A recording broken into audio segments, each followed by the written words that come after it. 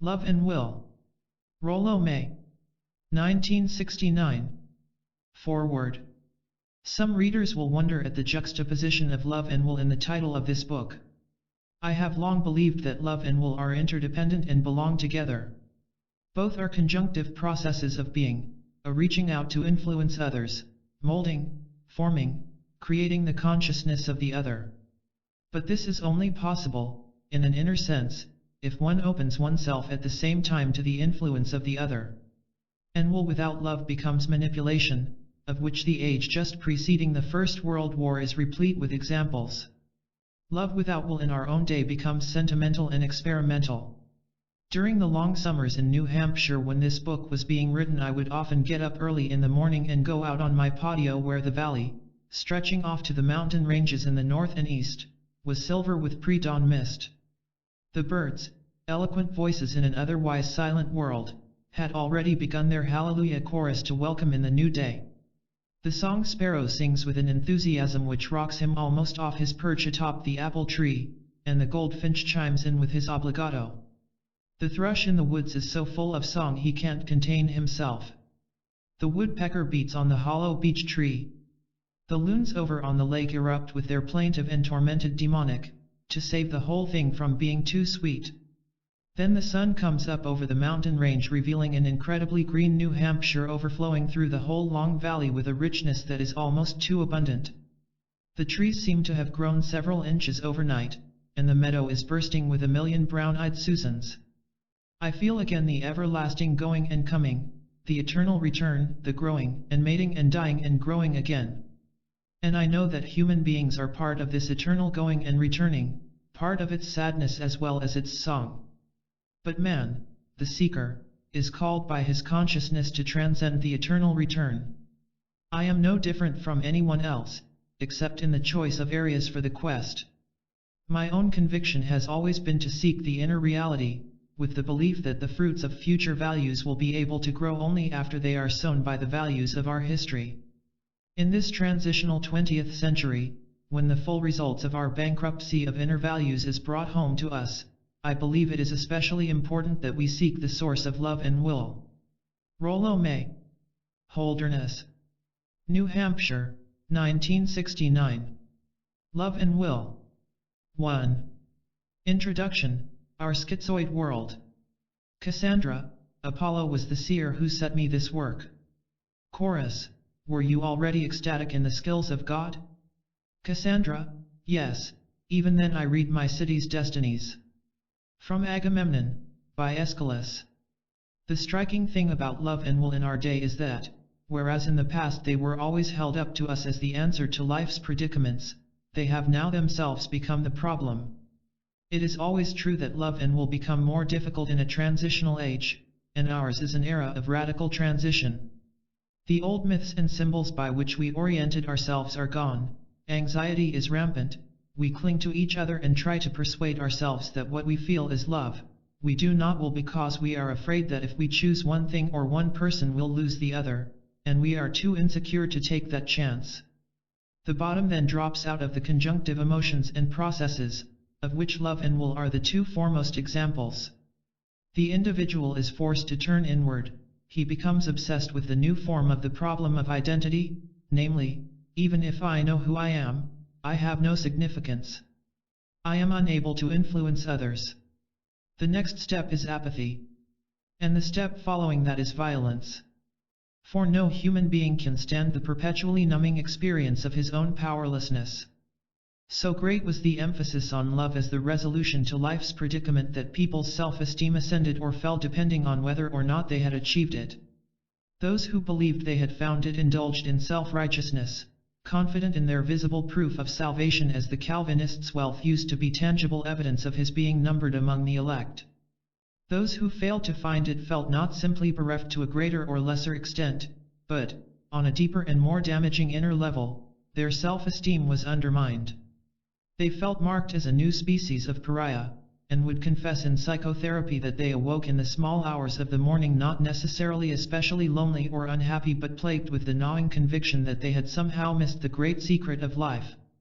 And all the while, with rising divorce rates, the increasing banalization of love in literature and art, and the fact that sex for many people has become more meaningless as it is more available, this love has seemed tremendously elusive if not an outright illusion. Some members of the new political left came to the conclusion that love is destroyed by the very nature of our bourgeois society, and the reforms they proposed had the specific purpose of making a world in which love is more possible. In such a contradictory situation, the sexual form of love, lowest common denominator on the ladder of salvation, understandably became our preoccupation, for sex, as rooted in man's inescapable biology, seems always dependable to give at least a facsimile of love. But sex, too, has become Western man's test and burden more than his salvation. The books which roll off the presses on technique in love and sex, while still bestsellers for a few weeks, have a hollow ring, for most people seem to be aware on some scarcely articulated level that the frantic quality with which we pursue technique as our way to salvation is in direct proportion to the degree to which we have lost sight of the salvation we are seeking. It is an old and ironic habit of human beings to run faster when we have lost our way, and we grasp more fiercely at research, statistics, and technical aids in sex when we have lost the values and meaning of love. Whatever merits or failings the Kinsey studies and the Masters Johnson research have in their own right, they are symptomatic of a culture in which the personal meaning of love has been progressively lost.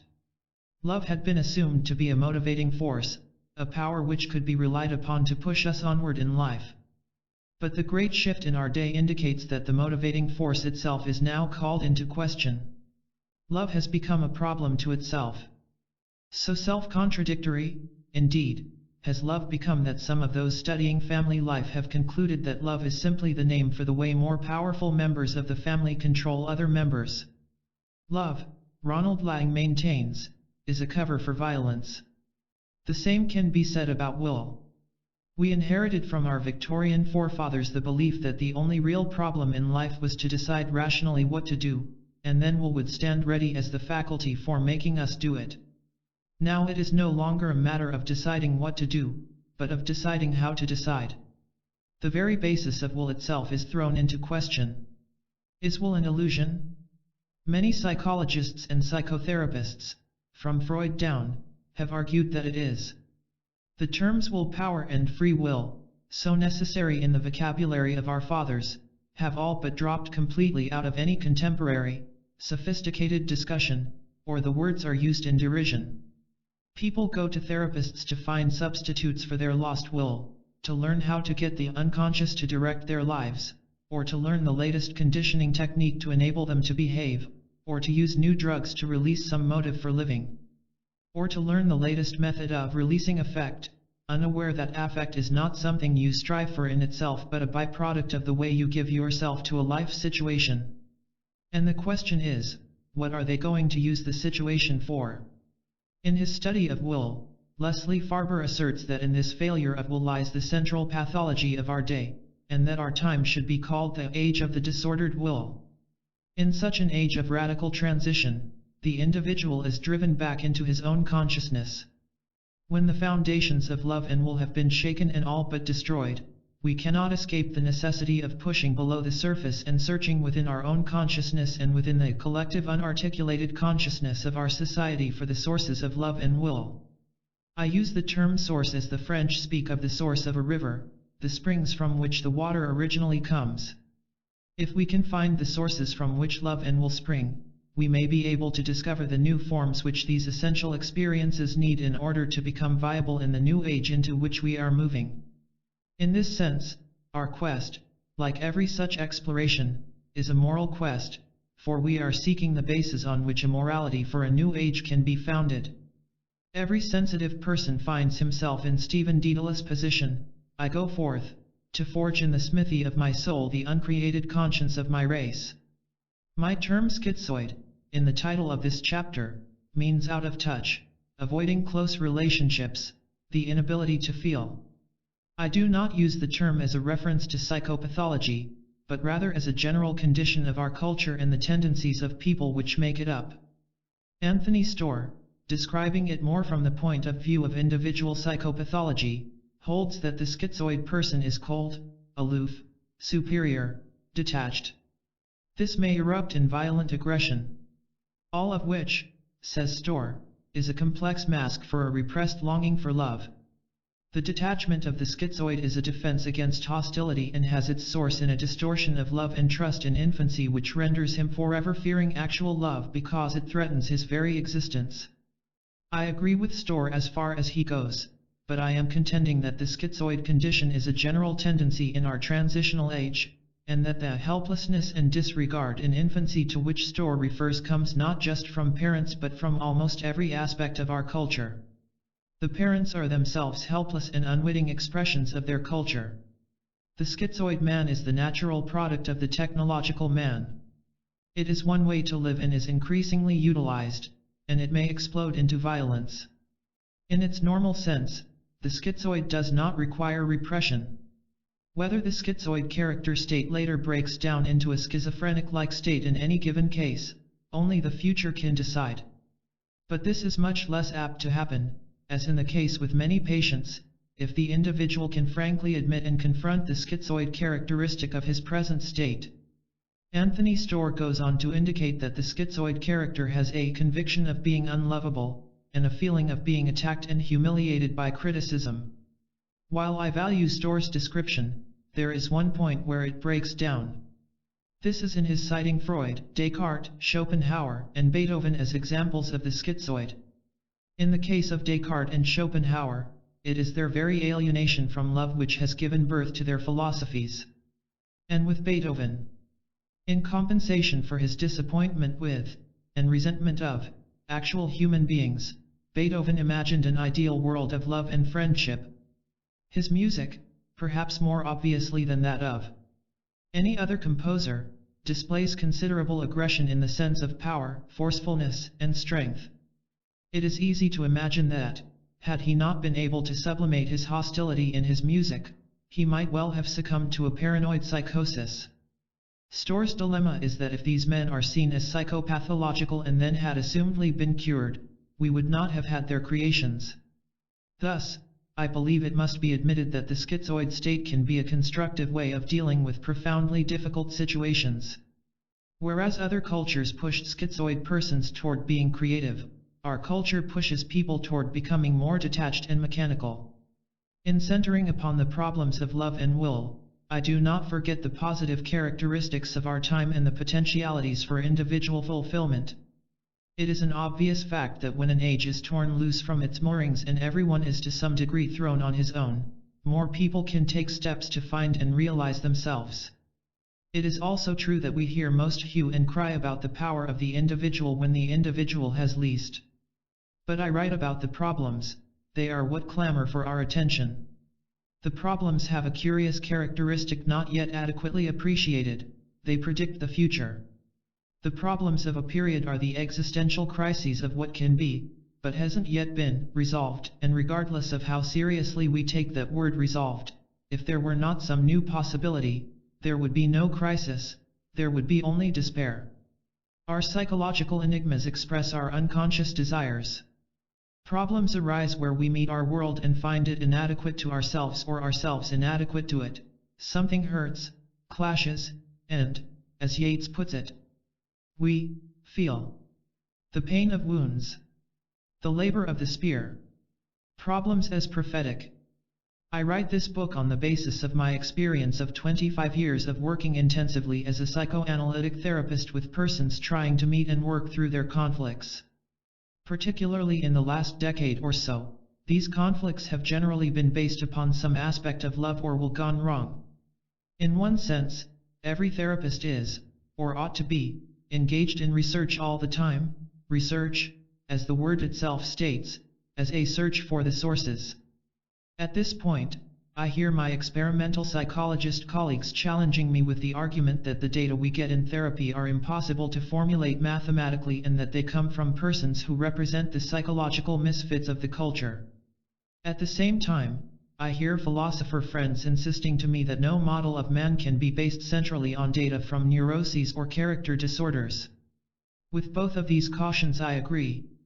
But neither these psychologists in their laboratories nor those philosophers in their studies can ignore the fact that we do get tremendously significant and often unique data from persons in therapy, data which are revealed only when the human being can break down the customary pretenses, hypocrisies, and defenses behind which we all hide in normal social discourse. It is only in the critical situation of emotional and spiritual suffering, which is the situation that leads them to seek therapeutic help, that people will endure the pain and anxiety of uncovering the profound roots of their problems. There is also the curious situation that unless we are oriented toward helping the person, he won't, indeed in some ways cannot, reveal the significant data. Harry Stack Sullivan's remark on research in therapy is still as cogent as when he first made it: unless the interviews are designed to help the person, you'll get artifacts, not real data. True, the information we get from our patients may be hard or even impossible to codify more than superficially. But this information speaks so directly out of the human being's immediate conflicts and his living experience that its richness of meaning more than makes up for its difficulty in interpretation. It is one thing to discuss the hypothesis of aggression as resulting from frustration, but quite another to see the tenseness of a patient, his eyes flashing in anger or hatred, his posture clenched into paralysis, and to hear his half-stifled gasps of pain from reliving the time a score of years ago when his father whipped him because, through no fault of his own, his bicycle was stolen, an event giving rise to a hatred which for that moment encompasses every parental figure in his whole world, including me in the room with him. Such data are empirical in the deepest meaning of the term. With respect to the question of basing a theory of man on data from misfits, I would, in turn, challenge my colleagues: does not every human conflict reveal universal characteristics of man as well as the idiosyncratic problems of the individual? Sophocles was not writing merely about one individual's pathology when he showed us, step by step, through the drama of King Oedipus, the agonizing struggle of a man to find out who I am and where I came from. Psychotherapy seeks the most specific characteristics and events of the given individual's life, and any therapy will become weakened in vapid, unexistential, cloudy generalities which forgets this. But psychotherapy also seeks the elements of the human conflict of this individual which are basic to the perdurable, persistent qualities of every man's experience as man, and any therapy will tend to shrink the patient's consciousness and make life more banal for him if it forgets that. Psychotherapy reveals both the immediate situation of the individual's sickness and the archetypal qualities and characteristics which constitute the human being as human. It is the latter characteristics which have gone awry in specific ways in a given patient and have resulted in the former, his psychological problems.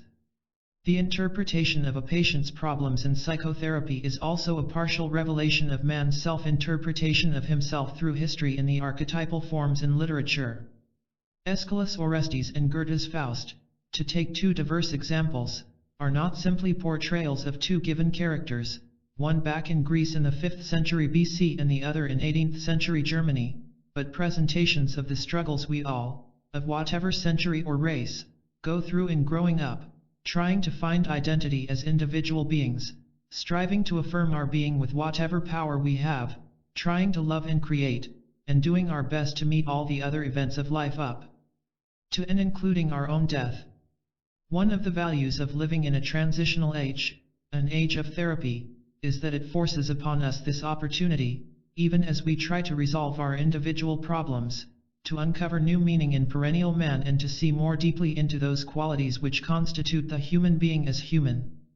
Our patients are the ones who express and live out the subconscious and unconscious tendencies in the culture. The neurotic, or person suffering from what we now call character disorder, is characterized by the fact that the usual defenses of the culture do not work for him, a generally painful situation of which he is more or less aware. The neurotic or the person suffering from character disorders is one whose problems are so severe that he cannot solve them by living them out in the normal agencies of the culture, such as work, education, and religion. Our patient cannot or will not adjust to the society. This, in turn, may be due to one or both of the two following interrelated elements. First, certain traumatic or unfortunate experiences have occurred in his life which make him more sensitive than the average person and less able to live with and manage his anxiety. Second, he may possess a greater than ordinary amount of originality and potential which push for expression and, when blocked off, make him ill. The artist and the neurotic. The relation between the artist and the neurotic, often considered mysterious, is entirely understandable from the viewpoint presented here. Both artist and neurotic speak and live from the subconscious and unconscious depths of their society. The artist does this positively, communicating what he experiences to his fellow men. The neurotic does this negatively, experiencing the same underlying meanings and contradictions of his culture. He is unable to form his experiences into communicable meaning for himself and his fellows. Art and neurosis both have a predictive function. Since art is communication springing from unconscious levels, it presents to us an image of man which is as yet present only in those members of the society who, by virtue of their own sensitized consciousness, live on the frontier of their society, live, as it were, with one foot in the future. Sir Herbert Reed has made the case that the artist anticipates the later scientific and intellectual experience of the race. The water reeds and ibis legs painted in triangular designs on Neolithic vases in ancient Egypt were the prediction of the later development of geometry and mathematics by which the Egyptian read the stars and measured the Nile. In the magnificent Greek sense of proportion of the Parthenon, in the powerful dome of Roman architecture, and in the medieval cathedral, Reed traces how, in a given period of history, art expresses the meanings and trends which are as yet unconscious, but which will later be formulated by the philosophers, religious leaders, and scientists of the society. The arts anticipate the future social and technological development by a generation when the change is more superficial, or by centuries when the change, as the discovery of mathematics, is profound. By the same token, we find the artists expressing the conflicts in the society before these conflicts emerge consciously in the society as a whole. The artist, who is the antennae of the race, to use Ezra Pound's phrase, is living out, in forms that only he can create, the depths of consciousness which he experiences in his own being as he struggles with and molds his world. Here we are plunged immediately into the center of the issues raised in this book. For the world presented by our contemporary painters and dramatists and other artists is a schizoid world. They present the condition of our world which makes the tasks of loving and willing peculiarly difficult. It is a world in which, amid all the vastly developed means of communication that bombard us on all sides, actual personal communication is exceedingly difficult and rare. The most significant dramatists of our time, as Richard Gilman reminds us, are those who take as their subject matter precisely this loss of communication, who show, as do Ionesco and Jennett and Beckett and Pinter, that our present fate as man is to exist in a world where communication between persons is all but destroyed.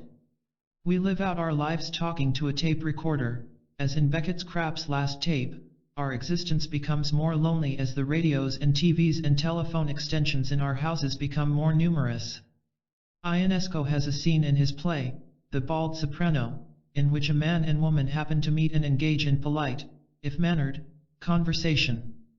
As they talk they discover that they both came down to New York on the 10 o'clock train that morning from New Haven, and, surprisingly, the address of both is the same building on Fifth Avenue.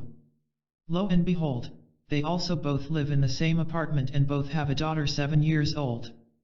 They finally discover to their astonishment that they are man and wife. We find the same situation among the painters. Cézanne, the acknowledged father of the modern art movement, a man who in his own life was as undramatic and bourgeois as only a middle-class Frenchman can be, paints this schizoid world of spaces and stones and trees and faces. He speaks to us out of the old world of mechanics but forces us to live in the new world of free-floating spaces. Here we are beyond causes and effects, writes Merleau-Ponty of Cézanne.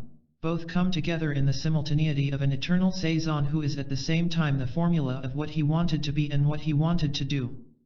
There is a rapport between Cézanne's schizoid temperament and his work because the work reveals a metaphysical sense of the disease. In this sense to be schizoid and to be Cézanne come to the same thing. Only a schizoid man could paint a schizoid world, which is to say, only a man sensitive enough to penetrate to the underlying psychic conflicts could present our world as it is in its deeper forms. But in the very grasping of our world by art there is also our protection from the dehumanizing effects of technology. The schizoid character lies in both the confronting of the depersonalizing world and the refusing to be depersonalized by it. For the artist finds deeper planes of consciousness where we can participate in human experience and nature below superficial appearances. The case may be clearer in Van Gogh, whose psychosis was not unconnected with his volcanic struggle to paint what he perceived.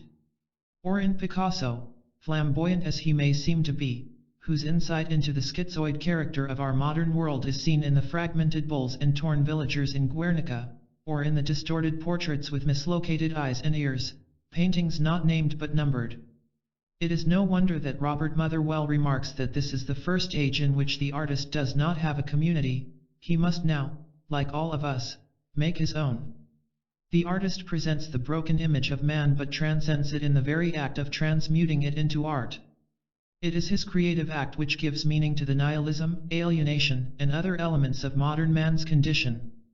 To quote Merleau-Ponty again when he writes of Cézanne's schizoid temperament, thus the illness ceases to be an absurd fact and a fate, and becomes a general possibility of human existence. The neurotic and the artist, since both live out the unconscious of the race, reveal to us what is going to emerge endemically in the society later on. The neurotic feels the same conflicts arising from his experience of nihilism, alienation, and so on, but he is unable to give them meaningful form. He is caught between his incapacity to mold these conflicts into creative works on one hand and his inability to deny them on the other. As Otto Rank remarked, the neurotic is the artiste manque, the artist who cannot transmute his conflicts into art. To admit this as a reality not only gives us our liberty as creative persons but also the basis of our freedom as human beings. By the same token, confronting at the outset the fact of the schizoid state of our world may give us a basis for discovering love and will for our own age. The neurotic as predictive. Our patients predict the culture by living out consciously what the masses of people are able to keep unconscious for the time being. The neurotic is cast by destiny into a Cassandra role. In vain does Cassandra, sitting on the steps of the palace at Mycenae when Agamemnon brings her back from Troy, cry, "Oh for the nightingale's pure song and a fate like hers." 11 She knows, in her ill-starred life, that the pain flooding the song of sorrow is hers alone, and that she must predict the doom she sees will occur there. The Mycenaeans speak of her as mad, but they also believe she does speak the truth, and that she has a special power to anticipate events. Today, the person with psychological problems bears the burdens of the conflicts of the times in his blood, and is fated to predict in his actions and struggles the issues which will later erupt on all sides in the society. The first and clearest demonstration of this thesis is seen in the sexual problems which Freud found in his Victorian patients in the 2 decades before World War I. These sexual topics, even down to the words, were entirely denied and repressed by the accepted society at the time. But the problems burst violently forth into endemic form 2 decades later after World War II. In the 1920s, everybody was preoccupied with sex and its functions. Not by the furthest stretch of the imagination can anyone argue that Freud caused this emergence. He rather reflected and interpreted, through the data revealed by his patients, the underlying conflicts of the society, which the normal members could and did succeed in repressing for the time being. Neurotic problems are the language of the unconscious emerging into social awareness. A second, more minor example is seen in the great amount of hostility which was found in patients in the 1930s. This was written about by Horney, among others, and it emerged more broadly and openly as a conscious phenomenon in our society a decade later. A third major example may be seen in the problem of anxiety. In the late 1930s and early 1940s, some therapists, including myself, were impressed by the fact that in many of our patients anxiety was appearing not merely as a symptom of repression or pathology, but as a generalized character state. My research on anxiety, and that of Hobart Mower and others, began in the early 1940s. In those days very little concern had been shown in this country for anxiety other than as a symptom of pathology. I recall arguing in the late 1940s, in my doctoral orals, for the concept of normal anxiety, and my professors heard me with respectful silence but with considerable frowning.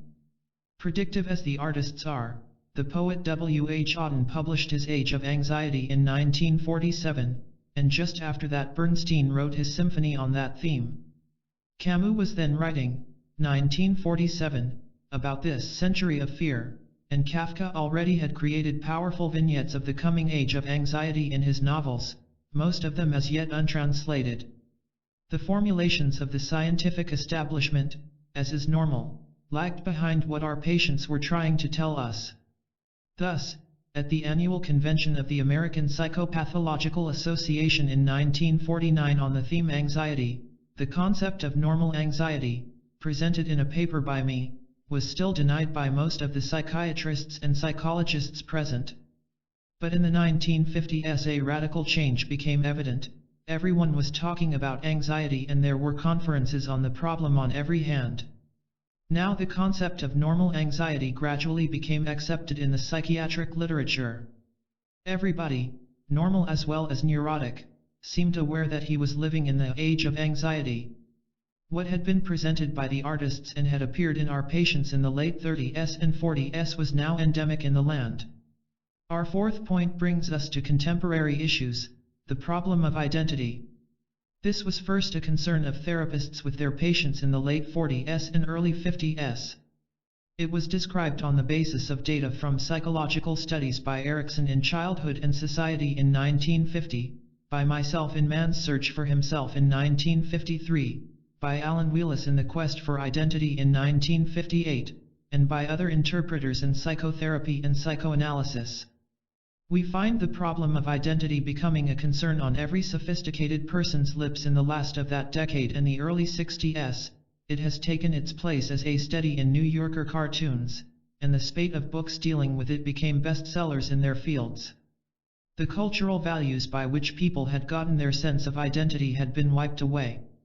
Our patients were aware of this before society at large was, and they did not have the defenses to protect themselves from its disturbing and traumatic consequences.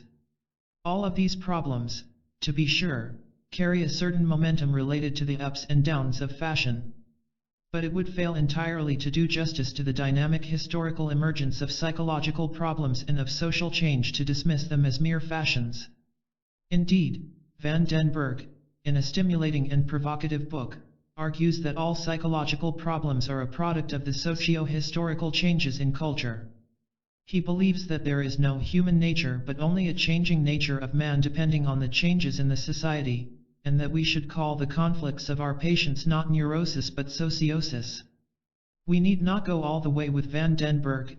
I, for one, believe psychological problems are produced by a three-cornered dialectical interplay of biological and individual and historical social factors. Nevertheless, he makes clear what a gross and destructive oversimplification it is to assume that psychological problems emerge out of the blue or simply because society is now aware of the problem, or to assume that the problems exist merely because we have found new words to diagnose them. We find new words because something of importance is happening on unconscious, unarticulated levels and is pushing for expression, and our task is to do our best to understand and express these emergent developments. Freud's patients were mostly hysterics who, by definition, carried repressed energy which could be released by the therapist's naming of the unconscious. Today, however, when practically all our patients are compulsive obsessional neurotics, or character problems, which is a more general and less intense form of the same thing, we find that the chief block to therapy is the incapacity of the patient to feel.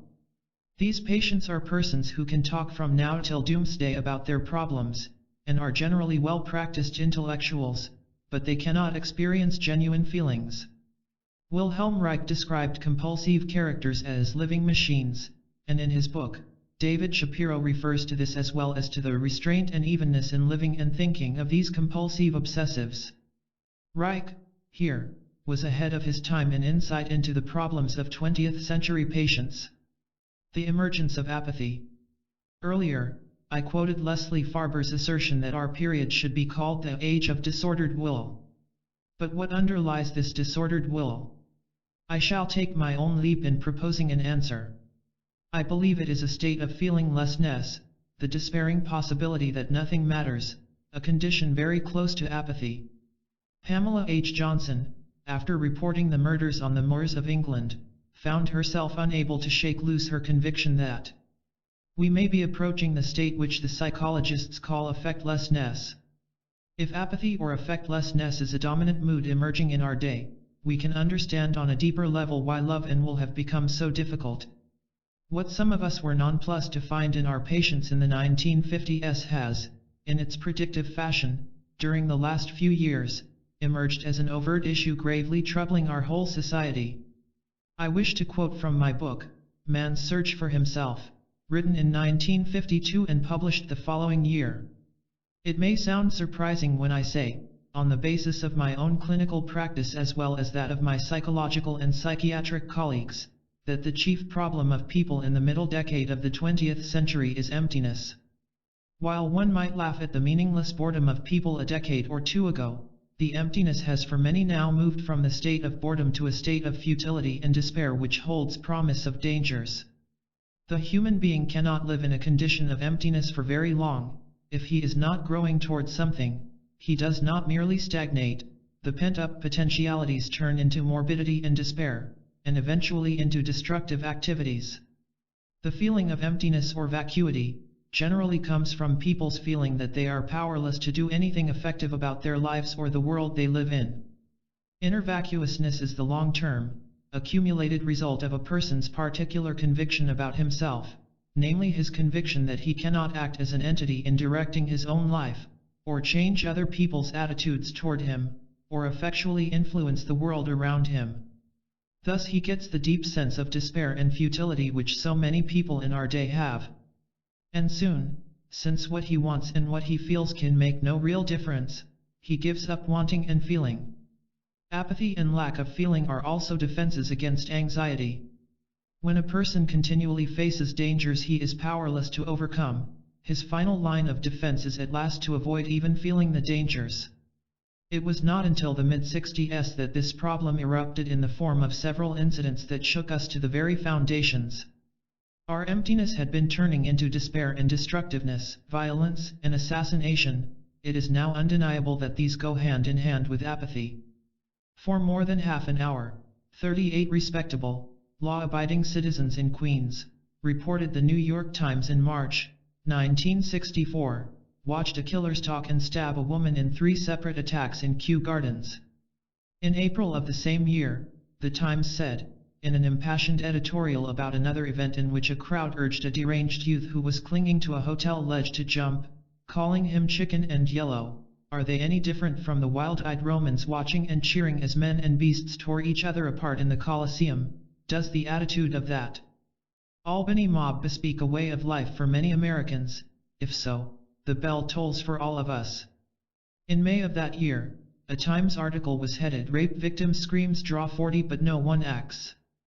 A number of similar events occurred during the next months which awakened us from our apathy long enough to realize how apathetic we had become, and how much modern city existence had developed in us the habit of uninvolvement and unfeeling detachment. I am aware how easy it is to exaggerate specific events, and I have no wish to overstate my case. Nevertheless, I do believe that there is in our society a definite trend toward a state of affectlessness as an attitude toward life, a character state. The enemy about which intellectuals had speculated earlier seemed now to emerge with a hideous reality on our very streets and in our very subways. What shall we call this state reported by so many of our contemporaries? Estrangement, playing it cool, alienation, withdrawal of feeling, indifference, enemy, depersonalization? Each one of these terms expresses a part of the condition to which I refer. A condition in which men and women find themselves experiencing a distance between themselves and the objects which used to excite their affection and their will. I wish to leave open for the moment what the sources of this are. When I use the term apathy, despite its limiting connotations, it is because its literal meaning is the closest to what I am describing: want of feeling, lack of passion, emotion, or excitement, indifference. Apathy and the schizoid world go hand in hand as cause and effect of each other.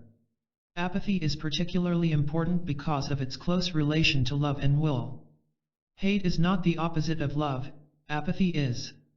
The opposite of will is not indecision, which actually may represent the struggle of the effort to decide, as in William James, but being uninvolved, detached, unrelated to the significant events. Then the issue of will never can arise.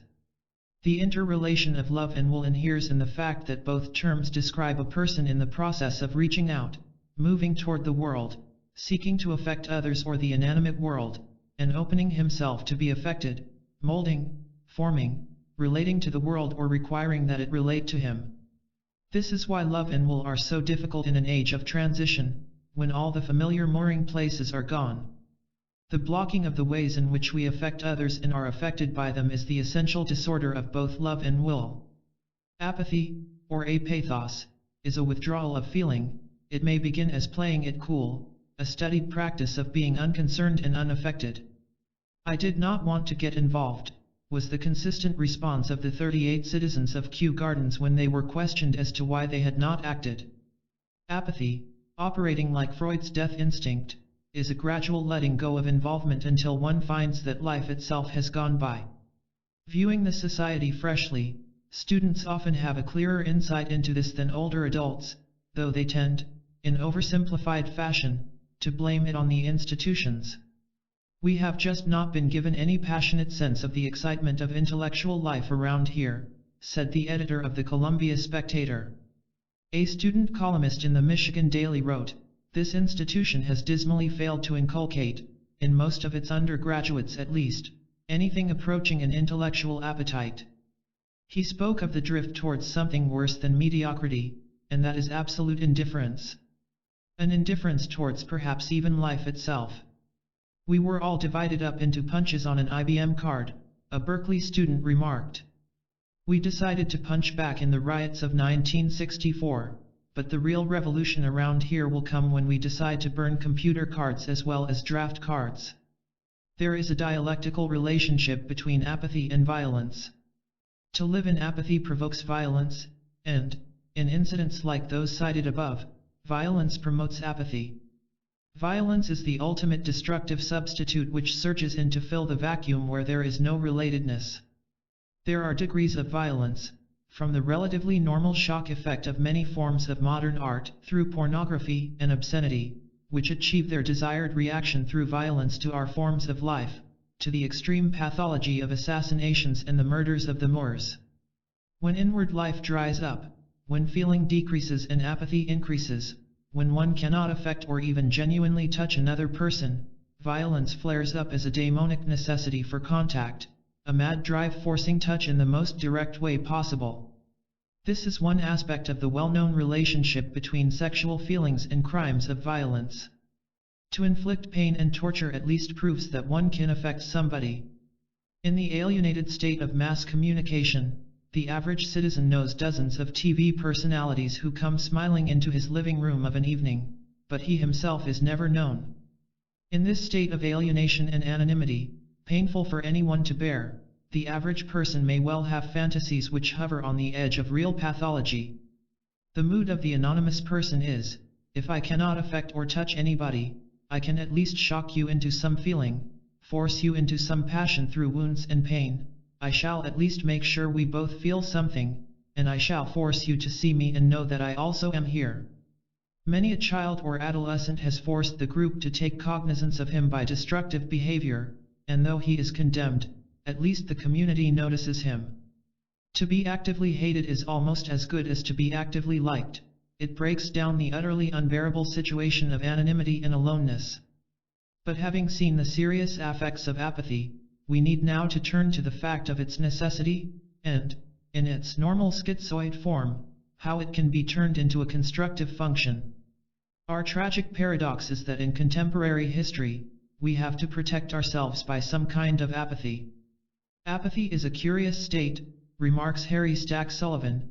"It is a way used to survive defeat without material damage, although if it endures too long one is damaged by the passage of time. Apathy seems to me to be a miracle of protection by which a personality in utter fiasco rests until it can do something else. The longer the situation goes unmet, the more apathy is prolonged, and it sooner or later becomes a character state. This affectlessness is a shrinking up in the winds of continuous demands, a freezing in the face of hyperstimuli, letting the current go by since one fears he would be overwhelmed if he responded to it. No one who has ever ridden the subway at rush hour, with its cacophonous din and hordes of anonymous humanity, will be surprised at this. It is not difficult to appreciate how people living in a schizoid age have to protect themselves from tremendous overstimulation, protect themselves from the barrage of words and noise over radio and TV, protect themselves from the assembly line demands of collectivized industry and gigantic factory-modeled multiversities. In a world where numbers inexorably take over as our means of identification, like flowing lava threatening to suffocate and fossilize all breathing life in its path, in a world where normality is defined as keeping your cool, where sex is so available that the only way to preserve any inner center is to learn to have intercourse without committing yourself, in such a schizoid world, which young people experience more directly since they have not had time to build up the defenses which dull the senses of their elders, it is not surprising that will and love have become increasingly problematic and even, as some people believe, impossible of achievement. But what of the constructive use of this schizoid situation? We have seen how Cezanne could turn his schizoid personality into a way of expressing the most significant forms of modern life, and could stand against the debilitating tendencies in our society by means of his art. We have seen that the schizoid stand is necessary, now we shall inquire how, in its healthy dimensions, it can also be turned to good. The constructive schizoid person stands against the spiritual emptiness of encroaching technology and does not let himself be emptied by it. He lives and works with the machine without becoming a machine. He finds it necessary to remain detached enough to get meaning from the experience, but in doing so to protect his own inner life from impoverishment. Dr. Bruno Bettelheim finds the same supremacy of the aloof person, whom I would call schizoid, in his experiences in the concentration camps during World War II. According to psychoanalytic convictions then current, aloofness from other persons and emotional distance from the world were viewed as weakness of character. My comments on the admirable way in which a group of what I call annoyant persons behaved in the concentration camps suggest how struck I was with these very aloof persons. They were very much out of contact with their unconscious but nevertheless retained their old personality structure, stuck to their values in the face of extreme hardships, and as persons were hardly touched by the camp experience. These very persons who, according to existing psychoanalytic theory, should have had weak personalities apt to readily disintegrate, turned out to be heroic leaders, mainly because of the strength of their character. Indeed, studies have shown that the persons who survive most effectively in spaceships, and who can adjust to the sensory deprivation necessary for such a life, are comrades of the 21st century, are those who can detach and withdraw into themselves. There are reasons to believe, writes Arthur J. Broadbeck after summarizing the evidence, that it may well be the schizoid personality that will be best able to endure the requirements of extended space travel. They preserve the inner world which the very hyperstimuli of our age would take away. These introverts can continue to exist despite the overpowering stimuli or lack of it, for they have learned to develop a constructive schizoid attitude toward life. Since we must live in the world as we find it, this distinguishing of the constructively schizoid attitude is an important part of our problem. Apathy is the withdrawal of will and love, a statement that they don't matter, a suspension of commitment. It is necessary in times of stress and turmoil, and the present great quantity of stimuli is a form of stress. But apathy, now in contrast to the normal schizoid attitude, leads to emptiness and makes one less able to defend oneself, less able to survive. However understandable the state we are describing by the term apathy is, it is also essential that we seek to find a new basis for the love and will which have been its chief casualties. 2. Paradoxes of sex and love. Sexual intercourse is the human counterpart of the cosmic process. Proverb of ancient China. A patient brought in the following dream: I am in bed with my wife, and between us is my accountant. He is going to have intercourse with her. My feeling about this is odd, only that somehow it seemed appropriate. Reported by Dr. John Schimmel. There are 4 kinds of love in Western tradition. One is sex, or what we call lust, libido. The second is eros, the drive of love to procreate or create, the urge, as the Greeks put it, toward higher forms of being and relationship. A third is philia, or friendship, brotherly love. The fourth is agape or caritas as the Latins called it, the love which is devoted to the welfare of the other, the prototype of which is the love of God for man. Every human experience of authentic love is a blending, in varying proportions, of these four. We begin with sex not only because that is where our society begins but also because that is where every man's biological existence begins as well. Each of us owes his being to the fact that at some moment in history a man and a woman leapt the gap, in T.S. Eliot's words, between the desire and the spasm. Regardless of how much sex may be banalized in our society, it still remains the power of procreation, the drive which perpetuates the race, the source at once of the human being's most intense pleasure and his most pervasive anxiety. It can, in its daemonic form, hurl the individual into sloughs of despond, and, when allied with eros, it can lift him out of his despondency into orbits of ecstasy. The ancients took sex, or lust, for granted just as they took death for granted. It is only in the contemporary age that we have succeeded, on a fairly broad scale, in singling out sex for our chief concern and have required it to carry the weight of all four forms of love. Regardless of Freud's overextension of sexual phenomena as such, in which he is but the voice of the struggle of thesis and antithesis of modern history, it remains true that sexuality is basic to the ongoing power of the race and surely has the importance Freud gave it, if not the extension. Trivialize sex in our novels and dramas as we will, or defend ourselves from its power by cynicism and playing it cool as we wish, sexual passion remains ready at any moment to catch us off guard and prove that it is still the mysterium tremendum. But as soon as we look at the relation of sex and love in our time, we find ourselves immediately caught up in a whirlpool of contradictions. Let us, therefore, get our bearings by beginning with a brief phenomenological sketch of the strange paradoxes which surround sex in our society. Sexual wilderness. In Victorian times, when the denial of sexual impulses, feelings, and drives was the mode and one would not talk about sex in polite company, an aura of sanctifying repulsiveness surrounded the whole topic. Males and females dealt with each other as though neither possessed sexual organs. William James, that redoubtable crusader who was far ahead of his time on every other topic, treated sex with the polite aversion characteristic of the turn of the century.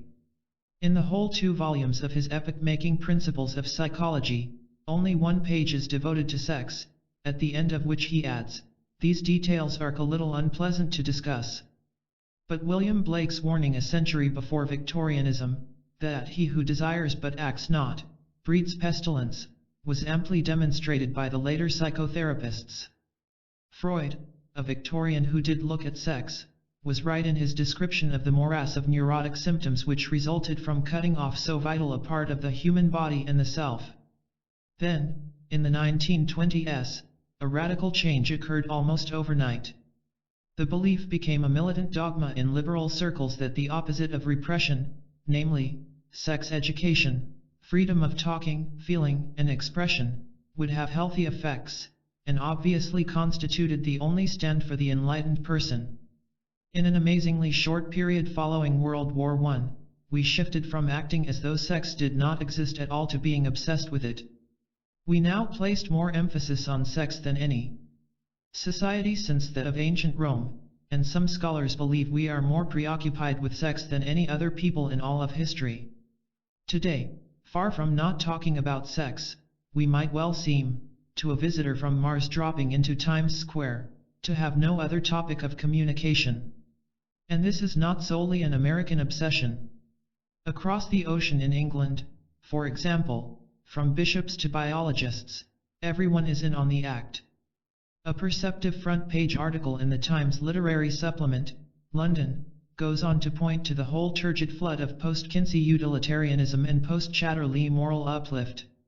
Open any newspaper, any day, Sunday in particular, and the odds are you will find some pundit treating the public to his views on contraception, abortion, adultery, obscene publications, homosexuality between consenting adults or, if all else fails, contemporary moral patterns among our adolescents. Partly as a result of this radical shift, many therapists today rarely see patients who exhibit repression of sex in the manner of Freud's pre-World War I hysterical patients. In fact, we find in the people who come for help just the opposite: a great deal of talk about sex, a great deal of sexual activity, practically no one complaining of cultural prohibitions over going to bed as often or with as many partners as one wishes. But what our patients do complain of is lack of feeling and passion. The curious thing about this ferment of discussion is how little anyone seems to be enjoying emancipation. So much sex and so little meaning or even fun in it. Where the Victorian didn't want anyone to know that he or she had sexual feelings, we are ashamed if we do not. Before 1910, if you called a lady sexy she would be insulted. Nowadays, she prizes the compliment and rewards you by turning her charms in your direction. Our patients often have the problems of frigidity and impotence, but the strange and poignant thing we observe is how desperately they struggle not to let anyone find out they don't feel sexually. The Victorian nice man or woman was guilty if he or she did experience sex. Now we are guilty if we don't. One paradox, therefore, is that enlightenment has not solved the sexual problems in our culture. To be sure, there are important positive results of the new enlightenment, chiefly in increased freedom for the individual. Most external problems are eased. Sexual knowledge can be bought in any bookstore. Contraception is available everywhere except in Boston, where it is still believed, as the English countess averred on her wedding night, that sex is too good for the common people. Couples can, without guilt and generally without squeamishness, discuss their sexual relationship and undertake to make it more mutually gratifying and meaningful. Let these gains not be underestimated. External social anxiety and guilt have lessened. Dull would be the man who did not rejoice in this. But internal anxiety and guilt have increased. And in some ways these are more morbid, harder to handle, and impose a heavier burden upon the individual than external anxiety and guilt. The challenge a woman used to face from men was simple and direct: would she or would she not go to bed? A direct issue of how she stood vis-a-vis cultural mores. But the question men ask now is no longer, will she or won't she, but can she or can't she? The challenge is shifted to the woman's personal adequacy, namely, her own capacity to have the vaunted orgasm, which should resemble a grand mal seizure. Though we might agree that the second question places the problem of sexual decision more where it should be, we cannot overlook the fact that the first question is much easier for the person to handle.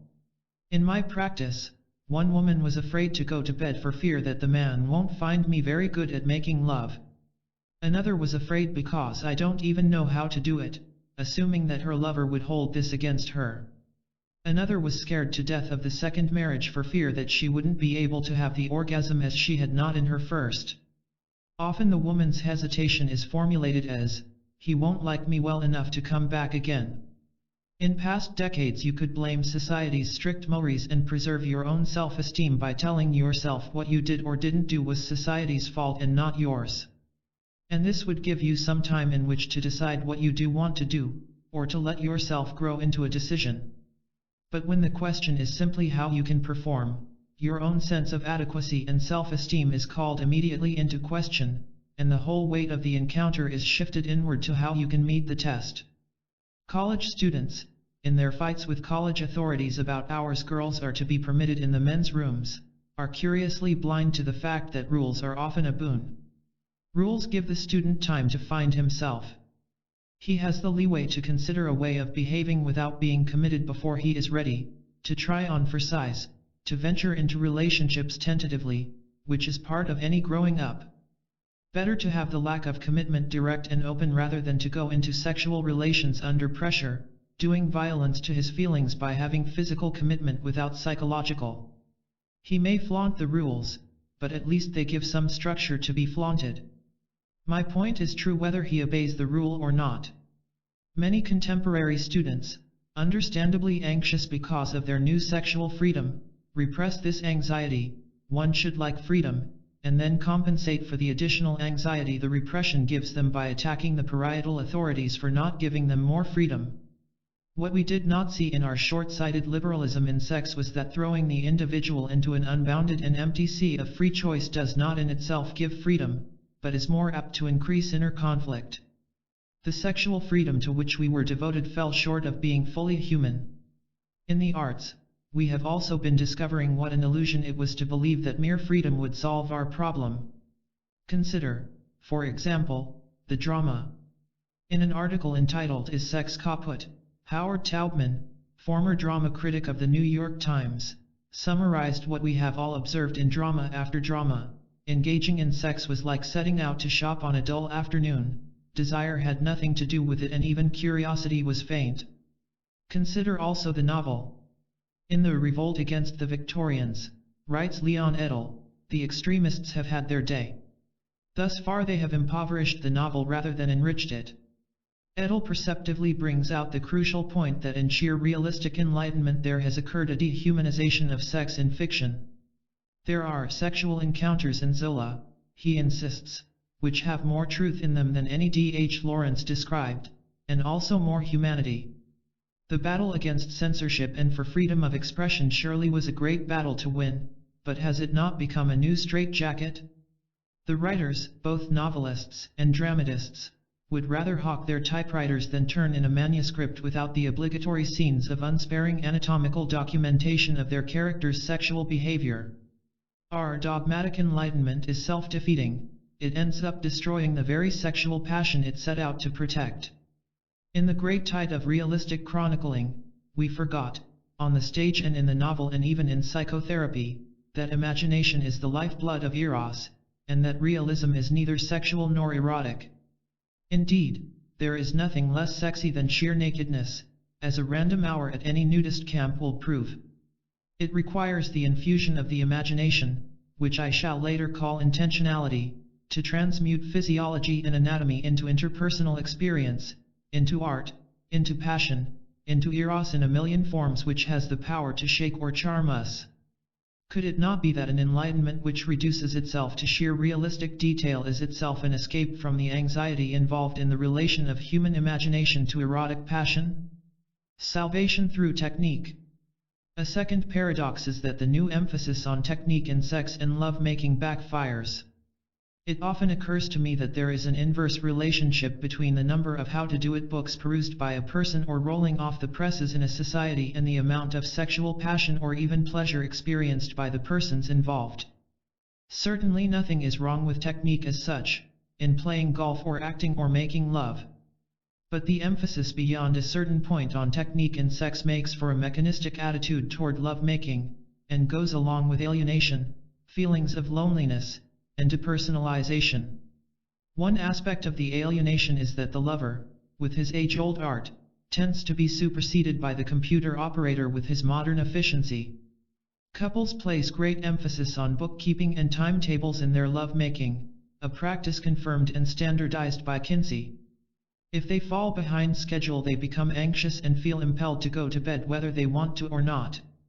My colleague, Dr. John Schimmel, observes, "My patients have endured stoically, or without noticing, remarkably destructive treatment at the hands of their spouses, but they have experienced falling behind in the sexual timetable as a loss of love. The man feels he is somehow losing his masculine status if he does not perform up to schedule, and the woman that she has lost her feminine attractiveness if too long a period goes by without the man at least making a pass at her." The phrase "between men," which women use about their affairs, similarly suggests a gap in time like the entr'acte. Elaborate accounting and ledger book lists. How often this week have we made love? Did he, or she, pay the right amount of attention to me during the evening? Was the foreplay long enough? Make one wonder how the spontaneity of this most spontaneous act can possibly survive. The computer hovers in the stage wings of the drama of love-making the way Freud said one's parents used to. It is not surprising then, in this preoccupation with techniques, that the questions typically asked about an act of love-making are not, was there passion of meaning or pleasure in the act? But, how well did I perform? Take, for example, what Cyril Connolly calls the tyranny of the orgasm, and the preoccupation with achieving a simultaneous orgasm, which is another aspect of the alienation. I confess that when people talk about the apocalyptic orgasm, I find myself wondering, why do they have to try so hard? What abyss of self-doubt, what inner void of loneliness, are they trying to cover up by this great concern with grandiose effects? Even the sexologists, whose attitude is generally the more sex the merrier, are raising their eyebrows these days about the anxious overemphasis on achieving the orgasm and the great importance attached to satisfying the partner. A man makes a point of asking the woman if she made it, or if she is all right, or uses some other euphemism for an experience for which obviously no euphemism is possible. We men are reminded by Simone de Beauvoir and other women who try to interpret the love act that this is the last thing in the world a woman wants to be asked at that moment.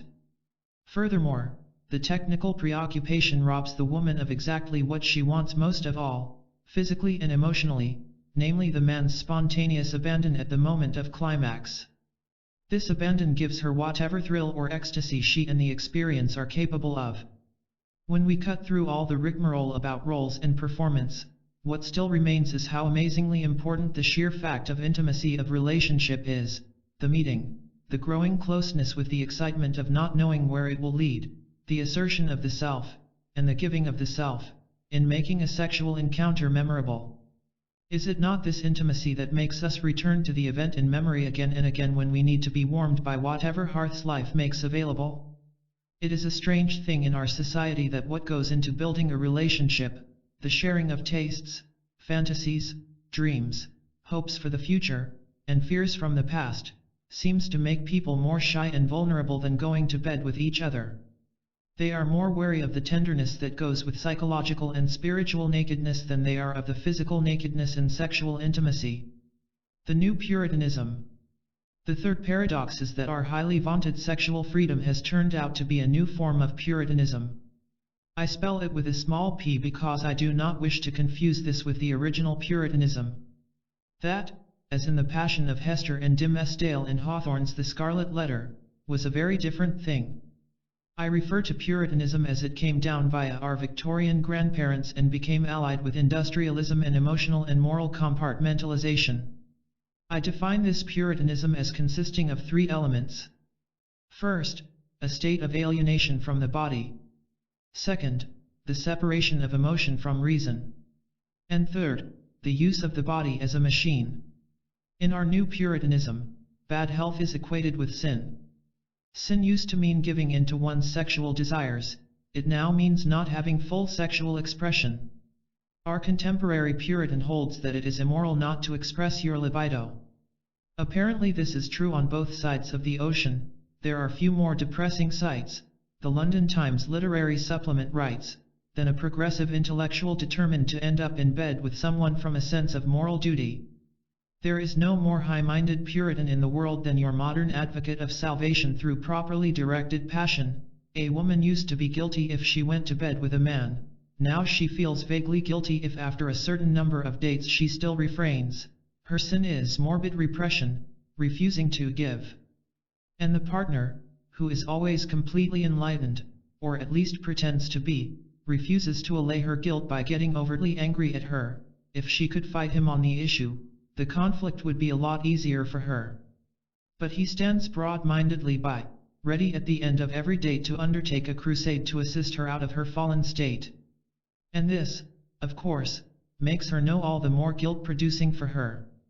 This all means, of course, that people not only have to learn to perform sexually but have to make sure, at the same time, that they can do so without letting themselves go in passion or unseemly commitment, the latter of which may be interpreted as exerting an unhealthy demand upon the partner.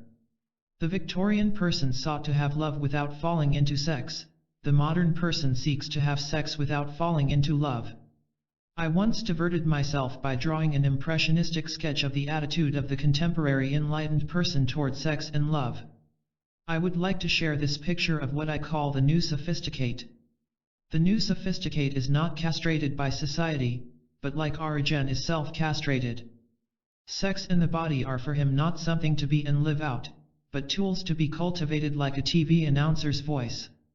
The new sophisticate expresses his passion by devoting himself passionately to the moral principle of dispersing all passion, loving everybody until love has no power left to scare anyone. He is deathly afraid of his passions unless they are kept under leash, and the theory of total expression is precisely his leash. His dogma of liberty is his repression, and his principle of full libidinal health, full sexual satisfaction, is his denial of eros. The old Puritans repressed sex and were passionate. Our new Puritan represses passion and is sexual. His purpose is to hold back the body, to try to make nature a slave. The new sophisticate's rigid principle of full freedom is not freedom but a new straitjacket. He does all this because he is afraid of his body and his compassionate roots in nature, afraid of the soil and his procreative power. He is our latter-day Baconian devoted to gaining power over nature, gaining knowledge in order to get more power. And you gain power over sexuality, like working the slave until all zest for revolt is squeezed out of him, precisely by the role of full expression. Sex becomes our tool like the caveman's bow and arrows, crowbar, or adze. Sex, the new machine, the machina ultima. This new Puritanism has crept into contemporary psychiatry and psychology. It is argued in some books on the counseling of married couples that the therapist ought to use only the term fuck when discussing sexual intercourse, and to insist the patients use it, for any other word plays into the patient's dissimulation. What is significant here is not the use of the term itself, surely the sheer lust, animal but self-conscious, and bodily abandon which is rightly called fucking is not to be left out of the spectrum of human experience. But the interesting thing is that the use of the once forbidden word is now made into an ought, a duty for the moral reason of honesty. To be sure, it is dissimulation to deny the biological side of copulation. But it is also dissimulation to use the term fuck for the sexual experience when what we seek is a relationship of personal intimacy which is more than a release of sexual tension, a personal intimacy which will be remembered tomorrow and many weeks after tomorrow. The former is dissimulation in the service of inhibition, the latter is dissimulation in the service of alienation of the self, a defense of the self against the anxiety of intimate relationship. As the former was the particular problem of Freud's day, the latter is the particular problem of ours. The new Puritanism brings with it a depersonalization of our whole language. Instead of making love, we have sex in contrast to intercourse, we screw instead of going to bed, we lay someone or, heaven help the English language as well as ourselves, we are laid. This alienation has become so much the order of the day that in some psychotherapeutic training schools, young psychiatrists and psychologists are taught that it is therapeutic to use solely the four-letter words in sessions. The patient is probably masking some repression if he talks about making love, so it becomes our righteous duty, the new Puritanism incarnate, to let him know he only fucks. Everyone seems so intent on sweeping away the last vestiges of Victorian prudishness that we entirely forget that these different words refer to different kinds of human experience. Probably most people have experienced the different forms of sexual relationship described by the different terms and don't have much difficulty distinguishing among them. I am not making a value judgment among these different experiences. They are all appropriate to their own kinds of relationship. Every woman wants at some time to be laid, transported, carried away, made to have passion when at first she has none, as in the famous scene between Rhett Butler and Scarlett O'Hara in Gone with the Wind. But if being laid is all that ever happens in her sexual life, then her experience of personal alienation and rejection of sex are just around the corner. If the therapist does not appreciate these diverse kinds of experience, he will be presiding at the shrinking and truncating of the patient's consciousness, and will be confirming the narrowing of the patient's bodily awareness as well as his or her capacity for relationship.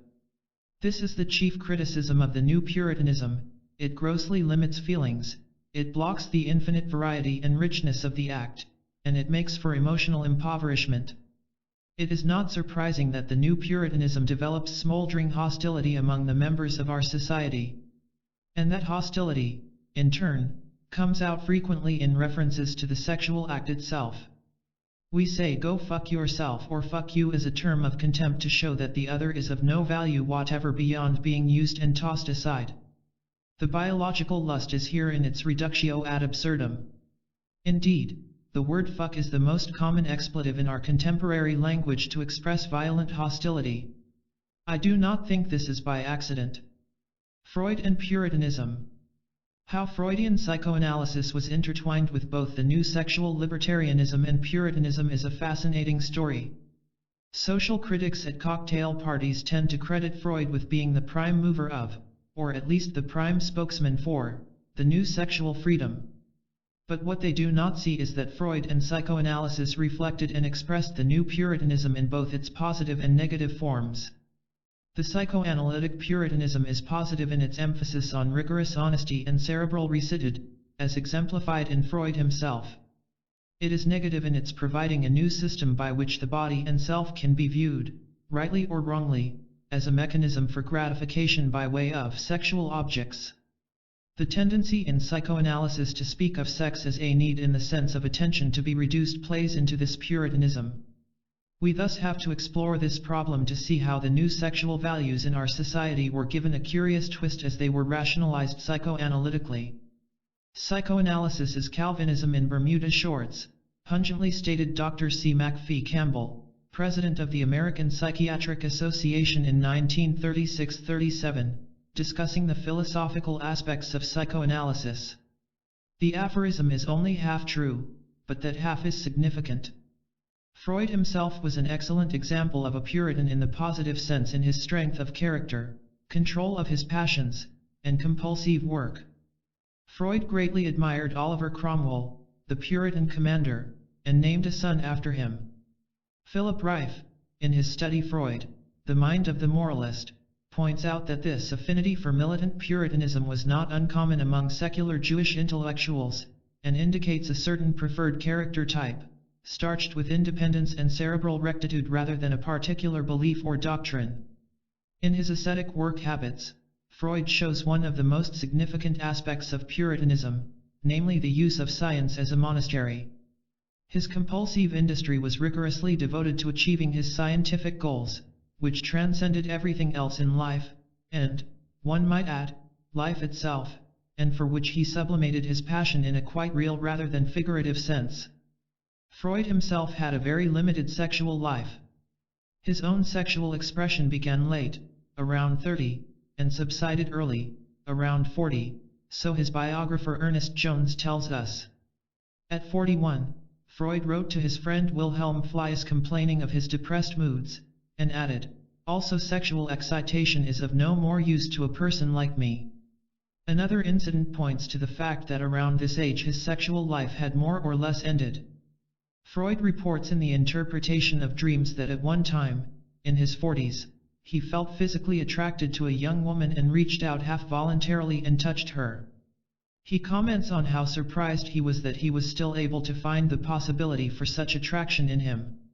Freud believed in the control and channeling of sexuality, and was convinced that this had specific value both for cultural development and for one's own character. In 1883, during his prolonged engagement to Martha Bernays, the young Freud wrote to his future wife, "It is neither pleasant nor edifying to watch the masses amusing themselves. We at least don't have much taste for it. I remember something that occurred to me while watching a performance of Carmen. The mob gives vent to its appetites, and we deprive ourselves. We deprive ourselves in order to maintain our integrity, we economize in our health, our capacity for enjoyment, our emotions, we save ourselves for something, not knowing for what. And this constant suppression of natural instincts gives us the quality of refinement. And the extreme case of people like ourselves who chain themselves together for life and death, who deprive themselves and pine for years so as to remain faithful, who probably wouldn't survive a catastrophe that robbed them of their beloved." The basis of Freud's doctrine of sublimation lies in this belief that libido exists in a certain quantity in the individual, that you can deprive yourself, economize emotionally in one way to increase your enjoyment in another, and that if you spend your libido in direct sexuality you will not have it for utilization, for example, in artistic creation. In a positive statement of appreciation of Freud's work, Paul Tillich nevertheless remarks that the concept of sublimation is Freud's most puritanical belief. I am not making a simple derogatory value judgment about psychoanalysis when I point out the association between it and Puritanism. The original Puritan movement, in its best representatives and before its general deterioration into the moralistic compartments of Victorianism at the end of the 19th century, was characterized by admirable qualities of dedication to integrity and truth. The progress of modern science owes a great deal to it and, indeed, would probably not have been possible without these virtues of the secular monks in their scientific laboratories. Furthermore, a cultural development like psychoanalysis is always effect as well as cause. It reflects and expresses the emerging trends in the culture, as well as molds and influences these trends. If we are conscious of what is going on, we can, in however slight a way, influence the direction of the trends. We can then hopefully develop new values which will be relevant to our new cultural predicament. But if we try to take the content of our values from psychoanalysis, we are thrown into a confusing contradiction not only of the values themselves but of our own self-image. It is an error to expect psychoanalysis to carry the burden of providing our values. Psychoanalysis can, by its unfolding and revealing of previously denied motives and desires and by enlarging consciousness, prepare the way for the patient's working out values by means of which he can change. But it can never, in itself, carry the burden for the value decisions which do change a person's life. The great contribution of Freud was his carrying of the Socratic injunction know thyself into new depths that comprise, in effect, a new continent, the continent of repressed, unconscious motives.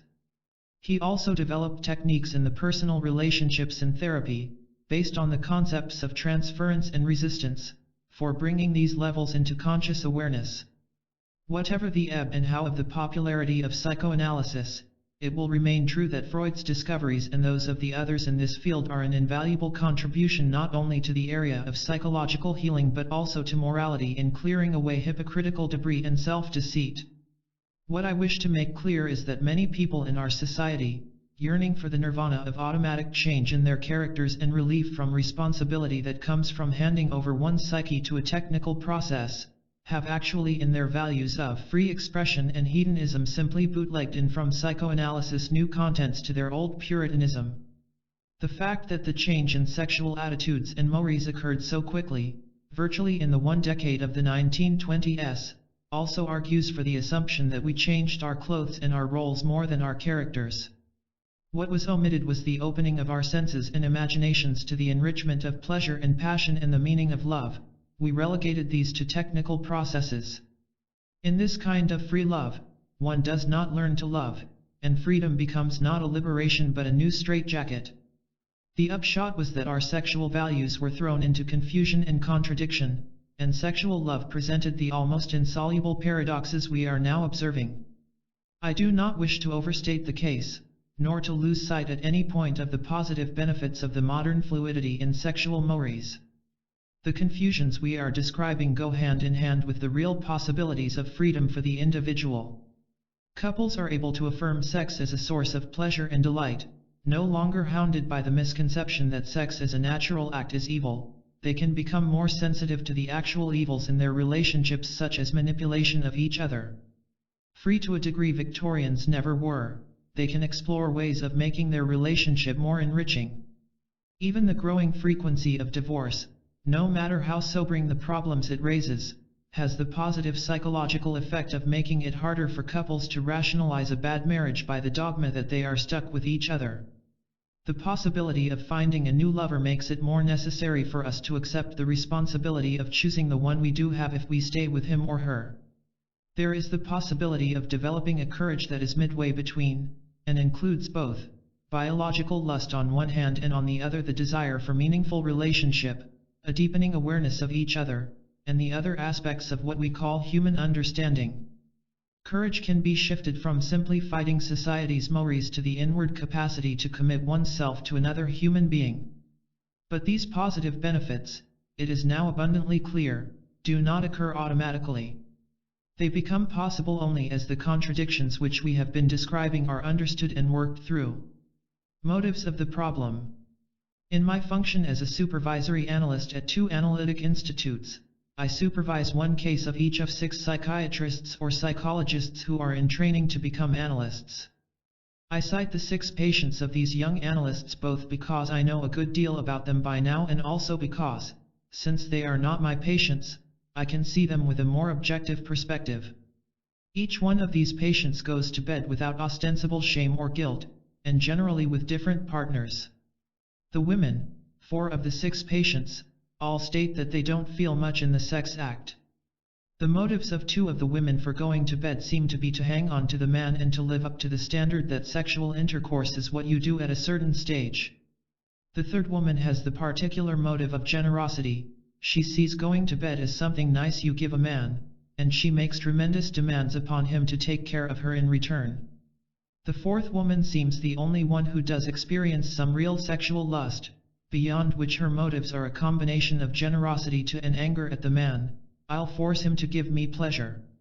The 2 male patients were originally impotent, and now, though able to have intercourse, have intermittent trouble with potency. But the outstanding fact is they never report getting much of a bang out of their sexual intercourse. Their chief motive for engaging in sex seems to be to demonstrate their masculinity. The specific purpose of one of the men, indeed, seems more to tell his analyst about his previous night's adventure, fair or poor as it may have been, in a kind of backstage interchange of confidence between men, than to enjoy the lovemaking itself. Let us now pursue our inquiry on a deeper level by asking, what are the underlying motives in these patterns? What drives people toward the contemporary compulsive preoccupation with sex in place of their previous compulsive denial of it? The struggle to prove one's identity is obviously a central motive, an aim present in women as well as men, as Betty Friedan in The Feminine Mystique made clear. This has helped spawn the idea of egalitarianism of the sexes and the interchangeability of the sexual roles. Egalitarianism is clung to at the price of denying not only biological differences, which are basic, to say the least, between men and women, but emotional differences from which come much of the delight of the sexual act. The self-contradiction here is that the compulsive need to prove you are identical with your partner means that you repress your own unique sensibilities, and this is exactly what undermines your own sense of identity. This contradiction contributes to the tendency in our society for us to become machines even in bed. Another motive is the individual's hope to overcome his own solitariness. Allied with this is the desperate endeavor to escape feelings of emptiness and the threat of apathy.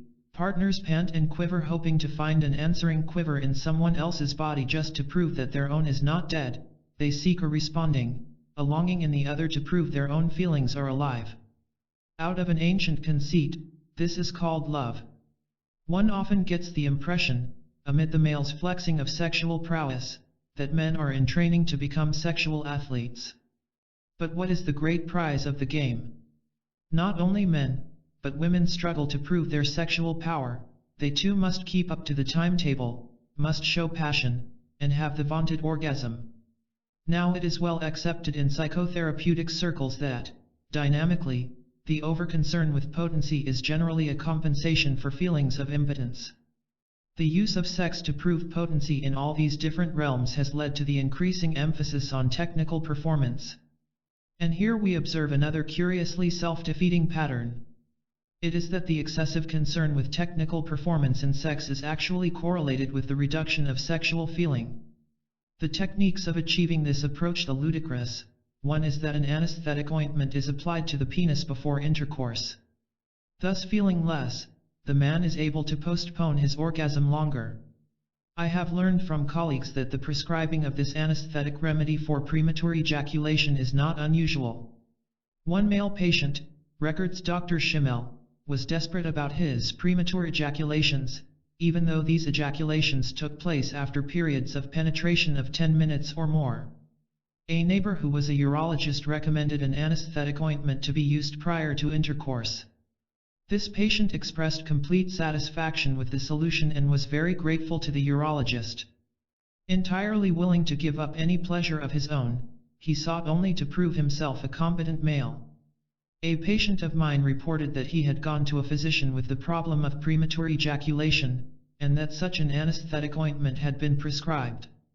My surprise, like Dr. Schimmel's, was particularly over the fact that the patient had accepted this solution with no questions and no conflicts. Didn't the remedy fit the necessary bill? Didn't it help him turn in a better performance? But by the time that young man got to me, he was impotent in every way imaginable, even to the point of being unable to handle such scarcely ladylike behavior on the part of his wife as her taking off her shoe while they were driving and beating him over the head with it. By all means the man was impotent in this hideous caricature of a marriage.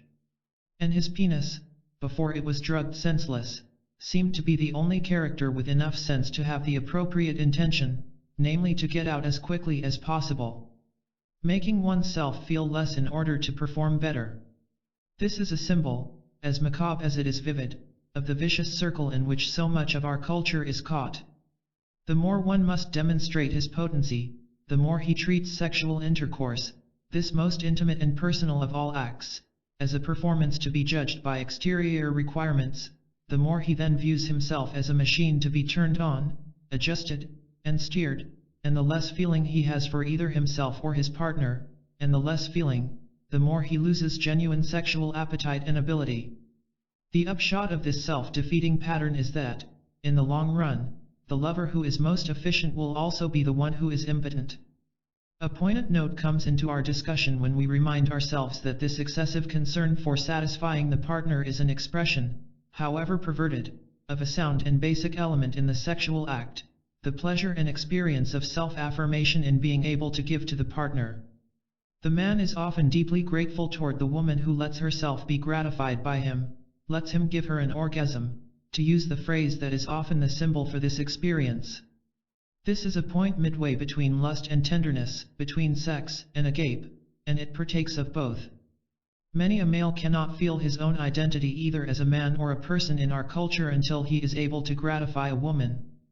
The very structure of human interpersonal relations is such that the sexual act does not achieve its full pleasure or meaning if the man and woman cannot feel they are able to gratify the other.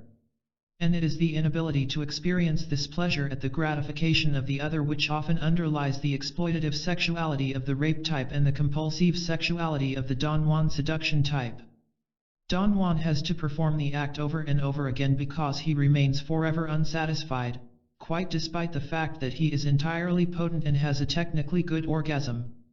Now the problem is not the desire and need to satisfy the partner as such, but the fact that this need is interpreted by the persons in the sexual act in only a technical sense, giving physical sensation.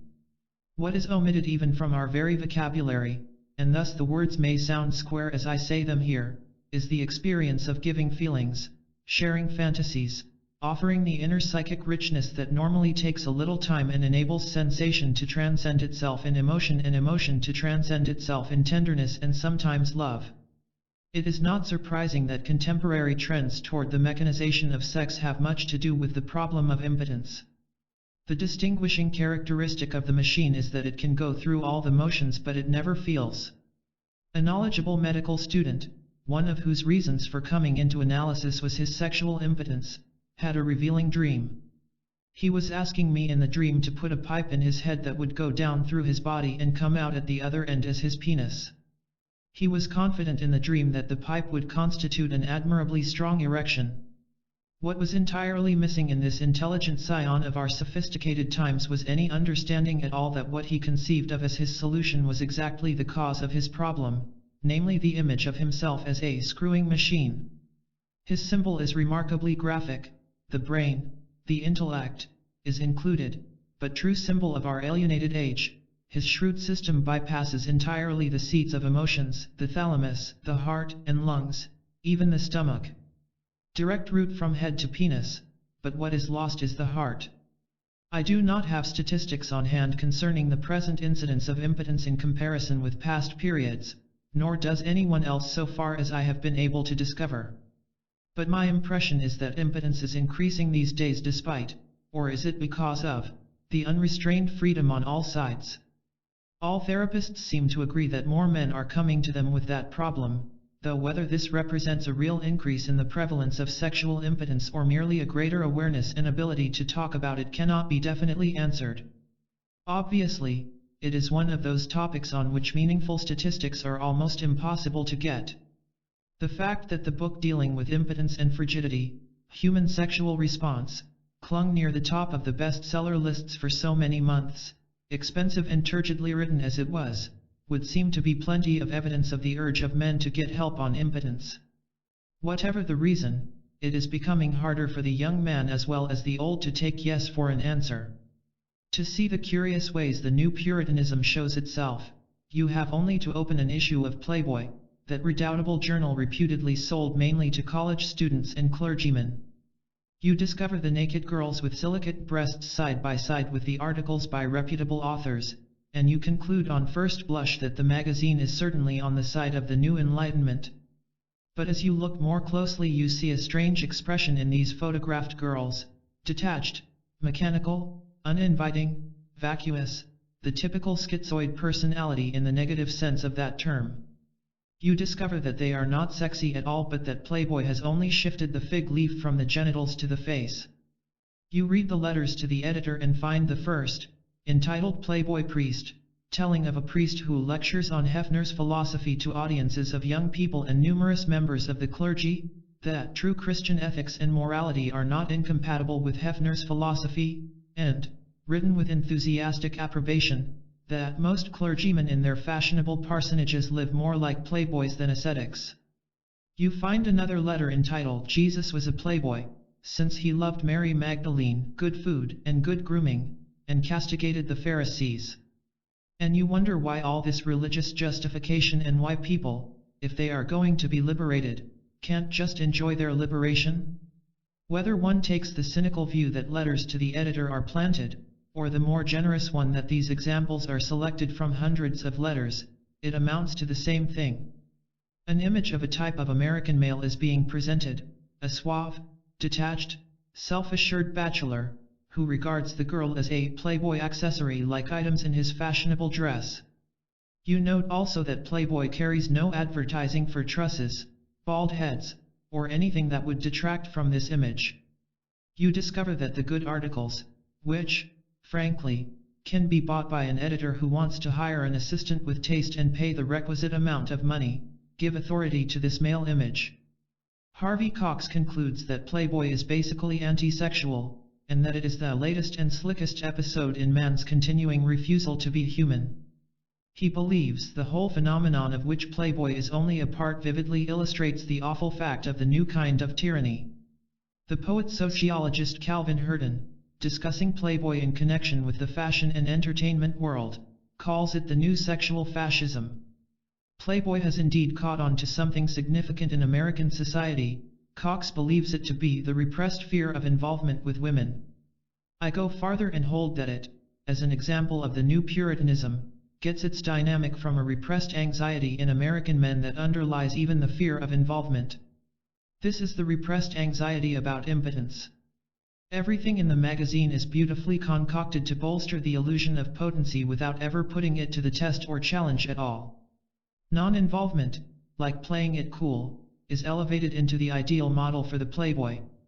This is possible because the illusion is airtight, ministering as it does to men fearful for their potency, and capitalizing on this anxiety. The character of the illusion is shown further in the fact that the readership of Playboy drops off significantly after the age of 30, when men cannot escape dealing with real women. This illusion is illustrated by the fact that Hefner himself, a former Sunday school teacher and son of devout Methodists, practically never goes outside his large establishment in North Chicago. Ensconced there, he carries on his work surrounded by his bunnies and amidst his non-alcoholic bacchanals on Pepsi-Cola. The revolt against sex. With the confusion of motives and sex that we have noted above, almost every motive being present in the act except the desire to make love, it is no wonder that there is a diminution of feeling and that passion has lessened almost to the vanishing point. This diminution of feeling often takes the form of a kind of anesthesia, now with no need of ointment, in people who can perform the mechanical aspects of the sexual act very well. We are becoming used to the plaint from the couch or patient's chair that we made love, but I didn't feel anything. Again, the poets tell us the same things as our patients. T.S. Eliot writes in The Waste Land that after a lovely woman stoops to folly, and the carbuncular clerk who seduced her at tea leaves, she turns and looks a moment in the glass, hardly aware of her departed lover. Her brain allows one half-formed thought to pass, well now that's done, and I'm glad it's over. When lovely woman stoops to folly and paces about her room again, alone. She smooths her hair with automatic hand, and puts a record on the gramophone. 3:249-256. Sex is the last frontier, David Reisman meaningfully phrases it in The Lonely Crowd. Gerald Sykes, in the same vein, remarks, in a world gone grey with market reports, time studies, tax regulations, and path lab analyses, the rebel finds sex to be the one green thing. It is surely true that the zest, adventure, and trying out of one's strength, the discovering of vast and exciting new areas of feeling and experience in oneself and in one's relations to others, and the validation of the self that goes with these are indeed frontier experiences. They are rightly and normally present in sexuality as part of the psychosocial development of every person. Sex in our society did, in fact, have this power for several decades after the 1920s, when almost every other activity was becoming other-directed, jaded, emptied of zest and adventure. But for various reasons, one of them being that sex by itself had to carry the weight for the validation of the personality in practically all other realms as well, the frontier freshness, newness, and challenge become more and more lost. For we are now living in the post-Reisman age, and are experiencing the long-run implications of Reisman's other-directed behavior, the radar-reflected way of life. The last frontier has become a teeming Las Vegas and no frontier at all. Young people can no longer get a bootlegged feeling of personal identity out of revolting in sexuality since there is nothing there to revolt against. Studies of drug addiction among young people report them as saying that the revolt against parents, the social kick of feeling their own oats which they used to get from sex, they now have to get from drugs. One such study indicates that students express a certain boredom with sex, while drugs are synonymous with excitement, curiosity, forbidden adventure, and society's abounding permissiveness. It no longer sounds new when we discover that for many young people what used to be called lovemaking is now experienced as a futile panting palm to palm, in Aldous Huxley's predictive phrase, that they tell us that it is hard for them to understand what the poets were talking about, and that we should so often hear the disappointed refrain, "We went to bed but it wasn't any good." Nothing to revolt against, did I say? Well, there is obviously one thing left to revolt against, and that is sex itself. The frontier, the establishing of identity, the validation of the self can be, and not infrequently does become for some people, a revolt against sexuality entirely. I am certainly not advocating this. What I wish to indicate is that the very revolt against sex, this modern Lysistrata in robot's dress, is rumbling at the gates of our cities or, if not rumbling, at least hovering. The sexual revolution comes finally back on itself not with a bang but a whimper. Thus it is not surprising that, as sex becomes more machine-like, with passion irrelevant and then even pleasure diminishing, the problem has come full circle. And we find, mirabile dictu, a progression from an anesthetic attitude to an antiseptic one. Sexual contact itself then tends to get put on the shelf and to be avoided. This is another and surely least constructive aspect of the new Puritanism. It returns, finally, to a new asceticism. This is said graphically in a charming limerick that seems to have sprung up on some sophisticated campus. The word has come down from the dean. That with the aid of the teaching machine, King Oedipus Rex could have learned about sex without ever touching the queen. Marshall McLuhan, among others, welcomes this revolt against sex. Sex as we now think of it may soon be dead, write McLuhan and Leonard. Sexual concepts, ideals, and practices already are being altered almost beyond recognition. The fold-out playmate in Playboy magazine, she of outsized breast and buttocks, pictured in sharp detail, signals the death throes of a departing age. McLuhan and Leonard then go on to predict that eros will not be lost in the new sexless age but diffused, and that all life will be more erotic than now seems possible. This last reassurance would be comforting indeed to believe. But as usual, McLuhan's penetrating insights into present phenomena are unfortunately placed in a framework of history, pre-tribalism with its so-called lessened distinction between male and female, which has no factual basis at all. And he gives us no evidence whatever for his optimistic prediction that new eros, rather than apathy, will succeed the demise of vive la difference. Indeed, there are amazing confusions in this article arising from McLuhan's and Leonard's worship of the new electric age. In likening Twiggy to an X-ray as against Sophia Loren to a Rubens, they ask, and what does an X-ray of a woman reveal? Not a realistic picture, but a deep, involving image. Not a specialized female, but a human being. Well, an X-ray actually reveals not a human being at all but a depersonalized, fragmentized segment of bone or tissue which can be read only by a highly specialized technician and from which we could never in 1,000 years recognize a human being or any man or woman we know, let alone one we love. Such a reassuring view of the future is frightening and depressing in the extreme. And may I not be permitted to prefer Sophia Loren over Twiggy for an idle erotic daydream without being read out of the new society? Our future is taken more seriously by the participants in the discussion on this topic at the Center for the Study of Democratic Institutions at Santa Barbara. Their report, called The Asexual Society, frankly faces the fact that we are hurtling into, not a bisexual or a multisexual, but an asexual society. The boys grow long hair and the girls wear pants. Romance will disappear. In fact, it has almost disappeared now. Given the guaranteed annual income and the pill, will women choose to marry? Why should they? Mrs. Eleanor Garth, a participant in the discussion and writer of the report, goes on to point out the radical change that may well occur in having and rearing children. What of the time when the fertilized ovum can be implanted in the womb of a mercenary, and one's progeny selected from a sperm bank? Will the lady choose to reproduce her husband, if there still are such things? No problems, no jealousy, no love transference. And what of the children, incubated under glass? Will communal love develop the human qualities that we assume emerge from the present rearing of children? Will women under these conditions lose the survival drive and become as death-oriented as the present generation of American men? I don't raise the question in advocacy, she adds. I consider some of the possibilities horrifying. Mrs. Garth and her colleagues at the center recognize that the real issue underlying this revolution is not what one does with sexual organs and sexual functions per se, but what happens to man's humanity. What disturbs me is the real possibility of the disappearance of our humane, life-giving qualities with the speed of developments in the life sciences, and the fact that no one seems to be discussing the alternative possibilities for good and evil in these developments.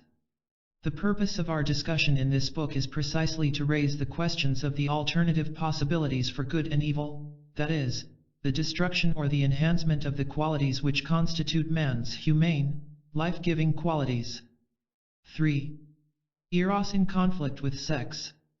Eros, the god of love, emerged to create the earth. Before, all was silent, bare, and motionless. Now all was life, joy, and motion. Early Greek myth. Several beautiful children were born to Aphrodite and Ares. Eros, their little son, was appointed god of love. Although nursed with tender solicitude, this second-born child did not grow as other children do, but remained a small, rosy, chubby child, with gauzy wings and roguish, dimpled face. Alarmed for his health, Aphrodite consulted Themis, who oracularly replied, "Love cannot grow without passion." Later Greek myth. In the last chapter, we observed that the contemporary paradoxes in sex and love have one thing in common, namely the banalization of sex and love. By anesthetizing feeling in order to perform better, by employing sex as a tool to prove prowess and identity, by using sensuality to hide sensitivity, we have emasculated sex and left it vapid and empty. The banalization of sex is well aided and abetted by our mass communication. For the plethora of books on sex and love which flood the market have one thing in common: they oversimplify love and sex, treating the topic like a combination of learning to play tennis and buying life insurance. In this process, we have robbed sex of its power by sidestepping Eros, and we have ended by dehumanizing both.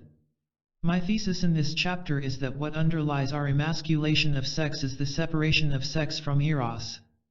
Indeed, we have set sex over against Eros, used sex precisely to avoid the anxiety-creating involvements of Eros.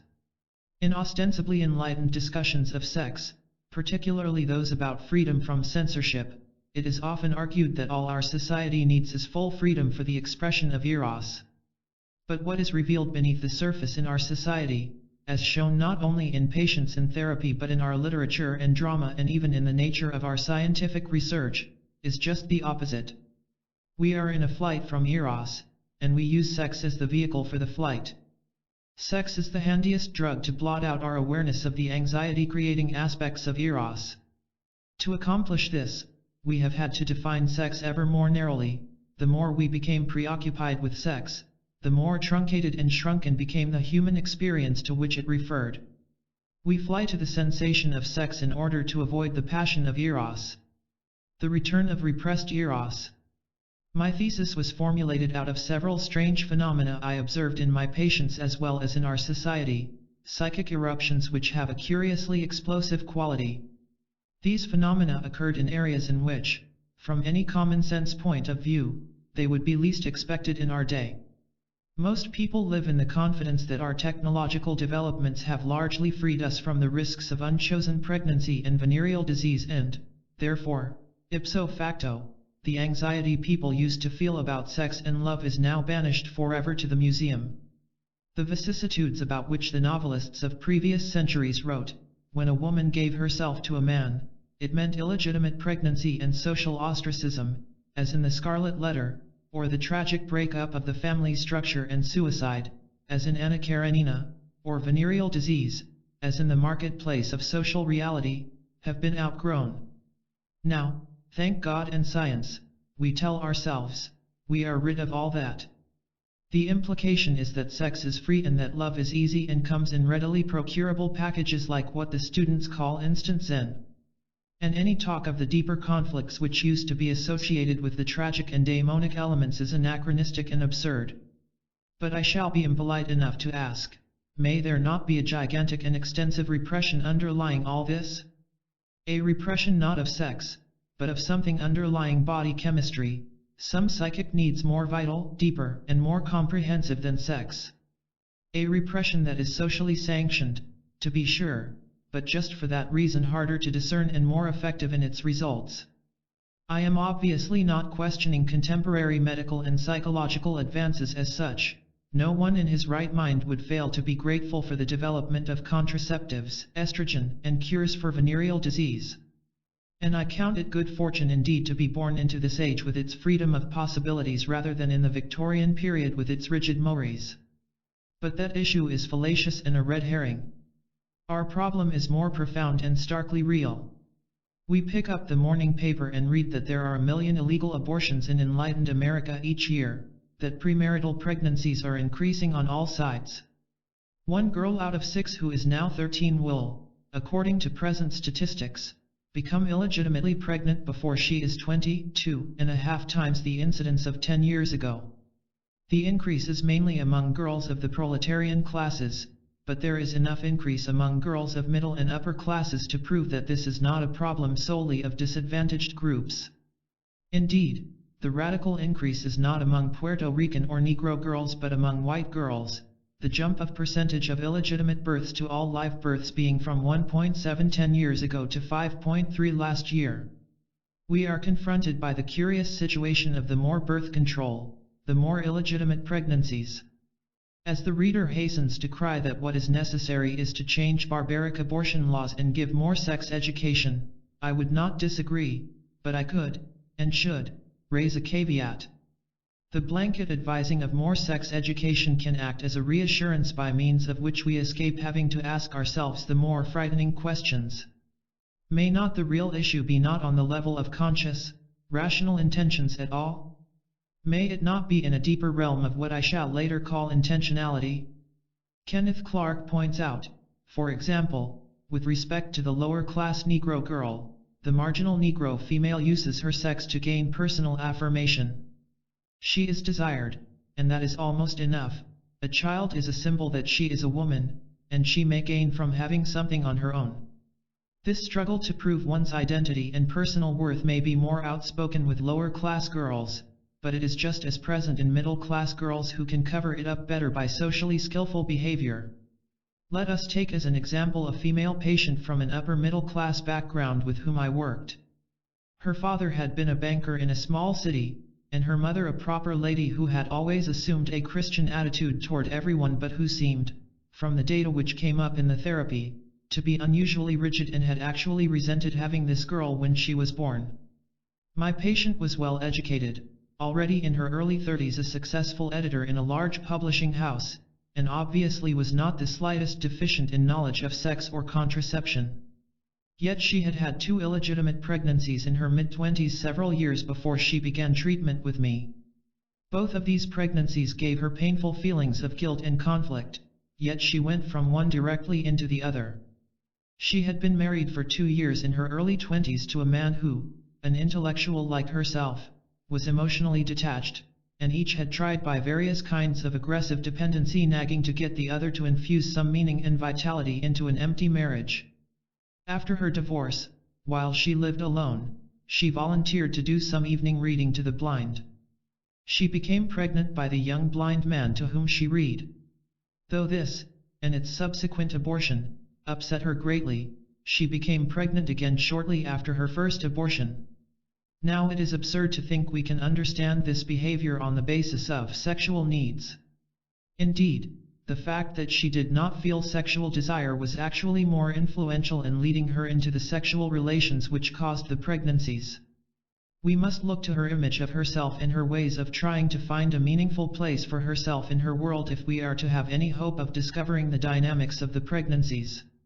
She was, diagnostically speaking, what is called a typically contemporary schizoid personality: intelligent, articulate, efficient, successful in work, but detached in personal intercourse and afraid of intimate relationships.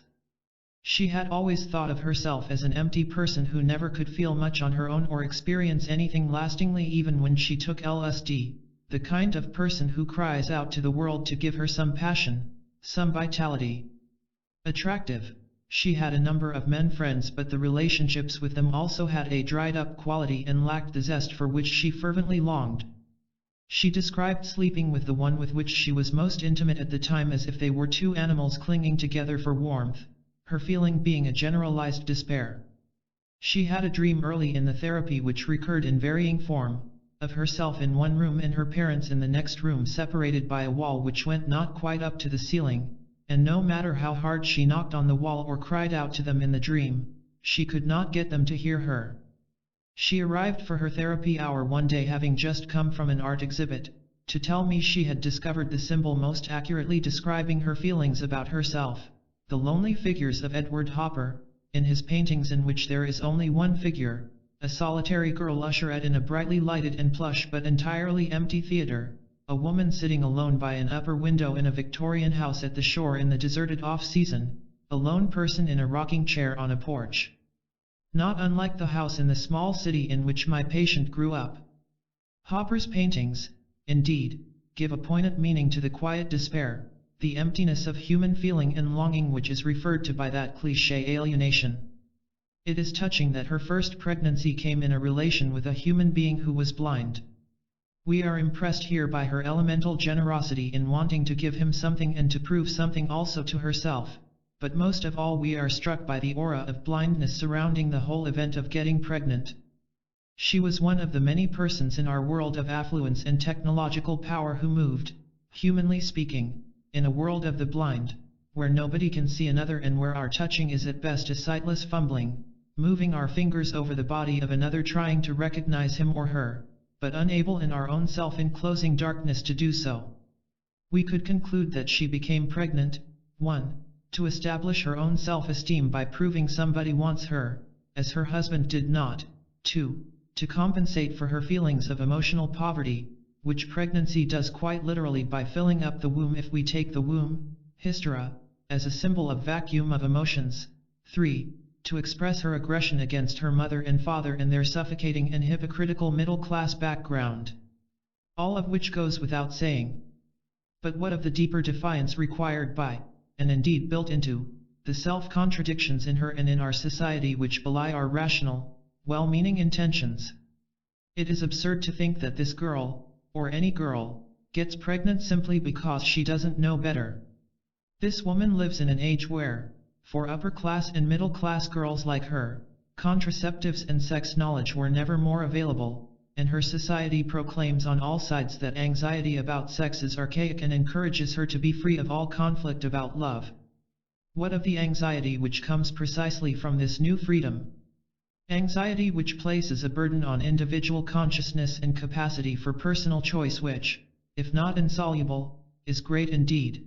Anxiety which in our sophisticated and enlightened day cannot be acted out like the hysterical woman of Victorian times, for everyone nowadays ought to be free and uninhibited, and therefore turns inward and results in inhibiting feelings, suffocating passion in place of the inhibition of actions of the 19th century woman. I am proposing, in short, that girls and women in this predicament are partial victims of a gigantic repression in themselves and in our society, the repression of eros and passion and the over-availability of sex as a technique for the repression. A corollary is that our dogmatic enlightenment contains elements within it which rob us of the very means of meeting this new and inner anxiety. We are experiencing a return of the repressed, a return of an eros which will not be denied no matter how much it is bribed on all sides by sex, a return of the repressed in a primitive way precisely designed to mock our withdrawal of feelings. The same is found in our work with men. A young psychiatrist, in his training analysis, was preoccupied mainly with the fear that he was homosexual. Now in his middle 20s, he had never had sexual relations with a woman, and though he had not been a practicing homosexual, he had been approached by enough men to make him think that he emanated that aura. During his therapy, he became acquainted with a woman and in due course they began having sexual relations. At least half the time they did not use contraceptives. Several times I brought to his attention the fact that the woman was fairly sure to get pregnant. He, knowing all about this from his medical training, would agree and thank me. But when he still had intercourse without contraception and once was very anxious when the woman missed her period, I found myself vaguely anxious, too, and irritated at how stupid he seemed to be. I then caught myself up with the realization that, in my naivete, I was missing the whole point of what was going on. So I broke in, "It seems you want to make this woman pregnant."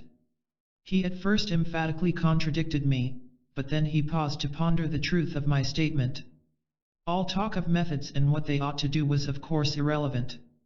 In this man, who had never been able to feel himself masculine, some vital need was pushing him not just to prove himself a man, of which impregnating a woman is much more decisive than merely the capacity to have intercourse, but to get some hold on nature, experience a fundamental procreative process, give himself over to some primitive and powerful biological process, partake of some deeper pulsations in the cosmos. We shall not understand these problems except when we see that our patients have been robbed of precisely these deeper sources of human experience. We observe in many of these illegitimate pregnancies, or their equivalent, a defiance of the very socially ordered system which takes away affect, where technology is felt to be a substitute for feeling, a society which calls persons forth to an arid and meaningless existence and gives them, particularly the younger generation, an experience of depersonalization which is more painful than illegal abortion. No one who has worked with patients for a long period of time can fail to learn that the psychological and spiritual agony of depersonalization is harder to bear than physical pain. And, indeed, they often clutch at physical pain, or social ostracism or violence or delinquency, as a welcome relief. Have we become so civilized that we have forgotten that a girl can yearn to procreate, and can do so not just for psychobiological reasons but to break up the arid desert of feelingless existence, to destroy for once if not for all the repetitive pattern of fucking to avoid the emptiness of despair? What shall we do tomorrow? As T.S. Eliot has his rich COMT and cry, what shall we ever do? Or that she can yearn to become pregnant because the heart is never fully converted to passionlessness, and she is driven to an expression of that which is denied her and which she herself consciously denies in our age of the cool millennium. At least being pregnant is something real, and it proves to the girl and to the man that they are real. Alienation is felt as a loss of the capacity to be intimately personal. As I hear these people, they are crying, we yearn to talk but our dried voices are rat's feet over broken glass. We go to bed because we cannot hear each other. We go to bed because we are too shy to look in each other's eyes, and in bed one can turn away one's head. It should not be surprising that a revolt is occurring against the mores which people think cause alienation, a defiance of social norms which promise virtue without trying, sex without risk, wisdom without struggle, luxury without effort, all provided that they agree to settle for love without passion, and soon even sex without feeling. The denial of the daemonic means only that the earth spirits will come back to haunt us in a new guise, Gia will be heard, and when the darkness returns the Black Madonna will be present if there is no white. The error into which we have fallen obviously consists not of our scientific advances in enlightenment as such, but the using of these for a blanket allaying of all anxiety about sex and love. Marcuse holds that in a non-repressive society, as sex develops it tends to merge with eros. It is clear that our society has done just the opposite. We separated sex from eros and then tried to repress eros. The passion which is one element of the denied eros then comes back from its repression to upset the person's whole existence. What is eros? Eros in our day is taken as a synonym for eroticism or sexual titillation. Eros was the name given to a journal of sexy arcana, containing aphrodisiac recipes and posing such weighty question and answer articles as, Q. How do the porcupines do it? A. Carefully. One wonders whether everyone has forgotten the fact that eros, according to no less an authority than St. Augustine, is the power which drives men toward God. Such gross misunderstandings would tend to make the demise of eros unavoidable, for in our overstimulated age we have no need for titillation which no longer titillates. It is essential, therefore, that we clarify the meaning of this crucial term. Eros created life on the earth, the early Greek mythology tells us.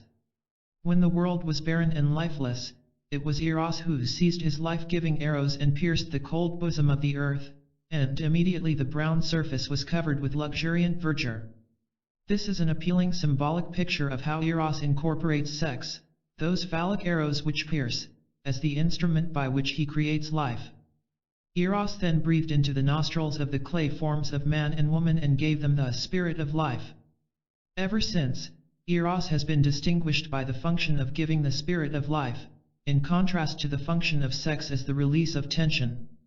Eros was then one of the four original gods, the others being Chaos, Gaia, Mother Earth, and Tartarus, the dark pit of Hades below the earth. Eros, says Joseph Campbell, is always, regardless of guise, the progenitor, the original creator from which life comes. Sex can be defined fairly adequately in physiological terms as consisting of the building up of bodily tensions and their release. Eros, in contrast, is the experiencing of the personal intentions and meaning of the act. Whereas sex is a rhythm of stimulus and response, Eros is a state of being. The pleasure in sex is described by Freud and others as the reduction of tension. In Eros, on the contrary, we wish not to be released from the excitement but rather to hang on to it, to bask in it, and even to increase it. The end toward which sex points is gratification and relaxation, whereas Eros is a desiring, longing, a forever reaching out, seeking to expand. All this is in accord with the dictionary definitions. Webster's defines sex, coming from the Latin sexus, meaning split, as referring to physiological distinctions, the character of being male or female, or the distinctive functions of male or female. Eros, in contrast, is defined with such terms as ardent desire, yearning, aspiring self-fulfilling love, often having a sensuous quality. The Latins and Greeks had two different words for sex and love, as we do, but the curious thing to our ears is how rarely the Latins speak of sexus. Sex, to them, was no issue. It was amor they were concerned about. Similarly, everyone knows the Greek word eros, but practically no one has ever heard of their term for sex. It is ov, the word from which we derive the zoological term phylon, tribe, or race.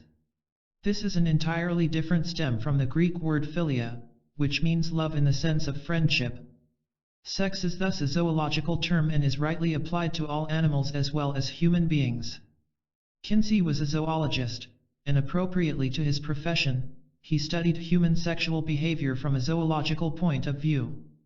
Masters is a gynecologist and studies sex from the viewpoint of sexual organs and how you manage and manipulate them. Sex, then, is a pattern of neurophysiological functions, and the sexual problem consists of what you do with organs.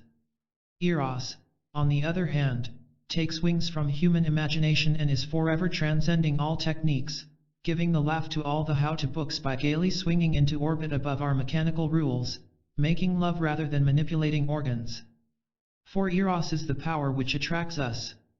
The essence of Eros is that it draws us from ahead, whereas sex pushes us from behind. This is revealed in our day-to-day language when I say a person allures me or entices me, or the possibilities of a new job invite me. Something in me responds to the other person, or the job, and pulls me toward him or it. I participate in forms, possibilities, higher levels of meaning, on neurophysiological dimensions but also on aesthetic and ethical dimensions as well. As the Greeks believed, knowledge and even ethical goodness exercise such a pull. Eros is the drive toward union with what we belong to, union with our own possibilities, union with significant other persons in our world in relation to whom we discover our own self-fulfillment. Eros is the yearning in man which leads him to dedicate himself to seeking erate, the noble and good life. Sex, in short, is the mode of relating characterized by tumescence of the organs, for which we seek the pleasurable relief, and filled gonads, for which we seek satisfying release. But Eros is the mode of relating in which we do not seek release but rather to cultivate, procreate, and form the world. In Eros, we seek increase of stimulation. Sex is a need, but Eros is a desire, and it is this admixture of desire which complicates love. In regard to our preoccupation with the orgasm in American discussions of sex, it can be agreed that the aim of the sex act in its zoological and physiological sense is indeed the orgasm. But the aim of Eros is not. Eros seeks union with the other person in delight and passion, and the procreating of new dimensions of experience which broaden and deepen the being of both persons. It is common experience, backed up by folklore as well as the testimony of Freud and others, that after sexual release we tend to go to sleep, or, as the joke puts it, to get dressed, go home, and then go to sleep. But in Eros, we want just the opposite, to stay awake thinking of the beloved, remembering, savoring, discovering ever new facets of the prism of what the Chinese call the many-splendored experience. It is this urge for union with the partner that is the occasion for human tenderness. For Eros, not sex as such, is the source of tenderness. Eros is the longing to establish union, full relationship. This may be, first, a union with abstract forms. The philosopher Charles S. Peirce sat alone in his house in Milford, Connecticut, working out his mathematical logic, but this did not prevent his experiencing Eros. The thinker must be animated by a true Eros, he wrote, for the task of scientific investigation.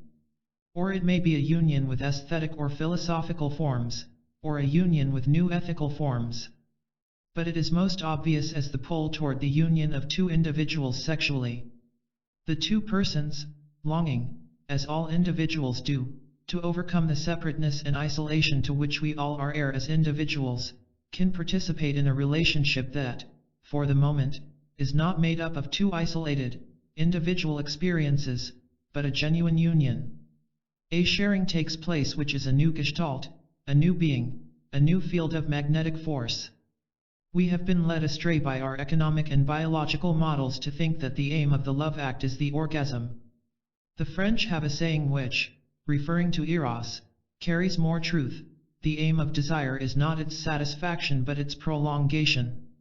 André Maurois, speaking of his preference for love-making to which the orgasm is not the goal but an incidental conclusion, quotes another French saying, "Every beginning is lovely."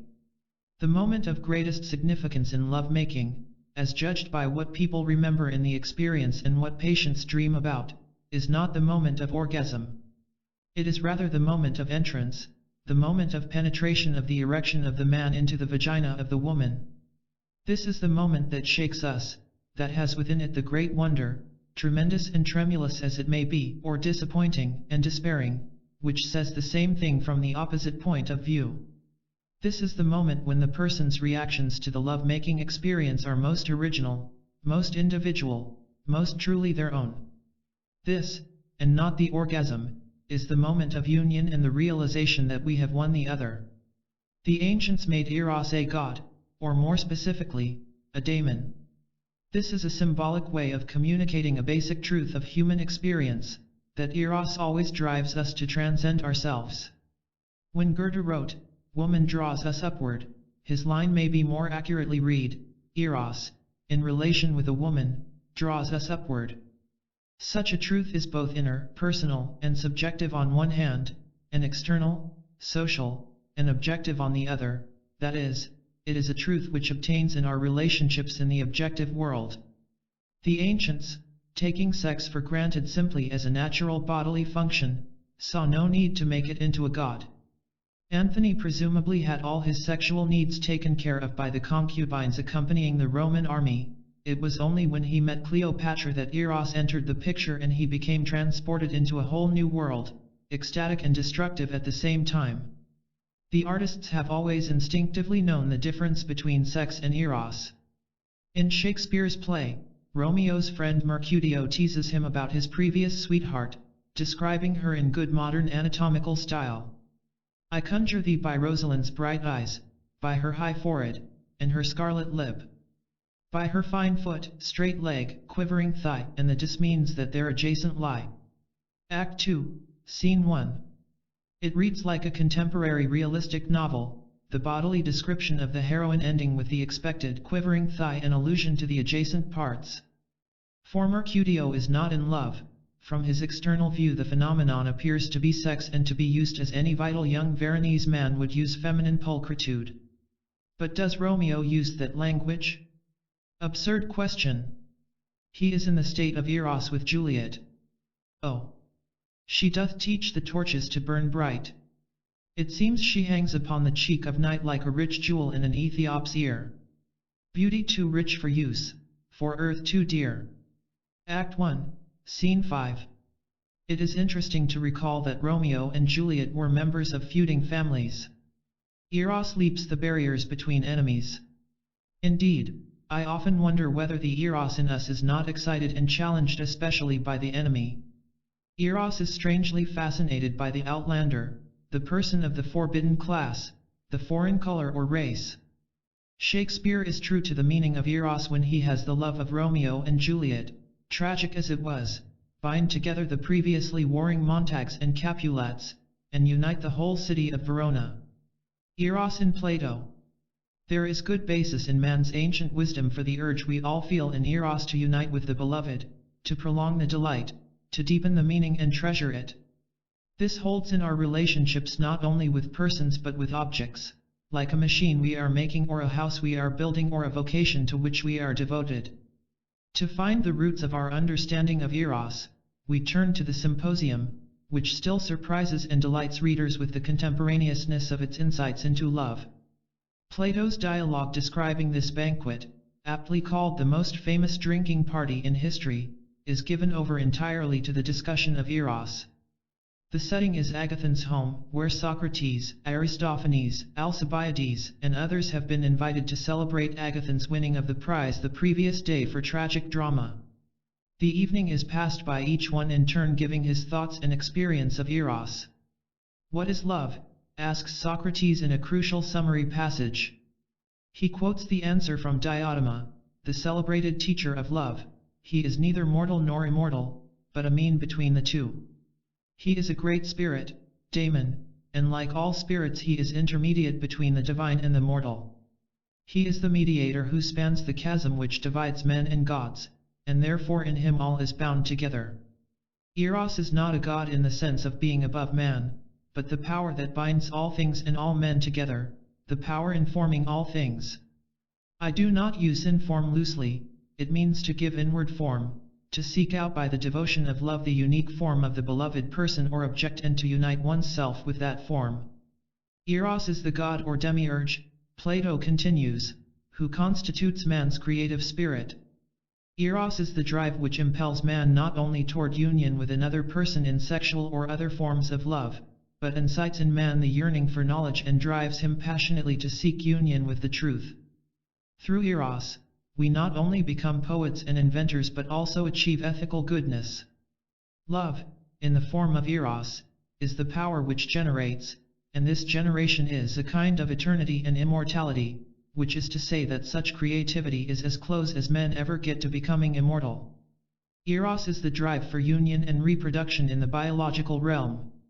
Even in the birds and animals, says Diotima, we see the desire of procreation, and they are in agony when they take the infection of love, which begins with the desire of union. Human beings are changing all the time.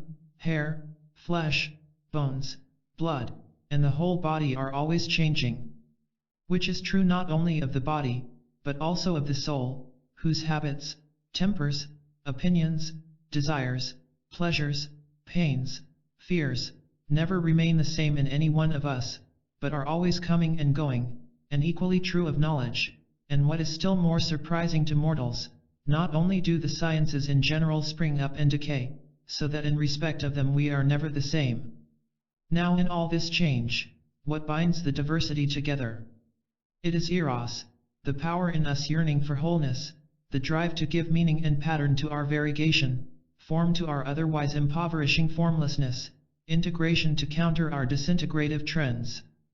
Here we must have a dimension of experience which is psychological and emotional as well as biological. This is eros. It is eros which impels people toward health in psychotherapy. In contrast to our contemporary doctrines of adjustment or homeostasis or release of tension, there is in eros an eternal reaching out, a stretching of the self, a continuously replenished urge which impels the individual to dedicate himself to seek forever higher forms of truth, beauty, and goodness. The Greeks believed that this continuous regeneration of the self is inherent in eros. The Greeks also knew that there always is a tendency for eros to be reduced simply to sexual desire, epithymia, or lust in their terms. But they insisted that the biological is not denied but incorporated and transcended in eros. Those who are pregnant in the body only, betake themselves to women and beget children. This is the character of their love. Their offspring, as they hope, will preserve their memory and give them the blessedness and immortality which they desire in the future. But souls which are pregnant, for there certainly are men who are more creative in their souls than in their bodies, conceive that which is proper for the soul to conceive or contain. And what are these conceptions? Wisdom and virtue in general. And such creators are poets and all artists who are deserving of the name inventor. We are in eros not only when we experience our biological, lustful energies but also when we are able to open ourselves and participate, via imagination and emotional and spiritual sensitivity, in forms and meanings beyond ourselves in the interpersonal world and the world of nature around us. Eros is the binding element par excellence. It is the bridge between being and becoming, and it binds fact and value together. Eros, in short, is the original creative force of Hesiod now transmuted into power which is both inside and outside the person. We see that eros has much in common with the concept of intentionality proposed in this book. Both presuppose that man pushes toward uniting himself with the object not only of his love but his knowledge. And this very process implies that a man already participates to some extent in the knowledge he seeks and the person he loves. Later, in St. Augustine, eros was seen as the power which drives men toward God. Eros is the yearning for mystic union which comes out in the religious experience of union with God, or in Freud's oceanic experience. There is also an element of eros in the love of one's fate, amor fati as Nietzsche called it. By fate I do not mean the specific or accidental misfortunes which befall us, but rather fate as the acceptance and affirmation of the finite state of man, limited as we are in intelligence and strength, faced everlastingly with weakness and death. The myth of Sisyphus presents man's fate in as stark a form as could be imagined, yet Camus finds in that fate, for the man who has courage to accept the consciousness of it, something which calls forth his eros, something to love. I leave Sisyphus at the foot of the mountain. This universe without a master seems to him neither sterile nor futile. Each atom of that stone, each mineral flake of that night-filled mountain, in itself forms a world. The struggle itself toward the heights is enough to fill a man's heart. One must imagine Sisyphus happy. Eros pushes toward self-fulfillment, but it is not at all the egocentric assertion of one's subjective whims and wishes on a passive world. The idea of mastering nature or reality would have horrified the Greeks and would promptly have been labeled hubris, or inordinate pride, which is an affront to the gods and a sure invitation for a man's doom. The Greeks always showed a respect which amounted to a reverence for the objective, given world.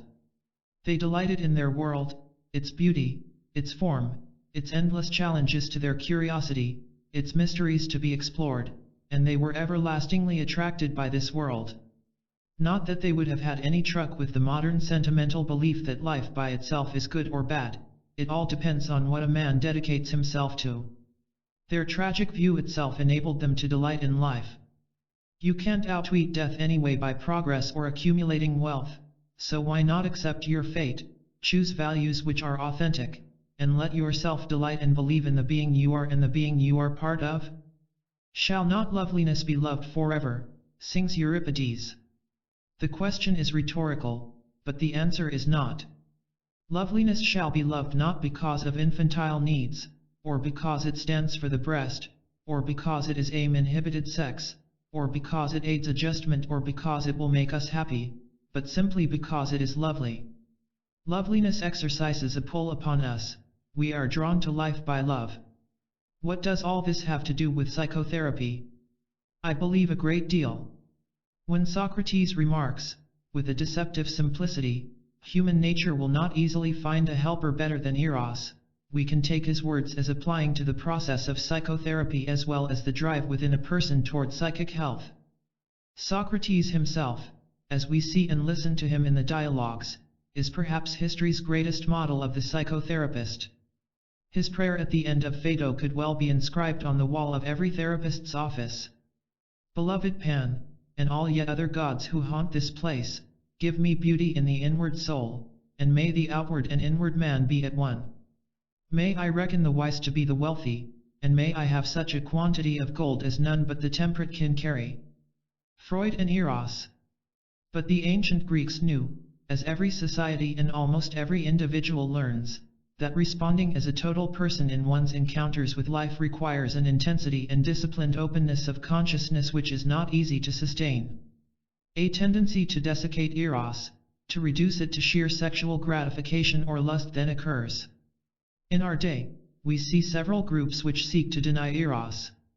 There are the idealists, who, like Denis de Rougemont, identify Eros with sexual passion as part of their dubious and rejecting attitude toward Eros. For Eros is always an inescapable embarrassment to any purely mental or religious category.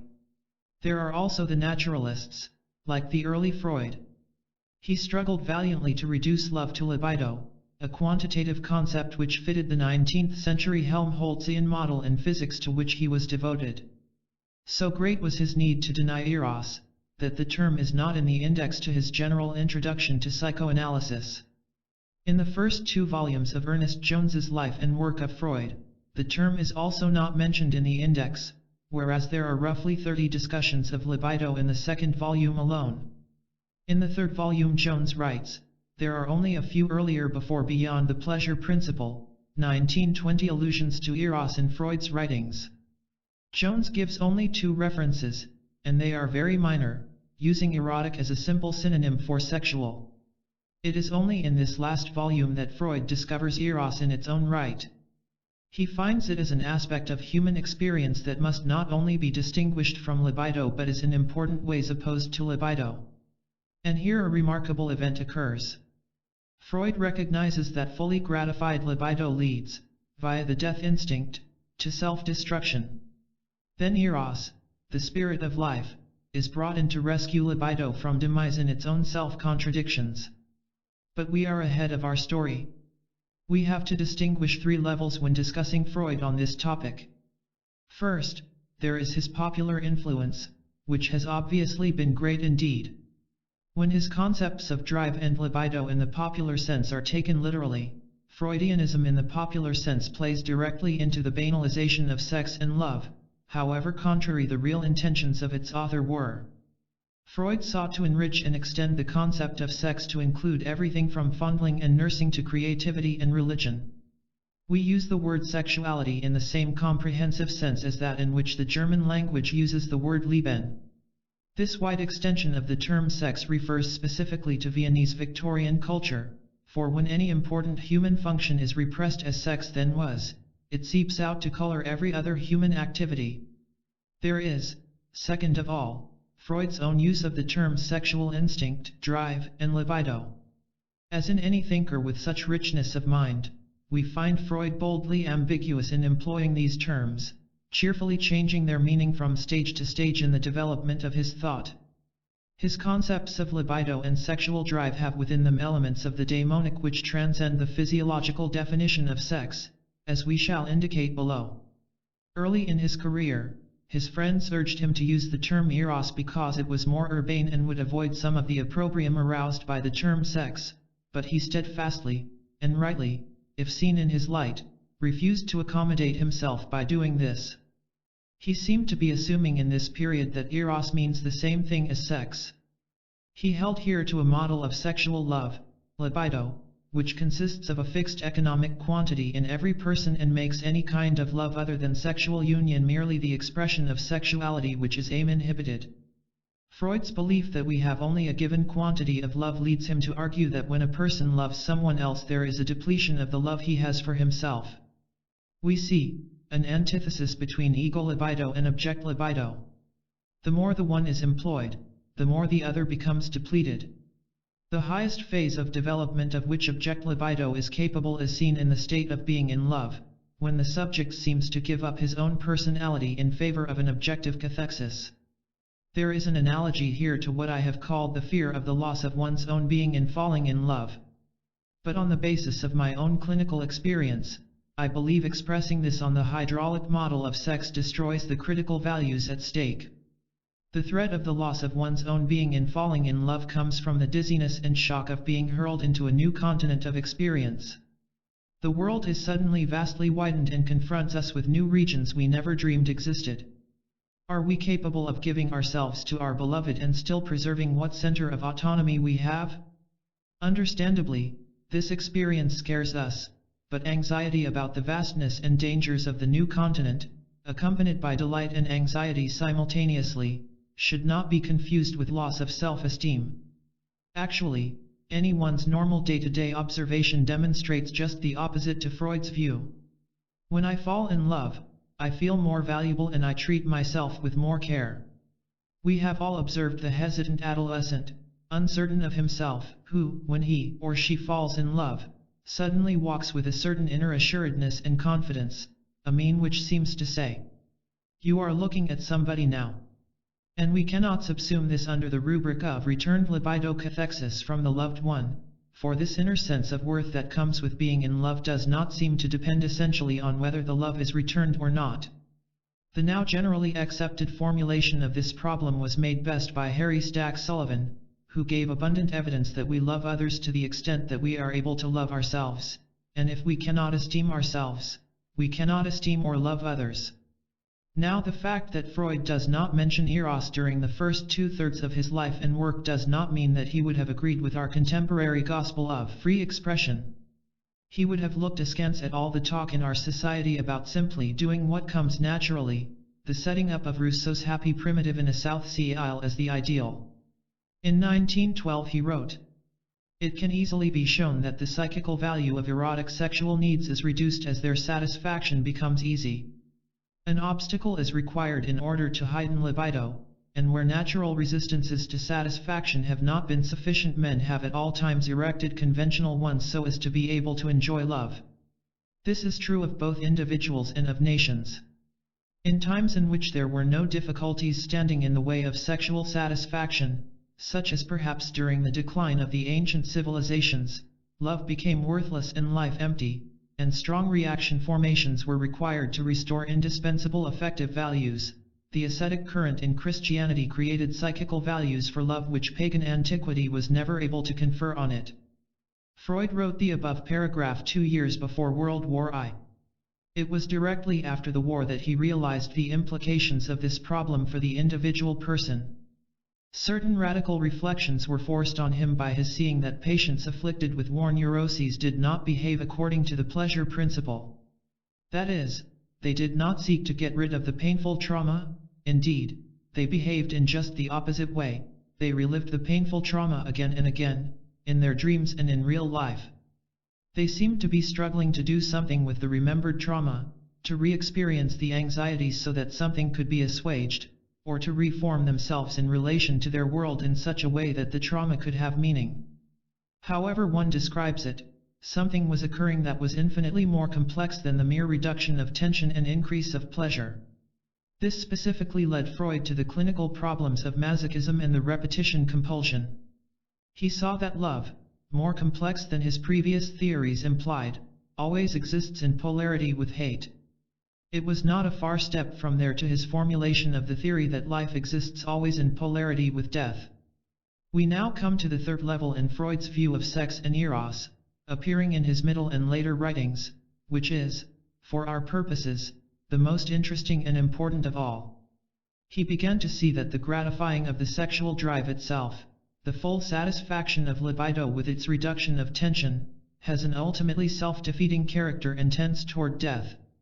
In this period directly after the war, when he was 64, Freud wrote Beyond the Pleasure Principle, a book about which there has been, and still is, endless controversy even within the psychoanalytic movement itself. He begins by summarizing his previous beliefs that the course of mental events automatically regulated by the pleasure principle is inwardly set in motion by an unpleasurable tension, and it takes a direction such that its final outcome coincides with a lowering of tension. The sexual instincts, which, he whimsically remarks, are so hard to educate, were the prime example of the goal of pleasure by means of reduction of tension. An instinct, Freud emphasizes, has as its goal the restoring of an earlier state. He borrows here from the second law of thermodynamics, that the energy of the universe is constantly running down. Since an instinct is an urge inherent in organic life to restore an earlier state of things, and inanimate things existed before living ones, so our instincts push us back to the inanimate. The instincts move toward nirvana, which is complete absence of excitation. The aim of all life is death. And here we find ourselves at Freud's most controversial theory termed the death instinct, or thanatos. Our instincts, which seem to propel us onward, are now only moving us in a great circle which is doomed to come back to death. Man, this creature so noble in faculty, moves step by step in a pilgrimage that is destined to bring him only back again to the inanimate state of the stone. From dust we are, and to dust we ultimately return. Then a remarkable event occurred, the importance of which I do not believe is recognized by students of Freud. For the first time in Freud's work, eros comes into its own as a central and necessary concept. It is perhaps not surprising that this man, who as a boy in a gymnasium in Vienna had kept his diary in Greek, should now, at the point of his greatest dilemma, find in the wisdom of the ancients a way to meet his perplexity. Eros comes in to rescue sex and libido from extinction. Eros enters as the opposite to thanatos, the death instinct. Eros fights for life against the death tendencies. Eros is the uniting and binding, the building and blending, the increase of tension within us. Eros introduces fresh tensions, writes Freud. Eros is given a character not only greater than, but in significant ways different from, libido. Eros, builder of cities, as Auden calls it, standing against the pleasure principle with its reduction of tension, enables man to create cultures. Eros operates from the beginning of life, and appears as a life instinct in opposition to the death instinct. Human existence now consists of a new form of the battle of the giants, Eros against Thanatos. How Freud himself must have experienced the contradiction going on in his thinking as this birth process went on is shown in the way he himself writes about it. The death instincts are by their nature mute and the clamor of life proceeds for the most part from Eros. And from the struggle against Eros. This is the bold inconsistency of genius. And one of the most serious inconsistencies is the endeavor in Freud still to identify this Eros with the sexual instincts. He speaks of the libido of Eros, the libido of the id, and the libido of the ego, and about desexualized libido and non-desexualized libido, until the reader feels that Freud is laboring under the necessity of forcing all his insights, even a great one like this rediscovery of Eros, onto the Procrustean bed of his old energy system. We can cut through this confusion if we keep clearly in mind the dynamic point that Freud did not bring Eros into his work at all until he had to face the fact that the sexual instincts operating on the pleasure principle were self-defeating. Eros, thus, does represent something genuinely new. Freud ends one essay by affectionately calling Eros the mischief maker, and we are left with the impression that this Eros is not easily going to let the death instinct establish peace in the ID prompted by the pleasure principle and bought at the price of apathy. When satisfaction triumphs, writes Freud, then Eros is eliminated, and the death instinct has a free hand for accomplishing its purposes. The dilemma we face in our society is similar to the one Freud faced. The assumption that the ultimate goal of existence is the satisfaction of impulses has led sex into the cul-de-sac of tedium and banality. Eros, drawing us ahead, refers to the realms of possibilities. It is the reach of human imagination and intentionality. Several authorities, in refutation of the literal form of the death instinct, point out that reasoning from the second law of thermodynamics is false, since plants and animals draw renewed power from their environments. Thus, Eros is our capacity to participate in a constant dialogue with our environment, the world of nature as well as persons. Freud himself took pride in relating his concept of Eros to that of the ancient Greeks. He writes, "Anyone who looks down with contempt upon psychoanalysis from a superior vantage point should remember how closely the enlarged sexuality of psychoanalysis coincides with the Eros of the divine Plato." When Freud's followers wrote papers arguing the close relation of his Eros to Plato's, the master affirmed their views with enthusiasm. In its origin, function, and relation to sexual love, the Eros of the philosopher Plato coincides exactly with the love force, the libido, of psychoanalysis, as has been shown in detail by Nachmanson, 1915, and Pfister, 1921. Not only is Freud's concept of Eros radically different from Plato's, but, as Professor Douglas Morgan states, after appreciative and lengthy studies of both Platonic and Freudian love, the truth is that Freudian love is very nearly the obverse of Platonic love. In their metaphysical bases, and in their dynamic directions, they not merely differ, but in effect contradict one another. So far are the two interpretations from being, as Freud thought, coincident, that neither could be true if the other were even meaningful. Philip Reif agrees with this. The psychoanalytic Eros is basically unlike the Platonic. What Freud does have in common with Plato is that both believed love is fundamental in human experience, love pervades all actions, and is a deep, broad, motivating force. Within the meaning of Eros in both, are encompassed genital sexual love, fraternal and civic love, the loves of science and art and perfection. But when we ask what that love is, we find entirely different answers. Even after introducing Eros, Freud defined it as a push from behind, a force coming out of chaotic, undifferentiated, instinctive energy sources along predictable and prescribable paths toward mature life and only partially, painfully civilized love. Whereas for Plato, Eros is entirely bound up with the possibilities ahead which pull one. It is the yearning for union, the capacity to relate to new forms of human experience. It is wholly telic, goal-directed, and moves toward the more than nature.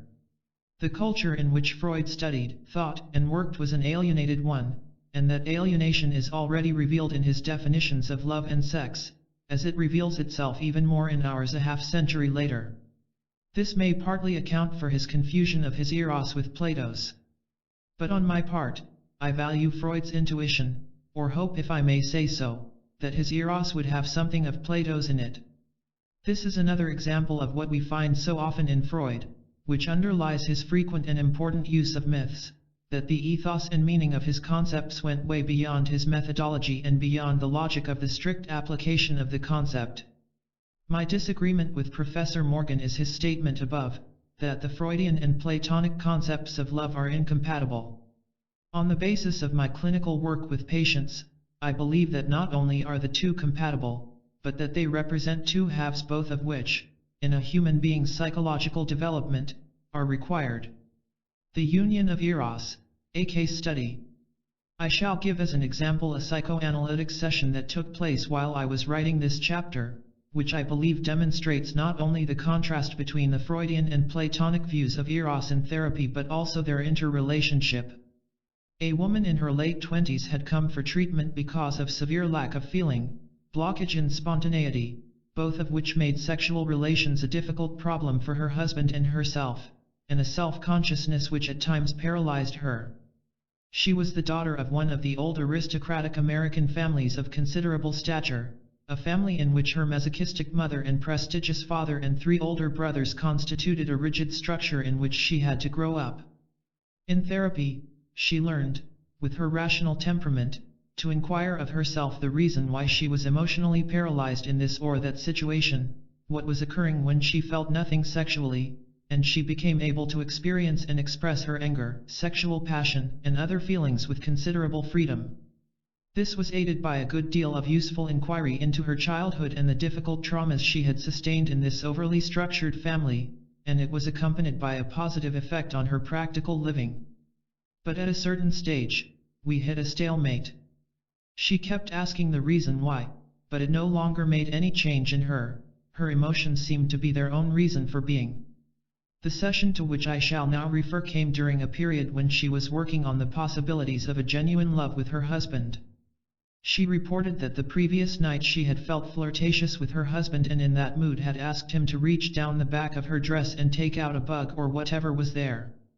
Later in the evening, when she was writing checks at her desk, he unexpectedly threw his arms around her. She, furious at being interrupted, scratched a line across his face with her pen. In telling me about this, she tossed off some ready-at-hand explanations of her anger as due to her brothers having taken advantage of her as a child no matter what she was doing. When I questioned this by asking what she was using her feelings for in the incident, she flared up in anger. I was taking away her free spontaneity. Didn't I see she must trust her instincts? Hadn't we spent a good deal of time helping her learn to feel, and so what did I mean by asking her what she was doing with her feelings? And what is more, the question sounded just like her family's telling her to be responsible. She finished the attack with the expostulation, feelings are feelings. We can readily see the contradiction she is caught in. She had effectively ruined the evening with her husband. Ostensibly seeking the possibilities of a genuine love between them, she had accomplished exactly the opposite. She pulls her husband toward her with one hand and as quickly drives him away with the other. She justifies this contradictory behavior by an assumption which is very common in our day, namely, that feeling is a subjective push from inside you. Emotions, the term coming from emovere, to move out, are forces which put you into motion, and so are to be emoted in whatever way you happen to feel at the moment. This is probably the most prevalent unanalyzed assumption about emotions in our society. It takes its model from a kind of glandular hydraulics. We have an inner secretion of adrenaline and need to let off our anger, or gonadal excitement, and must find a sexual object. Whatever Freud actually meant, his name is brought into halo this assumption. It fits the popularly accepted mechanical model of the body as well as the more sophisticated deterministic models that many of us were exposed to in our first courses in psychology and physiology. What we were not told, because practically nobody saw it, is that this is a radically solipsistic, schizoid system. It leaves us separated like monads, alienated, with no bridge to any persons around us. We can emote and have sexual relations from now till doomsday and never experience any real relationship with another person, only literally a doomsday. It does not decrease the horror of the situation to realize that a great many people, if not most in our society, experience their emotions in just this lonely way. To feel, then, makes their loneliness more painful rather than decreasing it, so they stop feeling. What is omitted in my patients, and our society's, view is that emotions are not just a push from the rear but a pointing towards something, an impetus for forming something, a call to mold the situation. Feelings are not just a chance state of the moment, but a pointing toward the future, a way I want something to be. Except in the most severe pathology, feelings always occur in a personal field, an experience of oneself as personal and an imagining of others even if no one else is literally present. Feelings are rightfully a way of communicating with the significant people in our world, a reaching out to mold the relationship with them. They are a language by which we interpersonally construct and build. That is to say, feelings are intentional. The first aspect of emotions, as forces which push, has to do with the past and is correlated with causality and the determinism of one's past experience, including the infantile and archaic. This is the regressive side of emotions about which Freud has taught us so much of lasting importance. In this respect, the investigation of the childhood of the patient, and the re-experiencing of it, has a sound and essential role in enduring psychotherapy. The second view, in contrast, starts in the present and points toward the future. It is the progressive aspect of emotions. Our feelings, like the artist's paints and brush, are ways of communicating and sharing something meaningful from us to the world. Our feelings not only take into consideration the other person but are in a real sense partially formed by the feelings of the other person's present.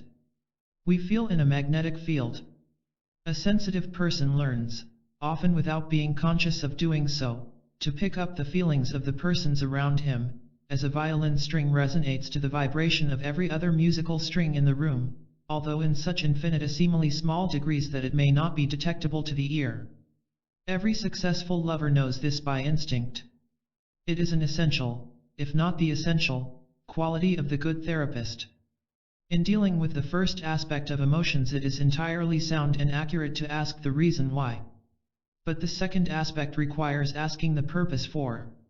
Freud's approach is roughly correlated with the former, and he would, no doubt, have denied my use of purpose here. Plato's and the Greek concept of eros is correlated with the second. Emotion is attraction, a pulling toward. My feelings are aroused by virtue of goals, ideals, possibilities in the future which grasp me. This distinction is also made in modern logic. The reason is the consideration in the past which explains why you are doing this or that, and purpose, in contrast, is what you want to get out of doing it. The first concept is correlated with determinism. The second refers to your opening up to new possibilities of experience. It is thus correlated with freedom. We participate in the forming of the future by virtue of our capacity to conceive of and respond to new possibilities, and to bring them out of imagination and try them in actuality. This is the process of active loving. It is the eros in us responding to the eros in others and in the world of nature. To return to my patient, she experienced a hopelessness in the above session, arising out of her dim awareness of the trap she was caught in. 2 sessions later she was to say, "I've always looked for reasons I feel such and such toward George. I believed that was what was important, that process would lead to a nirvana. Now I've run out of reasons. Maybe there aren't any." It is interesting that her last phrase is more brilliant than she realized. For it is true, both in therapy and in life, when we get to the stage where our essential needs are mostly met and we are not need-driven, that there aren't any reasons in the sense that reasons lose their relevancy. The conflict becomes stalemate and boredom on one hand, or on the other, the opening of oneself to new possibilities, the deepening of consciousness, the choosing and committing of oneself to new ways of life. The distinction between reason why and purpose clicked strongly with my patient and released in her several important insights. To her considerable surprise, one of these was a radical shift in the meaning she gave to responsibility. Now she saw it not as merely the external and passively received expectations from her family, but as an active responsibility to herself in being aware of the power she was exerting that evening with her husband. Responsibility now consisted of her choosing what she wanted of her life with him and elsewhere. It is no doubt safe to say, again accepting severely pathological individuals, that all emotions, no matter how contradictory they appear on the surface, have some kind of unity in the gestalt which constitutes the self. The clinical problem, as in the case of the anxious child who is forced to act lovingly toward parents who are actually hostile and destructive toward him, is that the person cannot or will not let himself be aware of what he feels or is doing with his feelings. When my patient was able to analyze her two contradictory acts that evening toward her husband, it turned out that both were motivated by anger toward him and men in general, she setting up the situation to prove the man is the villain. Both actions presupposed the man as the authority figure, which she was doing with me in the nirvana process of therapy. And, in the meantime, she remains the whim-directed, willful child. She could cope with men on the basis of the childhood pattern, but, as came out in pronounced anxiety in subsequent sessions, could she cope with them as an adult? We have arrived on the wings of Eros, if I may put it so, at a new concept of causality. No longer are we forced to understand the human being in terms of a billiard ball cause and effect, based solely on the explanations of reason why and susceptible to rigid prediction. Indeed, Aristotle believed that the motivation of Eros was so different from the determinism of the past that he would not even call it causality.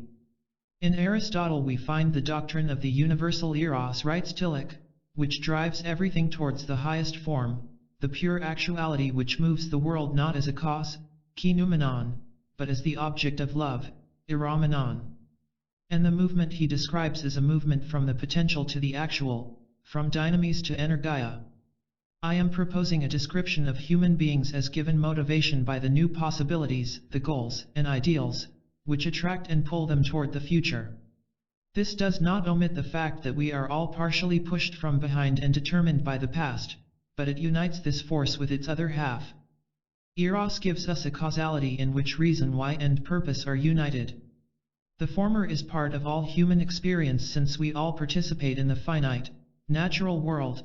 In this respect, each of us, in making any important decision, needs to find out as much as he can about the objective facts of the situation. This realm is particularly relevant in problems of neurosis in which past events do exercise a compulsive, repetitive, chain-like, predictable effect upon the person's actions. Freud was right in the respect that rigid, deterministic causality does work in neurosis and sickness.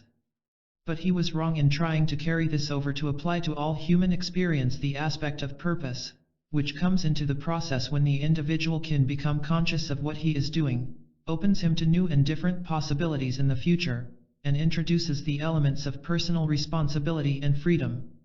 Eros sickening.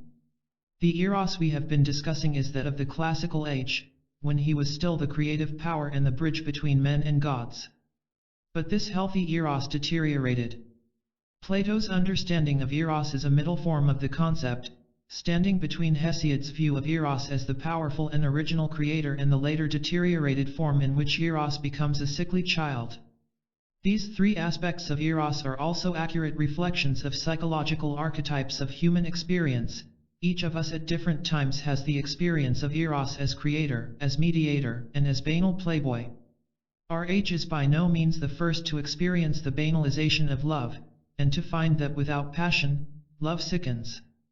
In the charming story quoted at the beginning of this chapter, we saw that the ancient Greeks had put into the quintessential language of myth the insights which spring from the archetypes of the human psyche. Eros, the child of Ares and Aphrodite, did not grow as other children, but remained a small, rosy, chubby child, with gauzy wings and rougeish, dimpled face. After telling us that the alarmed mother was informed, love cannot grow without passion, the myth goes on. In vain the goddess strove to catch the concealed meaning of this answer. It was only revealed to her when Anteros, god of passion, was born. When with his brother, Eros grew and flourished, until he became a handsome slender youth, but when separated from him, he invariably resumed his childish form and mischievous habits.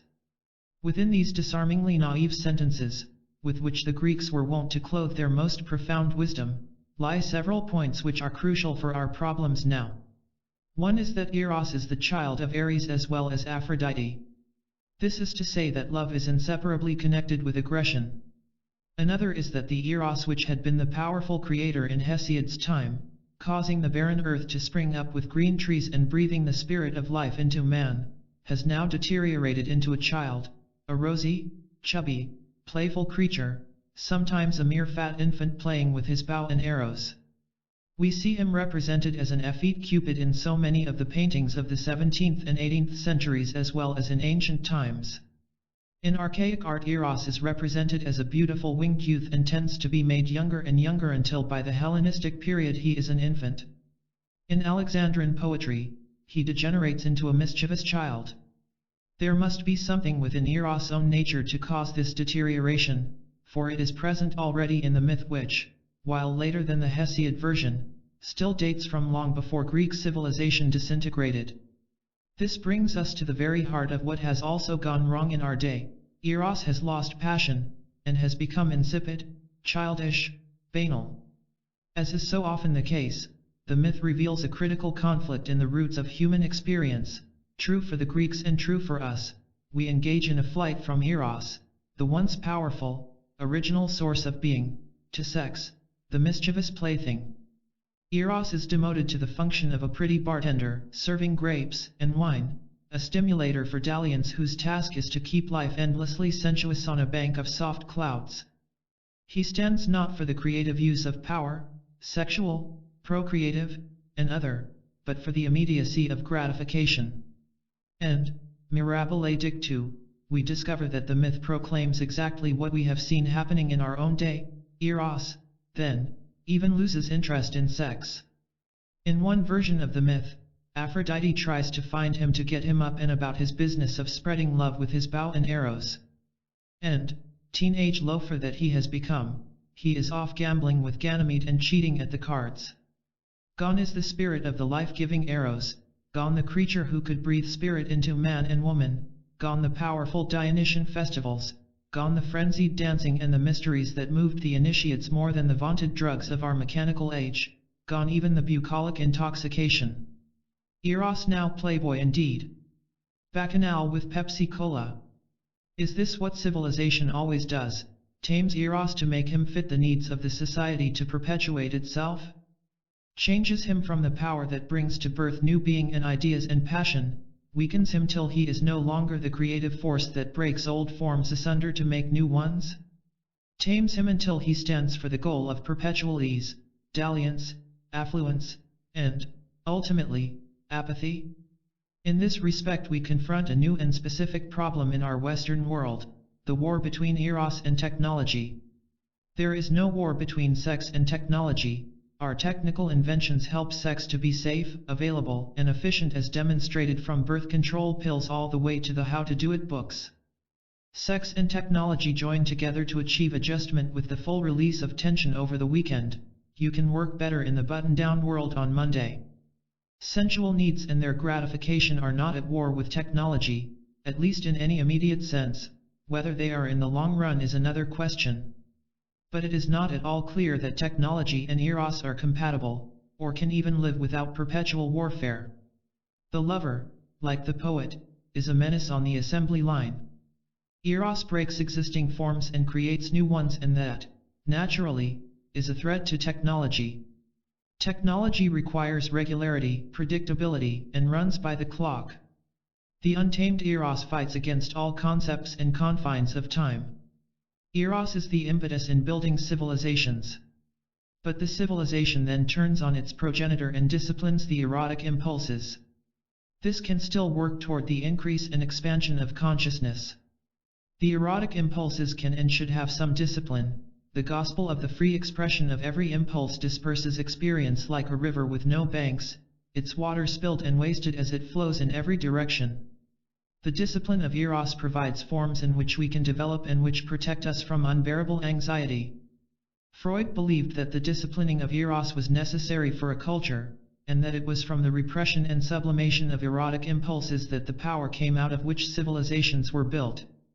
Derougement, for one of the few times, here agrees with Freud. He does not forget that without the sexual discipline which the so-called puritanical tendencies have imposed on us since Europe first existed, there would be nothing more in our civilization than in those nations known as underdeveloped, and no doubt less, there would be neither work, organized effort, nor the technology which has created the present world. There would also not be the problem of eroticism. The erotic authors forget this fact quite naively, committed as they are to their poetic or moralizing passion, which too often alienates them from the true nature of the facts of life, and their complex links with economy, society, and culture. But there comes a point, and this is the challenge facing modern technological Western man, when the cult of technique destroys feeling, undermines passion, and blots out individual identity. The technologically efficient lover, defeated in the contradiction which is copulation without eros, is ultimately the impotent one. He has lost the power to be carried away, he knows only too well what he is doing. At this point, technology diminishes consciousness and demolishes eros. Tools are no longer an enlargement of consciousness but a substitute for it and, indeed, tend to repress and truncate it. Must civilization always tame eros to keep the society from breaking up again? Hesiod lived in the strongly fomenting, archaic 6th century, closer to the sources of culture in the moments of gestation and birth, when the procreative powers were at work, and man had to live with chaos and form it into something new. But then, with the growing need for stabilization, the daemonic and tragic elements tended to be buried. Insight into the downfall of civilizations is revealed here. We see effete Athens set up for the more primitive Macedonians, they in turn for the Romans, and the Romans in turn for the Huns.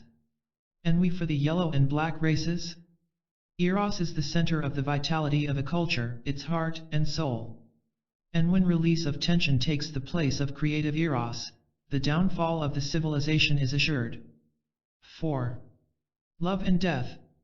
The confrontation with death, and the reprieve from it, makes everything look so precious, so sacred, so beautiful that I feel more strongly than ever the impulse to love it, to embrace it, and to let myself be overwhelmed by it. My river has never looked so beautiful. Death, and its ever-present possibility makes love, passionate love, more possible. I wonder if we could love passionately, if ecstasy would be possible at all, if we knew we'd never die. From a letter by Abraham Maslow, written while recuperating from a heart attack. We now confront one of the most profound and meaningful paradoxes of love. This is the intensified openness to love which the awareness of death gives us and, simultaneously, the increased sense of death which love brings with it. We recall that even the arrows with which Eros creates, these life-giving shafts he shoots into the cold bosom of the earth to make the arid surface spring up with luxuriant green verdure, are poisoned. Here lie the anxiety-creating elements of human love. For the shafts in Eros' bow pierce brutal as well as gentle hearts, to their death or to their healing in delight. Death and delight, anguish and joy, anxiety and the wonder of birth, these are the warp and woof of which the fabric of human love is woven. It is Eros who breaks the limb's strength, who, in all gods, in all human beings, overpowers the intelligence in the breast and all their shrewd planning. Thus speaks Hesiod in his Theogony. He was writing in that powerfully creative archaic period, c. 750 BC, when Greece was filled with the ferment which marked the birth of the city-states and the new Greek individual of self-consciousness and dignity. The overpowering of the rational functions is thus directly connected with the power of Eros to create. How could we be told more eloquently that the act of creating form and life out of chaos and bringing vitality to man requires a passion which transcends the intelligence and calculated planning? Eros breaks the limb's strength, in all gods, in all human beings. Eros destroys as he creates. Love as the intimation of mortality. To love means to open ourselves to the negative as well as the positive, to grief, sorrow, and disappointment as well as to joy, fulfillment, and an intensity of consciousness we did not know was possible before. I shall first describe this phenomenologically, in its ideal form as a paradigm. When we fall in love, as the expressive verb puts it, the world shakes and changes around us, not only in the way it looks but in our whole experience of what we are doing in the world. Generally, the shaking is consciously felt in its positive aspects, as the wonderful new heaven and earth which love with its miracle and mystery has suddenly produced. Love is the answer, we sing. Aside from the banality of such reassurances, our Western culture seems to be engaged in a romantic, albeit desperate, conspiracy to enforce the illusion that that is all there is to Eros. The very strength of the effort to support that illusion betrays the presence of the repressed, opposing pole. This opposing element is the consciousness of death. For death is always in the shadow of the delight of love. In faint adumbration there is present the dread, haunting question, will this new relationship destroy us? When we love, we give up the center of ourselves. We are thrown from our previous state of existence into a void, and though we hope to attain a new world, a new existence, we can never be sure. Nothing looks the same, and may well never look the same again. The world is annihilated, how can we know whether it will ever be built up again? We give, and give up, our own center, how shall we know that we will get it back? We wake up to find the whole world shaking, where or when will it come to rest? The most excruciating joy is accompanied by the consciousness of the imminence of death, and with the same intensity. And it seems that one is not possible without the other. This experience of annihilation is an inward one and, as the myth rightly puts it, is essentially what eros does to us. It is not simply what the other person does to us. To love completely carries with it the threat of the annihilation of everything. This intensity of consciousness has something in common with the ecstasy of the mystic in his union with God. Just as he can never be sure God is there, so love carries us to that intensity of consciousness in which we no longer have any guarantee of security. This razor's edge, this dizzy balance of anxiety and joy, has much to do with the exciting quality of love. The dread joy is not just the question of whether the love will be returned in kind. Indeed, the real dialectic is within the person himself, and the anxiety is not essentially quieted if the loved one does respond. Paradoxically, the lover is sometimes more anxious when the love is returned than when not. For if one loves unrequitedly, which is even an aim in some love writing, or from a safe distance, like Dante and the whole stylist movement in Italian literature, he can at least go on about his customary daily tasks, writing his Divine Comedy or his sonnets or novels. It is when the love is realized that eros may literally break the limb's strength, as with Anthony and Cleopatra, or Paris and Helen, or Heloise and Abelard. Hence, human beings are afraid of love. And, all the saccharine books to the contrary, there is reason to be afraid. In common human experience, this relationship between death and love is perhaps most clear to people when they have children. A man may have thought very little about death, and prided himself on his bravery, until he becomes a father. Then he finds in his love for his child an experience of vulnerability to death. The cruel impostor can at any time take away the child, the object of his love. In this sense, love is an experience of greater vulnerability. Love is also a reminder of our own mortality. When a friend or member of our family dies, we are vividly impressed by the fact that life is evanescent and irretrievable. But there is also a deeper sense of its meaningful possibilities and an impetus to risk ourselves in taking the leap. Some, perhaps most, human beings never know deep love until they experience, at someone's death, the preciousness of friendship, devotion, loyalty. Abraham Maslow is profoundly right when he wonders whether we could love passionately if we knew we'd never die. This is one of the reasons, mythologically speaking, why the love affairs among the immortal gods on Mt. Olympus are so insipid and boring. The loves of Zeus and Juno are completely uninteresting until they involve a mortal. Love has the power to change the course of history only when Zeus comes down to Leda or Io and falls in love with this mortal woman who can yearn to have a child because she knows she will not live forever. Love is not only enriched by our sense of mortality but constituted by it. Love is the cross-fertilization of mortality and immortality. This is why the daemon Eros is described as midway between gods and men and partakes of the nature of both. I have been speaking, to some degree, in ideal terms. I am fully aware that this degree of involvement will be called neurotic by many of my colleagues. This is the day of cool relationships. One should never become involved to a degree which prevents his moving out at any moment. But I submit that this involvement is neurotic only if frozen, or fixated, only if the partners demand that they live always on this level. While none of us lives on the level I am describing for very long, it remains a kind of backdrop, an ideal situation which ought to be somewhere in the relation lending meaning to the drab and dull days which also come. The relation between death and love has an impressive history in literature. In Italian writing, there was the frequent play upon the words amor, love, with mort, death. The connection also has its biological analogies in nature. The male bee dies after inseminating the queen. More vivid is the case of the praying mantis. The female bites off the head of the male as he copulates, and his death throes unite with his copulatory spasms to make the thrusts stronger. Inseminated, the female proceeds to eat him to store up food for the new offspring. Freud associated this threat of death with the depletion of eros. This accounts for the likeness of the condition of that following complete sexual satisfaction to dying, and for the fact that death coincides with the act of copulation in lower animals.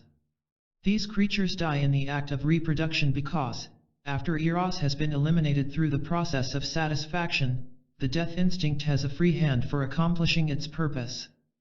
My viewpoint is that, in human beings, it is not merely the depletion of eros which causes the fear of death, or, as I call it above, the experience of mortality, but that in all stages of human development the experiences of love and death are interwoven. The relationship between death and love is surely clear in the sex act. Every kind of mythology relates the sex act itself to dying, and every therapist comes to see the relationship ever more clearly through his patients. A patient, whose problem was sexual frigidity and who had never experienced an orgasm in intercourse, told me of a dream which dramatically illustrates this sex and death theme. In her dream, she experienced herself for the first time in her own identity as a woman. Then, still in the dream, she had the strange conviction that she would have to jump into the river and drown. The dream ended in great anxiety. That night, in sexual intercourse, she had an orgasm for the first time. The capacity for surrender, for giving oneself up, must exist in lovemaking if there is to be the spontaneity required for orgasm. Something very basic had taken place in this woman's dream, the capacity to confront death, a capacity which is a prerequisite to growth, a prerequisite to self-consciousness. I take the orgasm here as a psychophysical symbol of the capacity to abandon oneself, to give up present security in favor of the leap toward deeper experience. It is not by accident that the orgasm often appears symbolically as death and rebirth. The myth of going underwater, of being drowned and born again has been passed down through history in different religious and different cultures as the myth of baptism, the being immersed in the river to be drowned, to die, in order to be born again. This is a daring to leap into non-being with the prospect of achieving new being. Hence, the virginal quality of every genuine love experience. It seems that each time is new. We feel convinced that nobody ever experienced this before, though in our conceit we are sure that we shall remember it forever. When I was lecturing on this theme at a university, 2 different young men came up to tell me privately that they understood me because they were in love, but they expressed genuine concern that the other students wouldn't understand. Such presumption, that nobody has ever been in love but me and I never before, is, I fear, par for the course. Mythology, that treasure house of the revelations of man's self-interpretation of his inner experience in his world down through the ages, has been clear and eloquent about the relationships of love to anxiety and death. We do not need to resort to Tristan and Iseult, though that is the clearest myth. Joseph Campbell points out, on the basis of the Holy Aegean prehistoric mythology, that the goddess Aphrodite and her son Eros are exactly the great cosmic mother and her son, the ever-dying, ever-living god. All myths on the parentage of Eros point to such a background, Campbell says. He is hatched from the egg of night. He is the son, now of Gaia and Uranus, now of Artemis and Hermes, now again of Iris and Zephyrus, all transformations of the same mythological background, pointing without exception to the timeless catalogue of themes with which we are now familiar, of that willing victim in whose death is our life, whose flesh is our meat and blood our drink, the victim present in the young embracing couple of the primitive ritual of the love-death, who in the moment of ecstasy are killed, to be sacramentally roasted and consumed, the victim present in Attis or Adonis slain by a boar, Osiris slain by Seth, Dionysus torn apart, roasted, and consumed by the Titans. In the charming later allegories of Eros, Cupid, and his victim, the god is in the role of the dark enemy, the rushing boar, the dark brother Seth, the Titan band, and the lover is the incarnate, dying god. In the mythology of Old Egypt, Campbell relates, the lover and the loved one are the slayer and the victim which, though on the stage they appear to be in conflict, are behind the scenes of one mind, in the life-consuming, life-redeeming, creating and justifying dark mystery of love. What a different light this throws on the human problems in love than all our glib talk about the art of loving, about love as the answer to all our needs, love as instant self-actualization, love as contentment, or love as a mail-order technique. No wonder we try to reduce eros to purely physiological sex or try to avoid the whole dilemma by playing it cool, by using sex to drug and vaccinate ourselves against the anxiety-creating effects of eros.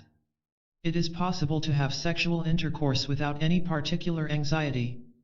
But by doing this in casual encounters, we shut out, by definition, our eros, that is, we relinquish passion in favor of mere sensation, we shut out our participation in the imaginative, personal significance of the act.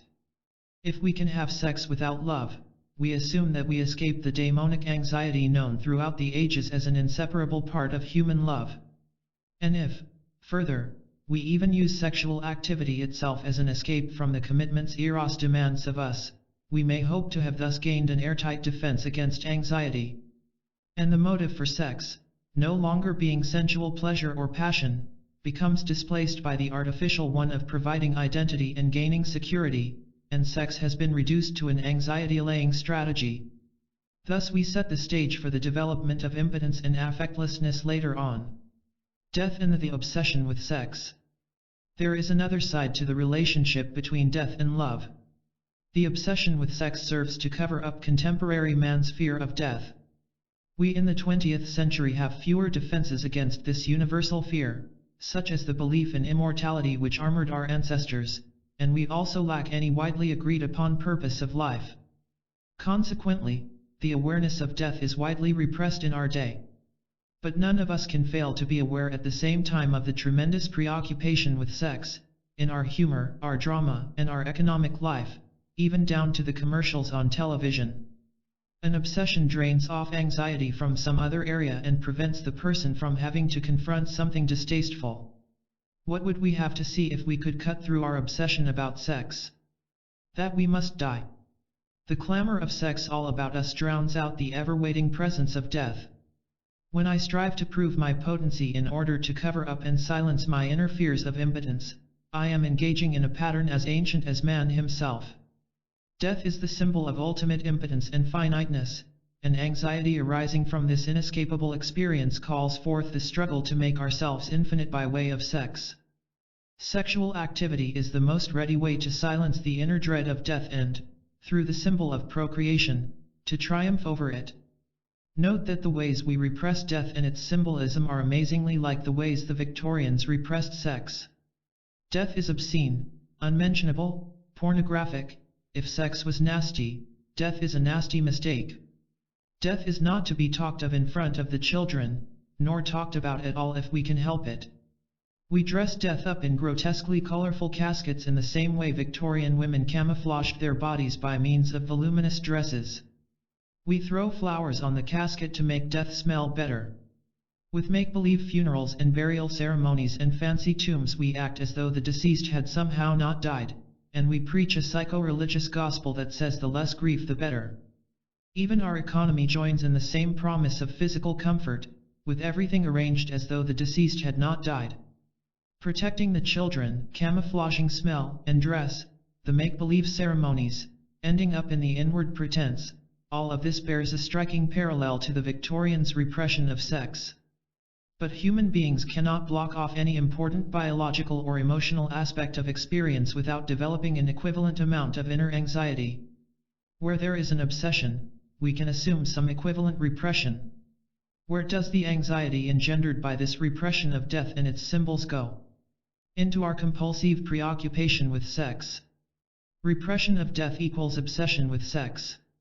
Sex is the easiest way to prove our vitality, to demonstrate we are still young, attractive, and virile, to prove we are not dead yet. This carries the weight of asserting our potency in ultimate form over nature. This hope has an understandable biological base in that sexuality and procreation are the only way of ensuring the carrying on of our name and our genes in our children who live beyond our own death.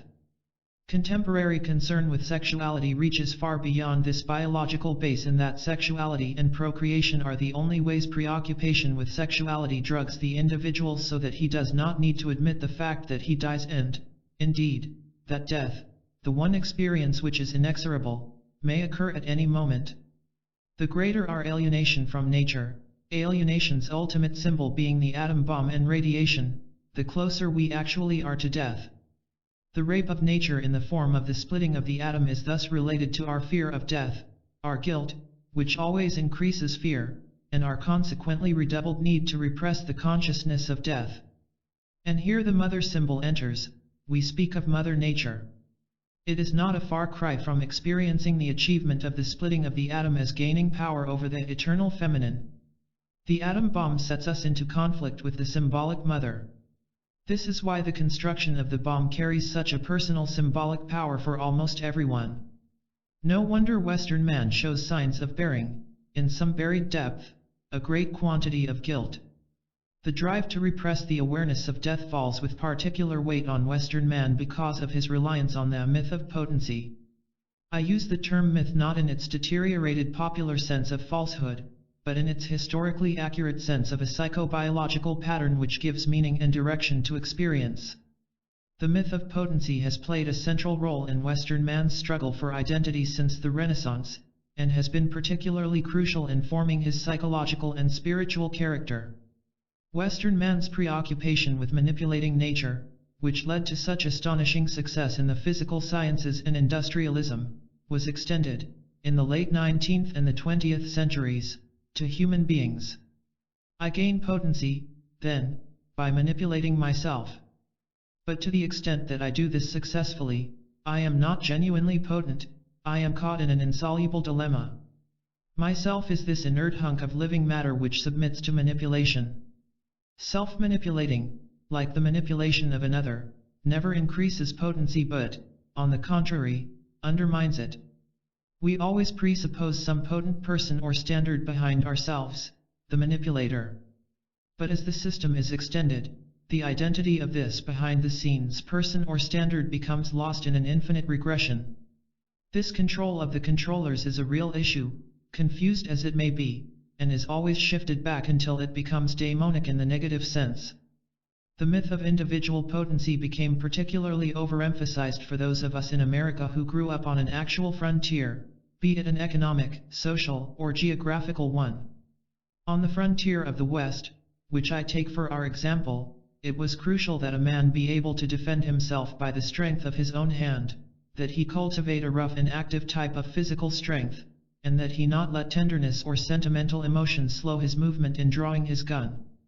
Indeed, the gun as a symbol for the penis, useful when stiff and erect, first remarked by Freud, has greater relevancy in America than in Vienna. This is one of the few specific cultural symbols which still seems cogent in spite of social change.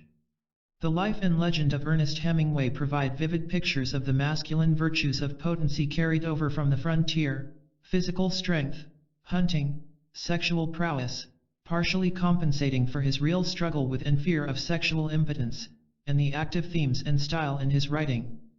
But death, and the insupportable anxiety of his living on in the face of a death coming no one knows when, became too pressing a threat as he became sexually impotent in his middle 60s, and led to the ultimate act a man can make as assertion of his potency, namely taking his own life in suicide. As long as you can hang on to the virtue of individual potency, you can laugh in the face of death. But once you lose this advantage, your choice is to accept death and its gradual and often ignominious victory, or rush headlong to meet it as Hemingway did. Sex and death have in common the fact that they are the two biological aspects of the mysterium tremendum. Mystery, defined here as a situation in which the data impinge on the problem, has its ultimate meaning in these two human experiences. Both are related to creation and destruction, and it is, therefore, scarcely surprising that in human experience, they are interwoven in such complex ways. In both, we are taken over by an event, we cannot stand outside either love or death, and, if we try to, we destroy whatever value the experience can have. The tragic sense in love. I recall a discussion with a highly respected psychotherapist colleague and friend on the significance of the tragedy of Romeo and Juliet. My friend stated that the trouble with Romeo and Juliet was that they hadn't had adequate counseling. If they had, they would not have committed suicide. Taken aback, I protested that I didn't think that was Shakespeare's point at all, and that Shakespeare, as well as the other classical writers who have created and molded the literature which speaks to us age after age, is in this drama picturing how sexual love can grasp a man and woman and hurl them into heights and depths, the simultaneous presence of which we call tragic. But my friend insisted that tragedy was a negative state and we, with our scientific enlightenment, had superseded it, or at least ought to at the earliest possible moment. I argued with him, as I do here, that to see the tragic in merely negative terms is a profound misunderstanding. Far from being a negation of life and love, the tragic is an ennobling and deepening aspect of our experience of sexuality and love. An appreciation of the tragic not only can help us avoid some egregious oversimplifications in life, but it can specifically protect us against the danger that sex and love will be banalized also in psychotherapy. I am, of course, not using tragedy in its popular sense of catastrophe, but as the self-conscious, personal realization that love brings both joy and destruction.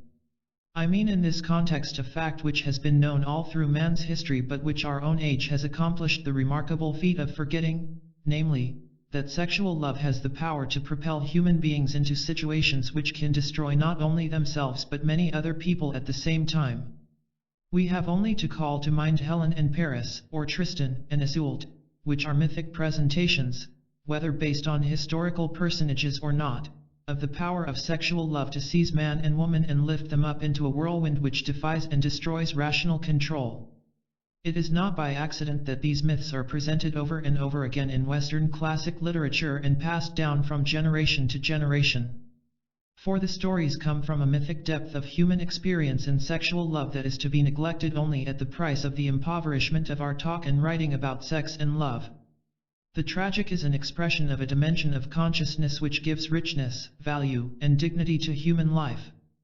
Thus the tragic not only makes possible the most humane emotions, like pity in the ancient Greek sense, sympathy for one's fellow man, and understanding, but without it, love becomes saccharine and insipid and eros sickens into the child who never grows up.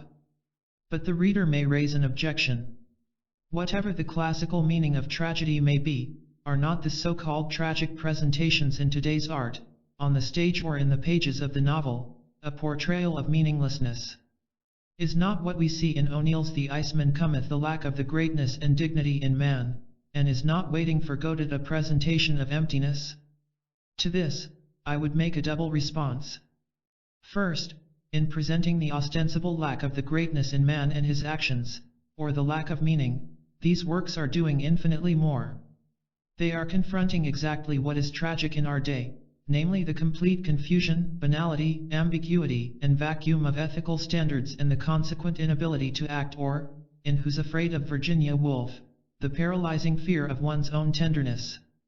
True, what we see in The Iceman Cometh is that greatness has fled from man, but this already presupposes a greatness, a dignity, a meaning. No one would ever think of reminding a Greek audience that it means something when Orestes kills his mother. But Willy Loman's wife in Death of a Salesman pleads, attention must be paid, and she was entirely right. It does mean something if a man is destroyed even if he is only a traveling salesman. Nowadays, we would perhaps have to explain to an audience why Orestes killing his mother is so meaningful, for we are the generation which has learned that such killing is not at all a problem requiring a terrible struggle with the Furies and later a trial concerning guilt, responsibility, and forgiveness, but an acted-out, psychological, counter-Oedipal mechanism which temporarily got out of hand. In my judgment, the best of the novels and dramas and paintings in our day are those which present to us the tremendous meaning in the fact of meaninglessness. The most tragic thing of all, in the long run, is the ultimate attitude, it doesn't matter. The ultimately tragic condition in a negative sense is the apathy, the adamant, rigid cool, which refuses to admit the genuinely tragic. But I would also ask, in rebuttal, do not these works we are citing profoundly reveal what is wrong with love and will in our day? Take the contradiction in acting so vividly portrayed in Waiting for Godot. Diddy says, "Let us go," and the stage direction in the play states, "They do not move." There could be no more telling vignette of modern man's problem with will, his inability to make significant acts. They wait for Godot, but in this waiting there is expectation, the waiting itself implies hope and belief. And they wait together. Or take the rabid denial of love in the savage infighting of the married couples in Who's Afraid of Virginia Woolf. This presentation of the inability to come to terms with whatever love and tenderness they do have shows more vividly and convincingly than reams of research what modern man's problem in love is. The tragic and separation. There is another source of the tragic aspect of love. This is the fact that we are created as male and female, which leads to perpetual yearning for each other, a thirst for completion which is doomed to be temporary. This is another source of joy and disappointment, ecstasy and despair. I need to introduce here a difficult concept, ontology. The term literally means the science of being. But that definition is not very helpful, especially since we post-19th century Americans are not accustomed to ontological thinking. I shall never forget Paul Tillich describing to a class his shock when, as a student of philosophy, he was confronted with the question, why is there something and not nothing? This is the question which puts one on the ontological level. Why is there such a thing as sex? And why not no sex? Why don't we propagate the way the paramecium and earthworm do, by lopping off part of ourselves for the new being?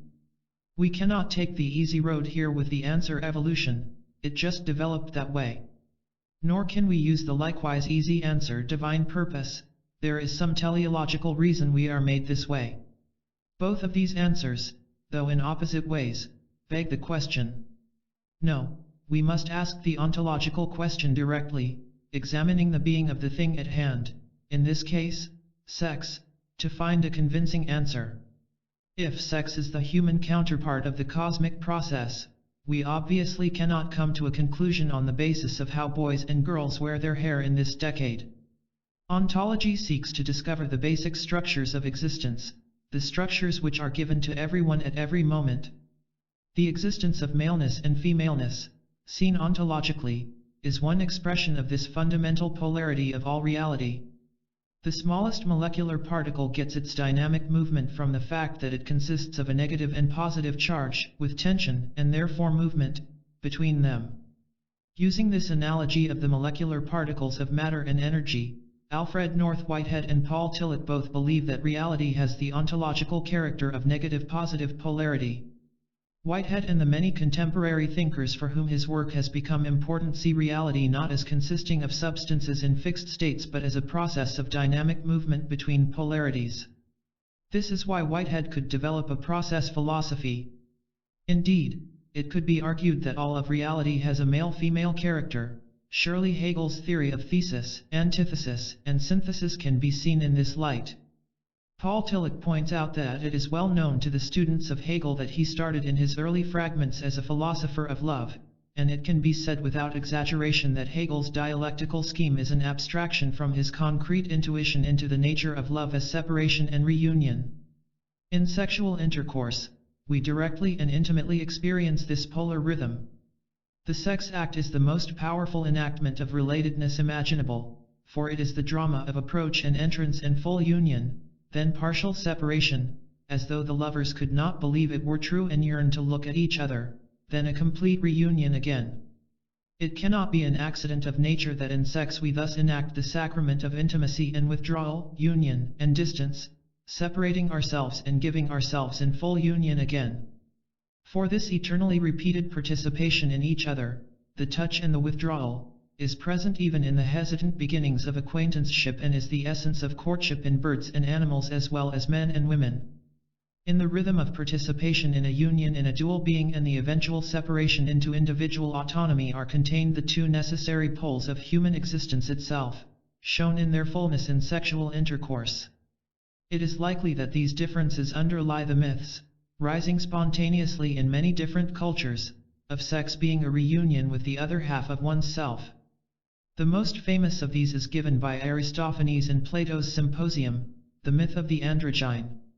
But the crucial point is made in the counterpart of this myth in the Upanishads when it relates regarding man on his creation, but he felt no delight. Therefore a man who is lonely feels no delight. Thereupon was created the wife to fill the void. But we do not need to go to the myths to appreciate the value of the polarity. I once spent a week on Mt Athos, a little country in northern Greece extending miles down into the Aegean Sea and populated only by monks living in 15 or 20 monasteries. No woman, supposedly, had stepped off the boat at Athos since the 12th century. But the monks themselves had taken on the gestures, the ways of talking, walking, and carrying themselves of women. I would find myself thinking, as I saw a monk walking away from me down the village street, that there was a woman. The same was true of another very different masculine group, the Foreign Legion, the soldiers of which would dance with each other on the decks of the French ship in the Mediterranean. The incidence of homosexuality is not the point here and, in any case, does not explain this phenomenon. I propose, rather, that when there are no women present, there is no accent on acting male and vice versa, we become more masculine when there are women around, and they more feminine. The two sexes have the function of accentuating the characteristics of the opposite one. It is the common experience of all of us that when you put a bunch of men together, as in the army, fraternities, or a monastery, you may be able to get them to devote themselves single-mindedly to the task at hand. But there is a curious lack of vitality in other realms. We see a deadening, a lack of variety of response, and they will accept authoritarian procedures without any tendency to rebel. But introduce a woman, as in the Garden of Eden, and consciousness sharpens, a moral sense develops, and even rebellion begins to sprout. In a genuine sense, sexes seem to ignite each other, offering a vitality and power, and even better ideas. By virtue of the fact of two sexes, reproduction can produce greater diversity. The polarity of male and female, the intermingling and combining of genes, gives infinitely increased variety, originality, and new combinations of possibilities emerge.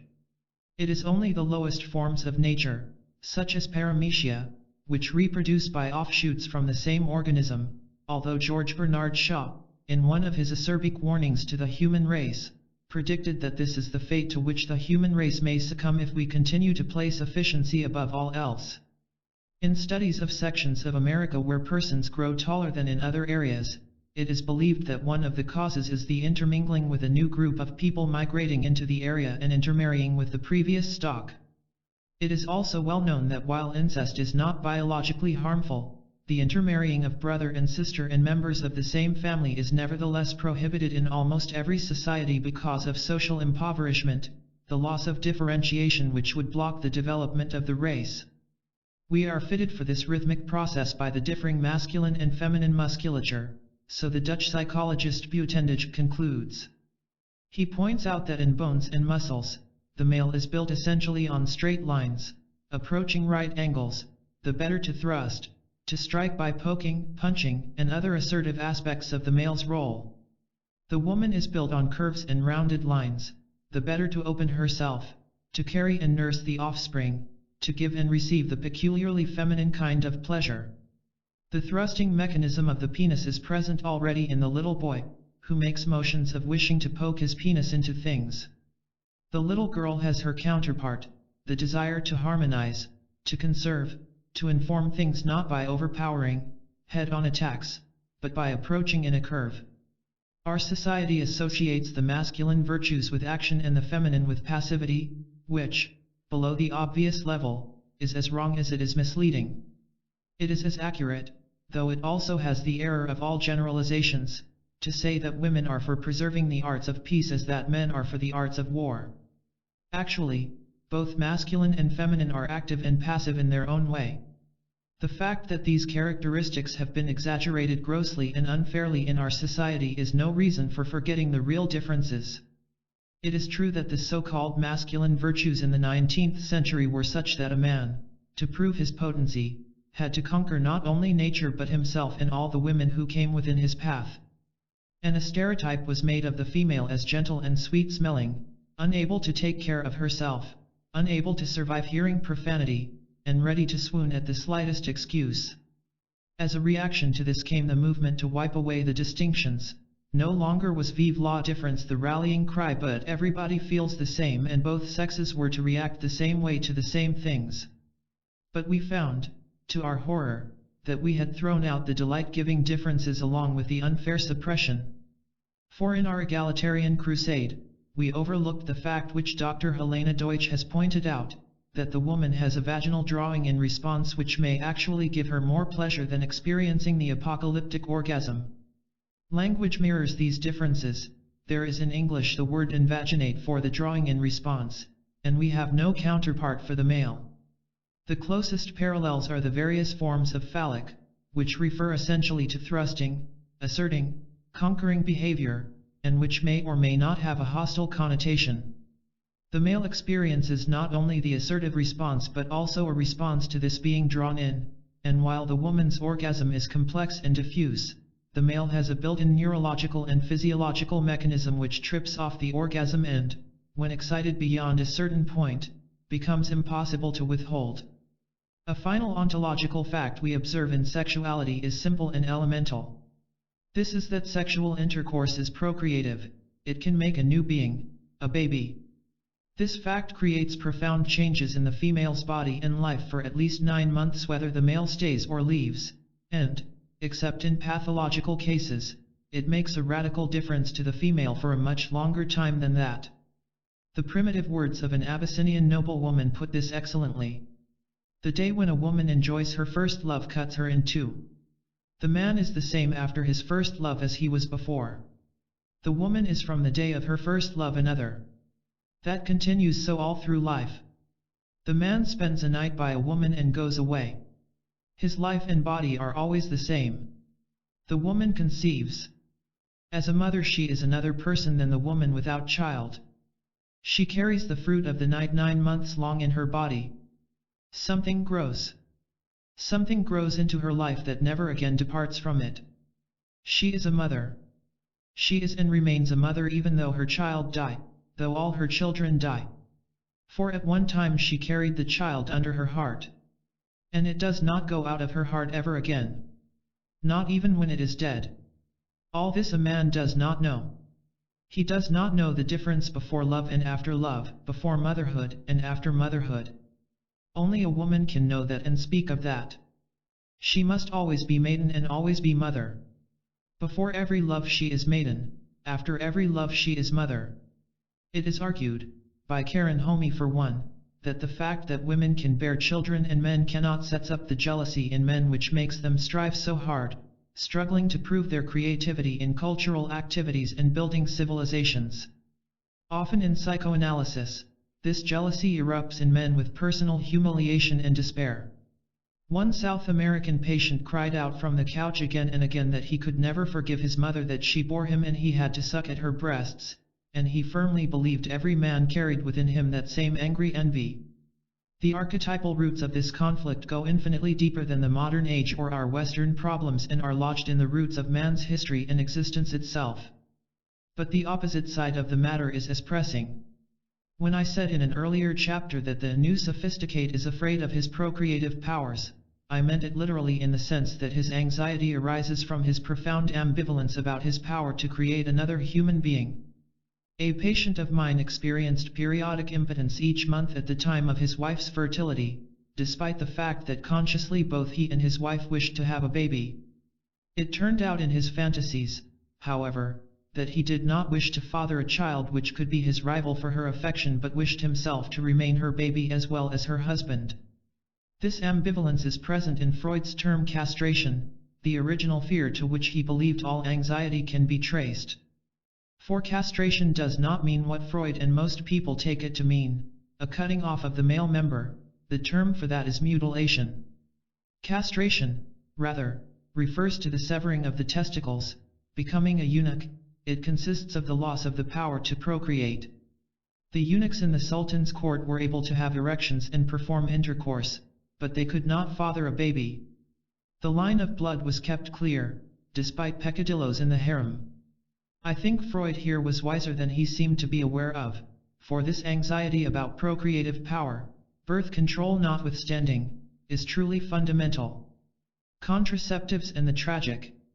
We take as our illustration a young woman of 30 who came to consult with me some years ago and was my patient for a brief period. A graduate of one of the best New England girls' colleges, she had grown up in a well-to-do suburb, was intelligent and attractive, and seemed in every way a typically nice girl. In college, she had absorbed what had then been, in the mid-40s, the generally accepted belief in togetherness and the family, and had chosen as her goal to get married on graduation and immediately raise a large family. She had admirably lived up to her plan by marrying her boyfriend from a neighboring college on commencement day, and then had 5 children, spaced one every 2 years just as she had planned. But when she came to me at the age of 30, she revealed that she was in love and having an affair with a garage mechanic, with whom, for the first time in her life, she was experiencing strong passion. She reported that she now knew that she had never loved her husband but had contempt for him. By the time she considered psychotherapy, on the urging of friends, she had gone home with her 5 children to live with her parents in the suburbs, a curious and pathetic denouement to what had once been such brave plans. She and I were not able to do much effective therapy because she felt the love with the garage mechanic to be sacred and she did not wish to go into it. When I happened to see her some years later, she seemed a faded middle-aged woman working dutifully to support her children. This daughter of upper-middle-class suburbia had gotten herself into a situation which was as little susceptible of solution, if not less so, than the old-time prototype of the lost girl who has a child out of wedlock. The reason was certainly not lack of information or lack of planning and responsibility. A modern, intelligent woman, my patient with her 5 children seemed in many ways as trapped as her forebears in Victorian times before the emancipation of women and the invention of contraceptives. I cite this case to illustrate that the mere capacity for family planning is not an obviation of the tragic. The psychological meaning of contraception is the expanding of the realm of personal responsibility and commitment. But far from being easier, this personal relationship may have to carry more weight and may, therefore, be harder. Since contraception allays anxiety about pregnancy in a given act of intercourse, it seems to be used in our culture as a symbol that we have left behind us once and for all the tragic aspect of sexual love. Now I am certainly in favor of contraceptives and the planning of procreation, a point so obvious it ought not need to be made. But this almost universally accepted principle of birth control should not blind us to the fact that contraception, great boon to sexuality it is, does not change one whit the basic issue about which we are talking. Although it frees the individual from the immediate biological enchainment of pregnancy, it may well increase his psychological ambivalence. The tragic dimension of sex and love is just as prevalent as it always was, even with contraception, but is raised out of the automatic, biological realm to the psychological realm. This is where tragedy should be anyway. It is not the biological facts of life itself, such as death and procreation, that give the tragic dimension, but how we as human beings relate to these inescapable necessities of human fate. The tragic is always a psychological and spiritual issue. There is also the dilemma of personal responsibility which comes from the freedom to choose to have a baby or not. It has been possible to plan babies for the last 4 decades, and though we have acted upon that power, we have never accepted the psychological and personal responsibility for it. Our blithe evasion of that issue comes out in the guilt we feel as a whole society toward our children. We do everything for them, we cater to their development and their whims, we count it a sign of our broad-mindedness and virtue that we give in to them on every moral issue, and now on marijuana, so that the poor children have an impossible time trying to find something about these always giving in parents against which they can revolt. When they go away, we say, "Have a good time," and we get worried if they don't have a good time and worried if they have too good a time. And all the while we are secretly envious of them and their youth and resentful at how good they have it as compared with how hard we had it.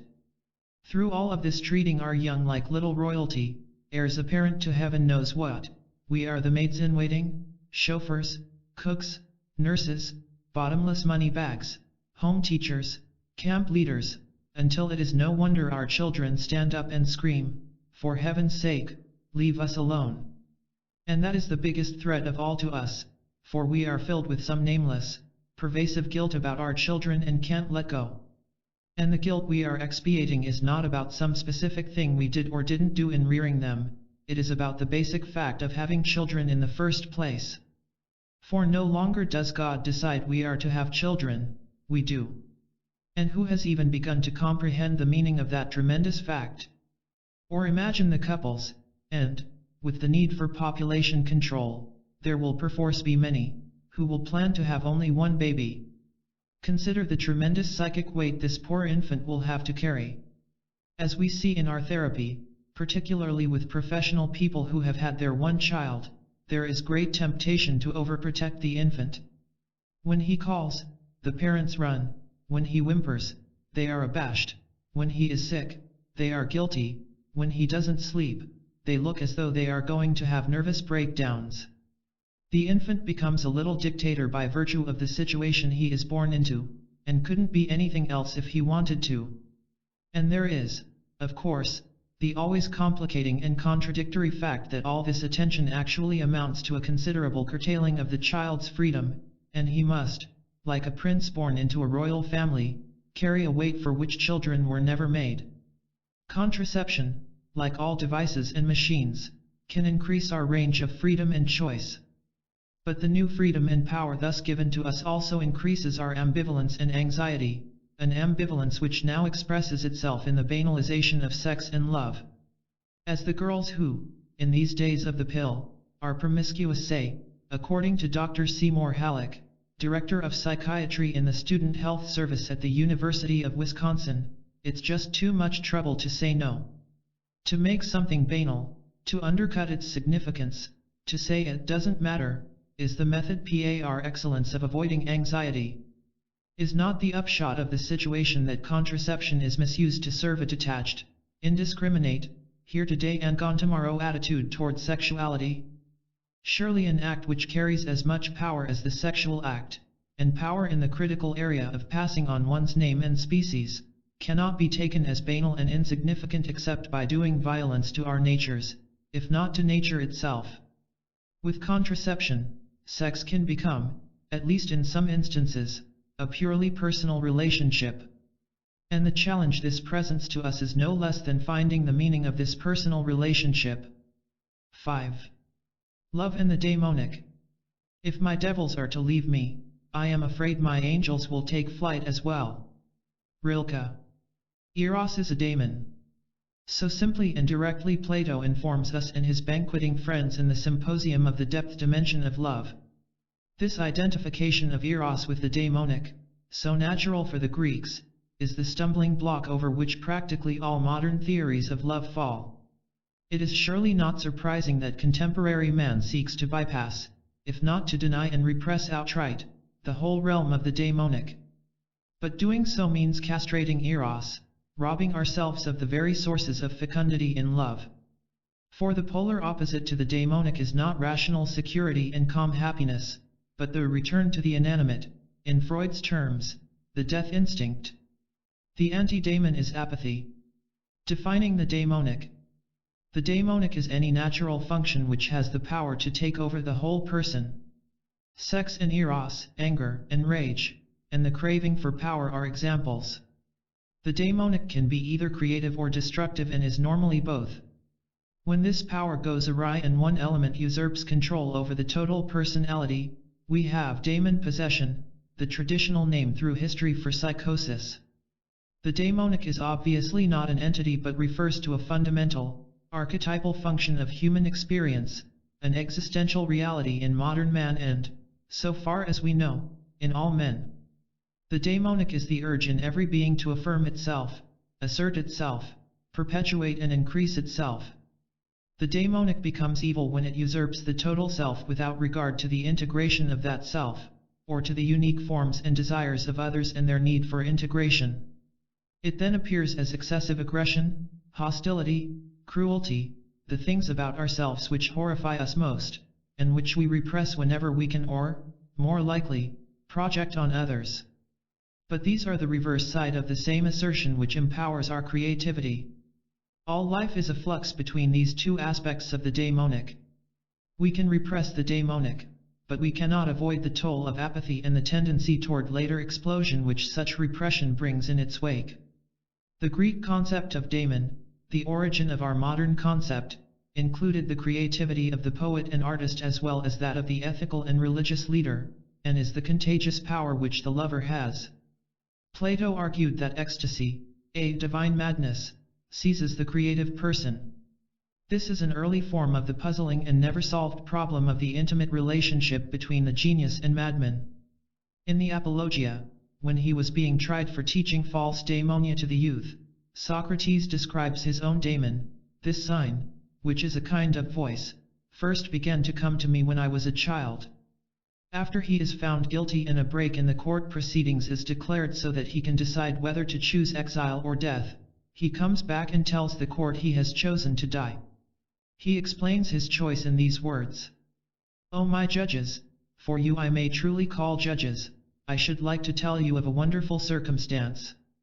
Hitherto the divine faculty of which the internal oracle is the source has constantly been in the habit of opposing me even about trifles, if I was going to make a slip or error in any matter. But the oracle made no sign of opposition, either when I was leaving my house in the morning or while I was speaking. It is an intimation that what has happened to me is a good, and that those of us who think that death is an evil are in error. For the customary sign would surely have opposed me had I been going to evil and not to good. Thus his daemon, which he believed every man possessed, acted as a kind of guardian. The daemonic is not conscience, for conscience is largely a social product, related to the cultural mores and, in psychoanalytic terms, to the power of the superego. The daemonic refers to the power of nature rather than the superego, and is beyond good and evil. Nor is it man's recall to himself, as Heidegger and, later, Fromm have argued, for its source lies in those realms where the self is rooted in natural forces which go beyond the self and are felt as the grasp of fate upon us. The daemonic arises from the ground of being rather than the self as such. It is shown particularly in creativity. We never could apply to conscience Yeats's definition of the daemonic, that other will, that dazzling, unforeseen wing-footed wanderer, of our own being but as water with fire. Nor could Goethe's words about the daemonic be applied to conscience. Speaking of the tremendous power emanating from daemonic persons, he states, all united moral powers do not prevail against them. And they cannot be overcome except by the universe itself which they have challenged to combat. Aristotle comes the closest to taming the daemon in his concept of eudaimonistic ethics. Happiness, or eudaimonism, in the Greek language was the result of being blessed with a good genius. Happiness is to live in harmony with one's daemon. Nowadays, we would relate eudaimonism to the state of integration of potentialities and other aspects of one's being, with behavior. The daemon gives individual guidance in particular situations. The daemonic was translated into Latin as genii, or genie. This is a concept in Roman religion from which our word genius comes and which originally meant a tutelar deity, a spirit presiding over the destiny of a person, and later became a particular mental endowment or talent. As genius, its root being the Latin genera, means to generate, to beget, so the daemonic is the voice of the generative processes within the individual. The daemonic is the unique pattern of sensibilities and powers which constitutes the individual as a self in relation to his world. It can speak in dreams and to the sensitive person in conscious meditation and self-questioning. Aristotle believed that dreams might be called daemonic, and echoes our statement when he says, "For nature is daemonic." Freud quotes this remark and adds that it contains deep meaning if it be correctly interpreted.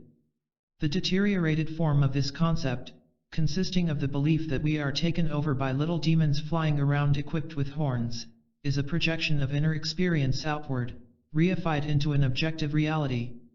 It was entirely right that the Enlightenment and Age of Reason, in the flush of their success in making all life reasonable, should have thrown this out, and have regarded it as a deteriorated and unproductive approach to mental illness. But only during the last couple of decades has it been clearly impressed upon us that in discarding the false demonology, We accepted, against our intention, a banality and a shallowness in our whole approach to mental disease. This banality was specifically damaging to our experience of love and will. For the destructive activities of the daemonic are only the reverse side of its constructive motivation.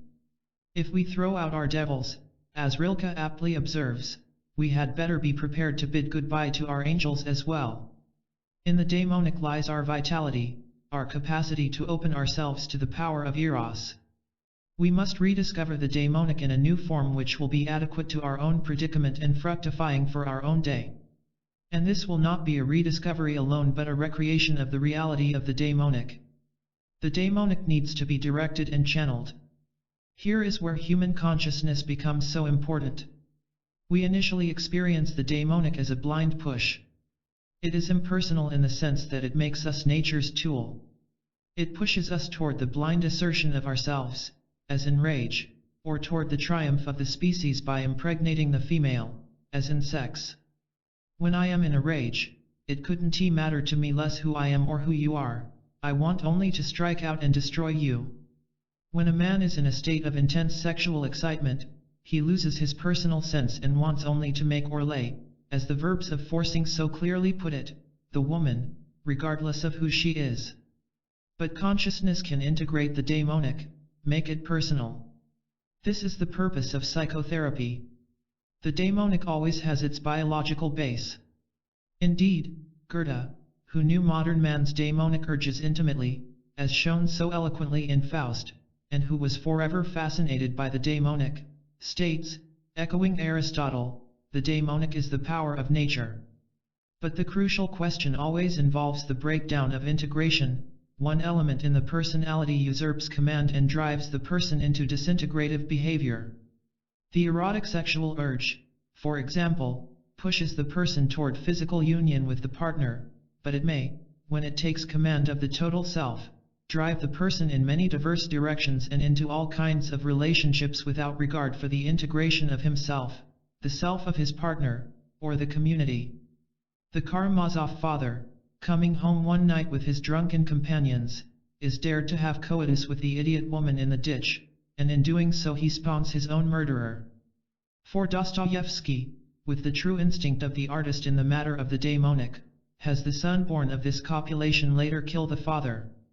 Eros is a daemon, said Diotima, the authority on love among Plato's banqueting friends. The daemonic is correlated with Eros rather than libido or sex as such. Anthony presumably had all his sexual needs well taken care of by concubines, regular release of sexual tension as Masters and Johnson infelicitously put it.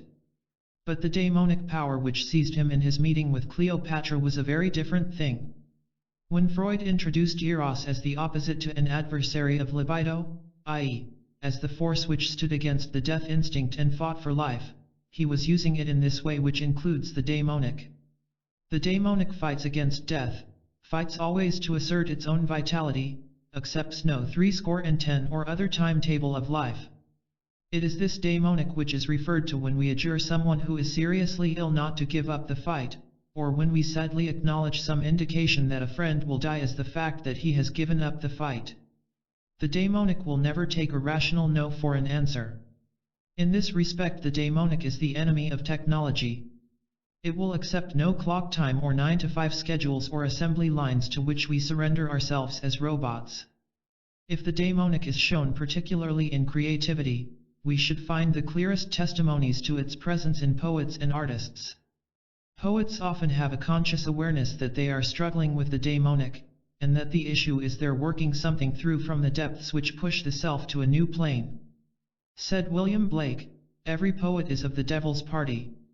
Ibsen gave a copy of Peer Gynt to a friend, writing in the flyleaf.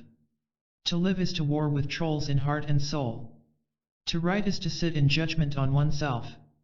William Butler Yeats could have been writing for all poets when he proclaimed, "And in my heart the demons and the gods wage an eternal battle."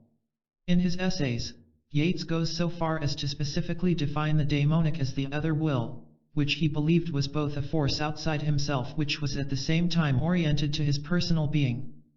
The following is the complete quotation which has already been alluded to. Only when we have seen and foreseen what we dread shall we be rewarded by that dazzling, unforeseen wing-footed wanderer. We could not find him if he were not in some sense of our being, and yet of our being but as water with fire, a noise with silence. He is of all things the most difficult, for that only which comes easily can never be a portion of our being. Even more obvious in the arts of paint and canvas and the carver's stone, the daemonic is the daily companion, and if the truth were known, the inspiration, of artists of all kinds. It seems that our technological society will permit art to invite the daemonic and to live with it, while it looks askance at other professions when they attempt to do so. Art is the only way modern man will allow himself to be shown the unflattering, cruel, and hideous aspects of himself which are part of the daemonic. Art can, indeed, be defined from one side as a specific method of coming to terms with the depths of the daemonic. Picasso lives and paints within the daemonic and is rewarded handsomely for it. His Guernica, showing the dismembered men, women, children, and bulls in the defenseless Spanish village which the Luftwaffe bombed, presents the daemonic with unforgettable vividness, and transcends it by giving it significant form. Paul Klee is quite conscious that his paintings are a dialectic between children's play on the one hand and daemonic forces on the other, and writes in his diaries about the daemonic. Indeed, the daemonic has a special place in the conscious center of the modern art movement. One has only to look at the all too obvious demonstration of this in surrealism of the second and third decades of our century, with its witches, demons, and grotesque figures. But it is more subtly and more powerfully shown in contemporary non-objective art in the broken spaces which often give the effect of an arresting nihilism, the grating tensions of color, and the desperate grasping, by dedication or tour de force, at new forms of communication. We note, furthermore, the West's great interest in the 20th century in primitive art, whether the art comes from Africa or China or the peasants of Central Europe. The painters in the past who confront the daemonic directly, such as Hieronymus Bosch and Matthias Grunewald, are the ones by whom many people seem especially grasped these days. Though painted 4 centuries ago, their canvases have a rare and penetrating relevance to our needs, and serve as mirrors for our self-interpretation even in contemporary times. Understandably, the daemonic is unleashed and comes to the fore in times of transition in a society, when the customary psychic defenses are weak or broken down entirely. Like artists in our day, Bosch and Grunewald lived and painted in such a chaotic time of psychological and spiritual upheaval when the medieval period was dying and the modern not yet born. It was a time of actual fear among people of witchcraft, sorcerers, and others who claimed to know how to consort with the demons. Objections to the term. Before going further into the meanings of the concept, it may be valuable to take account of the contemporary objection to the word. The concept of the daemonic seems so unacceptable not for intrinsic reasons, but because of our own struggle to deny what it stands for. It constitutes a profound blow to our narcissism. We are the nice people and, like the cultivated citizens of Athens in Socrates' time, we don't like to be publicly reminded, whether we secretly admit it to ourselves or not, that we are motivated even in our love by lust for power, anger, and revenge. While the daemonic cannot be said to be evil in itself, it confronts us with the troublesome dilemma of whether it is to be used with awareness, a sense of responsibility and the significance of life, or blindly and rashly. When the daemonic is repressed, it tends to erupt in some form, its extreme forms being assassination, the psychopathological tortures of the murders on the moors and other horrors we know only too well in this century. Although we may recoil in horror, writes Anthony Storr, when we read in newspapers or history books of the atrocities committed by man upon man, we know in our hearts that each one of us harbors within himself those same savage impulses which lead to murder, to torture and to war. In a repressive society, individual members, representatives of the daemonic of their times, express vicariously these atrocities for the society as a whole. True, we try to forget the daemonic. When in the course of his State of the Union address in January 1968, President Johnson mentioned as one of his goals getting crime and violence off the streets, there was enthusiastic applause, far and away the longest applause of any point in the hour-long speech. But when the President cited such goals as new and fair housing and improvement of race relations, there was not a clap to be heard in all of Congress. Thus the destructive side of the daemonic is deplored, but we turn a deaf ear, indeed play ostrich, to the fact that the destructive side can be met only by transforming that very power into constructive activities.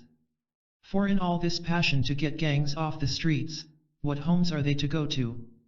The daemonic is all about us in our cities, frightening us in the form of individual violence while we walk on the streets of New York, shocking us in the fiercer racial violence of the riots in Newark and Detroit. No matter how much citizens and congressmen alike deplore the violence of the Black Power movement, we can be certain that the boxed up and suppressed power will come out violently if it cannot come out constructively. Violence is the daemonic gone awry. It is demon possession in its starkest form. Our age is one of transition, in which the normal channels for utilizing the daemonic are denied, and such ages tend to be times when the daemonic is expressed in its most destructive form. An outstanding example of the self-defeating effects of forgetting the daemonic can be seen in the rise of Hitler. The inability of America and the nations of Western Europe to recognize the daemonic made it impossible for us to assess the significance of Hitler and the Nazi movement realistically. How well I recall those years in the early 1930s when Hitler was coming into power. I had just graduated from college and had gone to teach in Europe. My fellow liberals and I in America, and in Europe to a lesser extent, believed so strongly in peace and world brotherhood in those days that we could not even see Hitler or the destructively daemonic reality he represented. Human beings just couldn't be that cruel in our civilized 20th century, the accounts in the papers must be wrong. Our error was that we let our convictions limit our perceptions.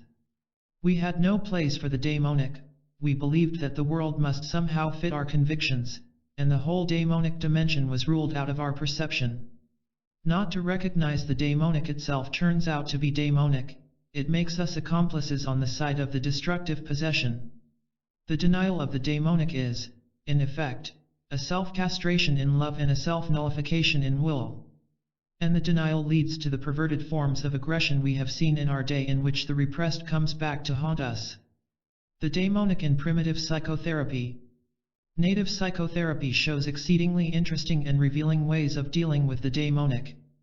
Dr. Raymond Prince, a psychiatrist who lived with and studied the natives of Yoruba land for a number of years, filmed a fascinating ceremony which I present here as an illustration. When the tribe's mental healer is to treat some members of the community for what we would call psychological ailments, the whole village participates. After the usual rituals of the casting of bones and a ceremony which is believed to transfer the problem, be it sexual impotence or depression or whatnot, to a goat who then, as the scapegoat, is ceremonially slaughtered, everybody in the village joins together for several hours of frenzied dancing. This dance constitutes the main part of the healing. In this dance, the significant point is that the native who wants to be cured identifies with the figure he believes has demonic possession of him. A man in Dr. Prince's film, whose problem was sexual impotence, put on the clothes of his mother and danced around at length as though he were she. This reveals to us that the natives had enough insight to know that such a man's impotence is connected with his relationship with his mother, ostensibly an overdependence on her which he, in his own self-system, has denied. What is necessary for the cure, thus, is that he confront and come to terms with this daemonic in himself. Now needing and clinging to one's mother are a normal part of the experience of everyone, absolutely essential for our survival when we are infants, and the source of much of our tenderness and sensitivity in later years. If this clinging is felt by the person to be too great, or if he feels that he must repress it for some other reason, he projects it outside. It is the woman he goes to bed with who is the evil one, the devil who would castrate him. So he is, therefore, impotent, castrating himself. Assumedly, such a man has become preoccupied with women, possessed by them, and has found himself fighting off this obsession to no avail. Whether he visualizes his mother specifically as the demon or not, I do not know. Usually we would expect some symbolic expression of the demon. Accurately speaking, the daemonic is his own inner morbid relationship to his mother. In the frenzied dance, he then invites the daemonic, welcomes it. He not only confronts the devil toe to toe, but accepts her, welcomes her, identifies with her, assimilates and hopefully integrates her as a constructive part of himself, and becomes both more gentle and sensitive as a man as well as sexually assertive and potent. In Dr. Prince's film of this healing dance, we also see a village girl in her late teens who had a problem with male authority and had felt herself possessed. In the ceremony, she danced wearing the hat and coat of the British census taker of the region, apparently the symbol of her daemonic problem with authority. We would hope and expect that, after the healing trance of the ceremony, she would be more assertive in her own right, less mousy, more able to deal with authorities and able to give herself with less ambivalence to a man in sexual love. Both the man and the girl boldly identified with what they feared, with what they had been previously struggling so hard to deny. The principle this implies is identify with that which haunts you, not in order to fight it off, but to take it into yourself, for it must represent some rejected element in you. The man identifies with his feminine component. He does not become homosexual but heterosexually potent. As he dances wearing the hat and dress of a woman, and the girl the officer's hat and jacket, you would think you are seeing a film of a masquerade. But not at all. None of the villagers who are dancing smiles a bit. They are there to perform a significant ceremony for members of their community, and they partly share the trance-like quality in which the patients are caught up. The girl and man were emboldened to invite the daemonic by the support of their community. Particular emphasis should be placed, indeed, on the importance of the backing of the neighbors, friends, and fellow townsmen of the individual as he faces his demons. It is hard to see how this man or girl would have been able to muster up the courage to encounter the daemonic if they had not had the participation and tacit encouragement of their group. The community gives a humanly trustworthy, interpersonal world in which one can struggle against the negative forces. We note that both of these persons happen to be identifying with someone of the opposite sex. This reminds us of Jung's idea that the shadow side of the self which is denied represents the opposite sex, the anima in the case of men and, in the case of women, the animus. Now what is especially interesting is that this term animus means both a feeling of hostility, a violent, malevolent intention, animosity, and also to animate, to give spirit to enliven. All of these terms have their root in the Latin anima, soul, or spirit. Thus, the wisdom of the words, distilled through man's history, is that the denied part of you is the source of hostility and aggression, but when you can, through consciousness, integrate it into your self-system, it becomes the source of energy and spirit which enlivens you. You take in the daemonic which would possess you if you didn't. The one way to get over daemonic possession is to possess it, by frankly confronting it, coming to terms with it, integrating it into the self-system. This process yields several benefits. It strengthens the self because it integrates what had been left out. It overcomes the split, the paralyzing ambivalence in the self. And it renders the person more human by breaking down the self-righteousness and aloof detachment which are the usual defenses of the human being who denies the daemonic.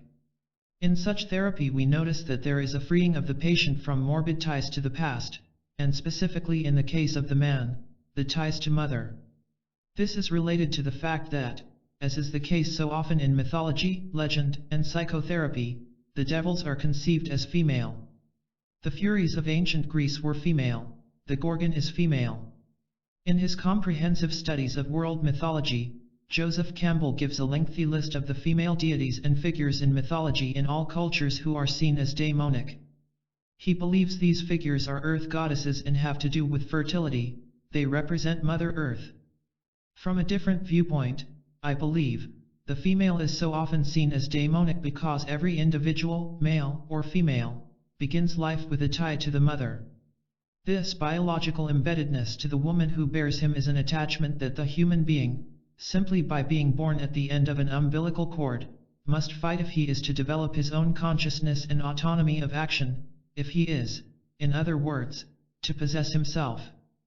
But having fought the embeddedness and declared his own autonomy, he must welcome the daemonic back again on a conscious plane. This is the healthy dependence of the mature man. We observe, finally, that there is a remarkable parallel in the experience of these two patients with the theme of this book. One of the patients begins with the problem of sexual love. He cannot get an erection. He ends up with his will aided, he overcomes the passive dependency on mother and is able to assert himself, be potent. The other, the girl, begins ostensibly with a problem of will, she cannot assert herself in relation to authorities, and ends up, hopefully, able to love a man with greater abandon. Thus love and will are reciprocally related, to help one is to strengthen the other. Some historical soundings. We shall now explore more deeply the meaning of the daemonic. In archaic Greece, the term daemon was used interchangeably with theos and also had a meaning very similar to fate. Like fate, it was never used in the plural by Homer and the authors before Plato. I have a fate just as I have a daemon, it reflects a condition of life to which we all are heir. The crucial questions are always, to what extent is this condition an external force which acts upon us, which is what the archaic writers tended to believe, and, to what extent is it a force within the individual man's own psychology, which was the view of the later Greek rationalists. Heraclitus, siding with the latter, proclaimed that man's character is his daemon. It was Aeschylus, that reinterpreted par excellence of the ancient myths and religion, making them adequate for the emerging self-conscious Greek, who cut the Gordian knot. He formed the concept of the daemonic for the individual Greek citizen who was to achieve a remarkable pinnacle of development and responsibility for civilization and for himself. In his play, The Persians, Aeschylus has the queen describe the delusions of Xerxes which have ruined Persia, and she ascribes these delusions to a daemon.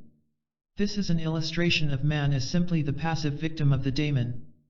But the ghost of Darius, hearing that Xerxes tried to put chains on the sacred Bosphorus, an act of overbearing pride, states that a powerful daemon took away his judgment. This is something different. Now the daemonic power does not merely take the individual over as its victim, but works through him psychologically, it clouds his judgment, makes it harder for him to see reality, but still leaves him with the responsibility for the act. This is the age-old dilemma of my own personal responsibility even though I am moved by fate. It is the ultimate statement that truth and reality can be psychologized only to a limited extent. Aeschylus is not impersonal but transpersonal, a believer in fate and moral responsibility at the same time. The tragic hero in Aeschylus asserts himself autonomously without regard to the nature of things, and hence comes to destruction. Death, infirmity, time, these are the natural realities which encompass us and, at their appointed times, bring us low. Already in Aeschylus, the daemonic is both subjective and objective, which is the sense in which I use it in this book. The problem is always to see both sides of the daemonic, to see phenomena of the inner experience of the individual without psychologizing away our relation to nature, to fate, and to the ground of our being. If the daemonic is purely objective, you run the danger of sliding into superstition in which man is simply the victim of external powers. If, on the other hand, you take it purely subjectively, you psychologize the daemonic, everything tends to be a projection and to become more and more superficial, you end up without the strength of nature, and you ignore the objective conditions of existence, such as infirmity and death. This latter way leads to a solipsistic oversimplification. Caught in such a solipsism, we lose even our ultimate hope. The greatness of Aeschylus is that he sees and preserves both sides so clearly. He has Athena recommend to the people near the end of the Oresteia. From anarchy and slavish masterdom alike. Preserve my people. Cast not from your walls all high authority, for where no fear awful remains, what mortal will be just? But by the end of that splendid 5th century BC, the daemonic had become the protector of man's rational autonomy. It was man's helper toward self-realization, it would warn him when he was about to lose his autonomy.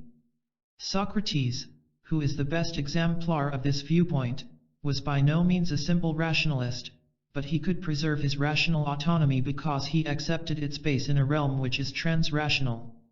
This is why he triumphed over Protagoras. Socrates believed in the daemonic, he took both dreams and the oracle of Delphi seriously. He did not close his eyes or wilt before daemonic phenomena like the plague in Athens in 431 BC and the war with Sparta. Socrates' philosophy had dynamic sources which saved it from the aridity of rationalism, while Protagoras' beliefs were wanting because they omitted the dynamic, irrational forces in human nature. Protagoras' philosophy, based on the concept that man is the measure of all things, became pathetically optimistic, writes Dodds, and he must have died an unhappy man at the beginning of the war between Athens and Sparta. The later men of the modern Enlightenment were to be considerably troubled by Socrates' daemon. It is fascinating to watch Thomas Jefferson, fresh in his faith from the age of reason, ponder the fact that Socrates was under the care and admonition of a guardian daemon. Jefferson writes regretfully, if, from our vantage point, absurdly, how many of our wisest men still believe in the reality of these inspirations, while perfectly sane in all other subjects. And John Quincy Adams was also genuinely puzzled.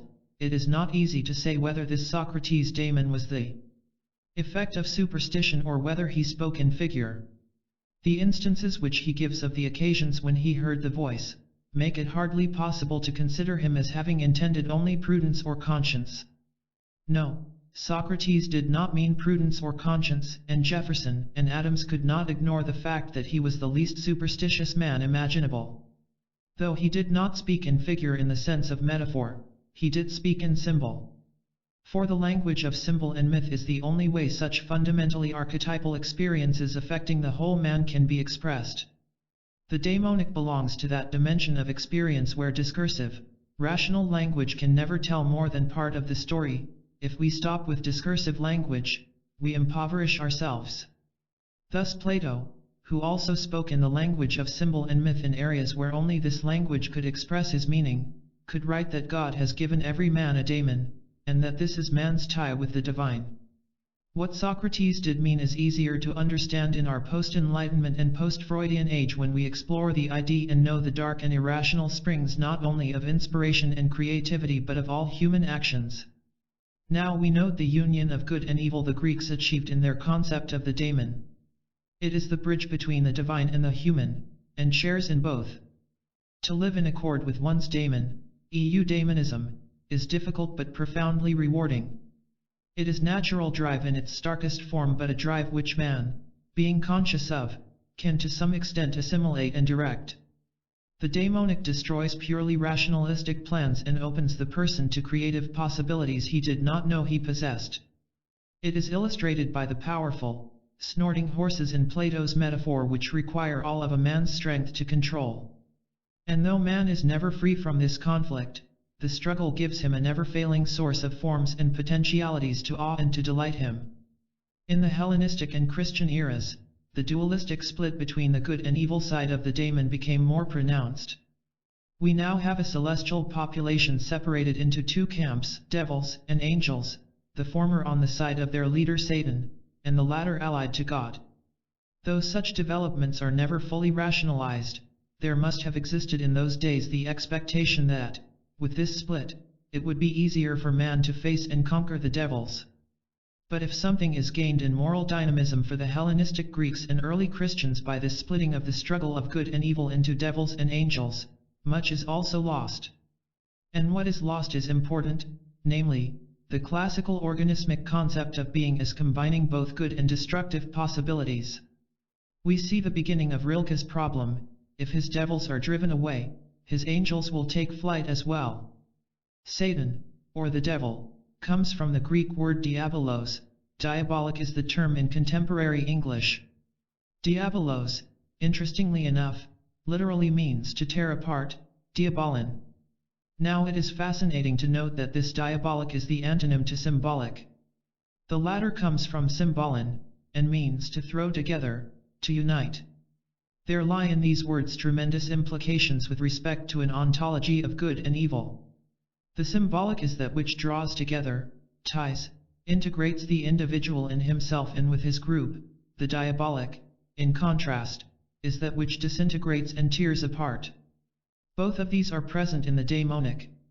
Originally an archangel, Satan is given the specific name adversary. He is the one who tempts Eve in the garden and Jesus on the mountain. But when we look more closely, we see that Satan is much more than a mere adversary. Satan enlisted the aid of the snake in the garden, which is clearly a daemonic element of nature. In Eden, Satan is the embodiment of the daemonic of lust and the desire for power by means of knowledge which will make man immortal, like God. The Lord rebuked Adam and Eve for eating of the tree of the knowledge of good and evil and was concerned lest they would now try to eat of the tree of eternal life. This drama in the garden and Jesus' temptations on the mountain are symbolic representations of the daemonic urges of lust and power, and Satan is the symbol who embodies these daemonic urges. Satan, Lucifer, and the other daemonic figures who were all at one time archangels, are psychologically necessary. They had to be invented, had to be created, in order to make human action and freedom possible. Otherwise, there would be no consciousness. For every thought destroys as it creates. To think this thing, I have to cut out something else. To say yes to this is to say no to that, and to have a no in the very ambivalence of the yes. To perceive this thing I have to shut out other things. For consciousness works by way of either/or, it is destructive as well as constructive. Without rebellion, no consciousness. Thus, the hope that Satan or the other adversaries can be gotten rid of by gradual progress toward perfection, would not be a constructive idea even if it were possible. And it is patently not possible. The saints were not talking nonsense when they called themselves the greatest sinners. The goal of perfectibility is a bastardized concept smuggled into ethics from technology, and results from a confusion between the two.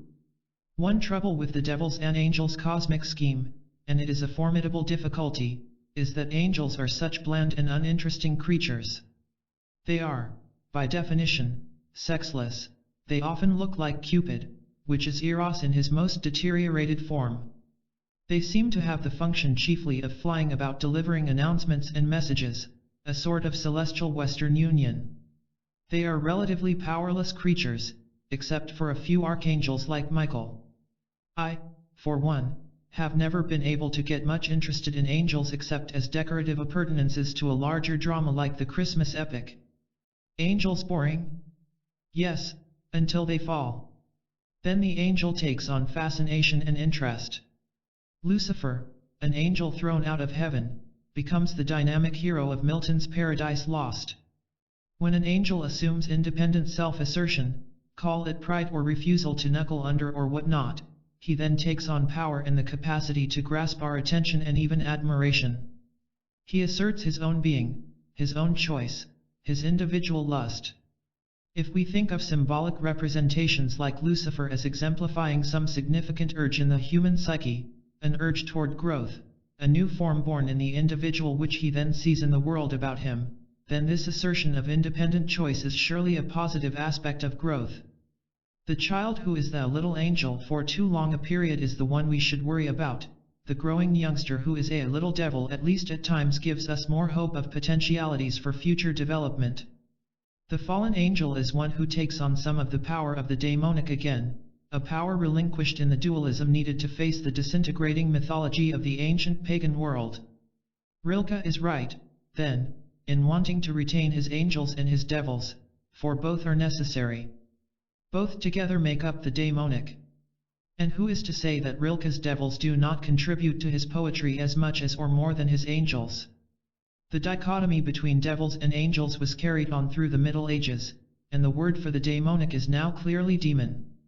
The medieval citizens were enthralled by their demons, even in the act of condemning them. Why else all these gargoyles, beasts laughing and looking sinister, animals of every sort, scampering and climbing up the sides of their cathedrals, carved in stone by artisans who must have known the daemonic at first hand?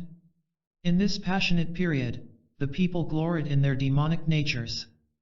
But this did not stand in the way of their using this handy method of condemnation of their enemies as the devil's party in their wars of religion, and particularly in the Albigensian uprising.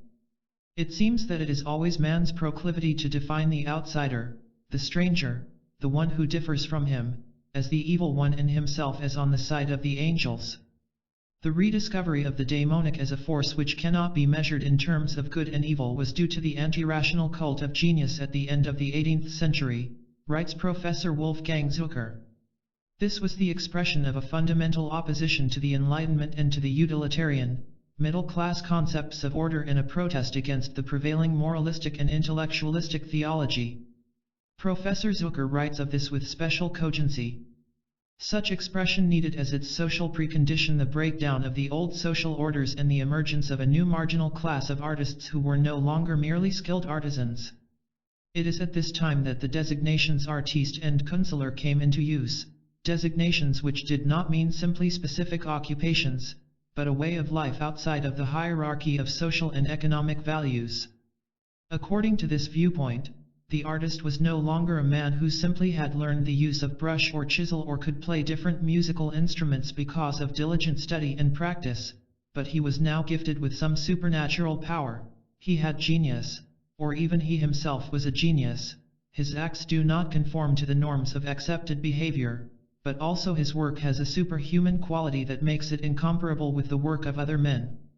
Therefore the usual categories of good and evil, of useful and useless, do not apply to the genius. What he does and what he suffers is his fate. He is not a genius because he is an extraordinary artist, but conversely, he is an artist because he is possessed by genius.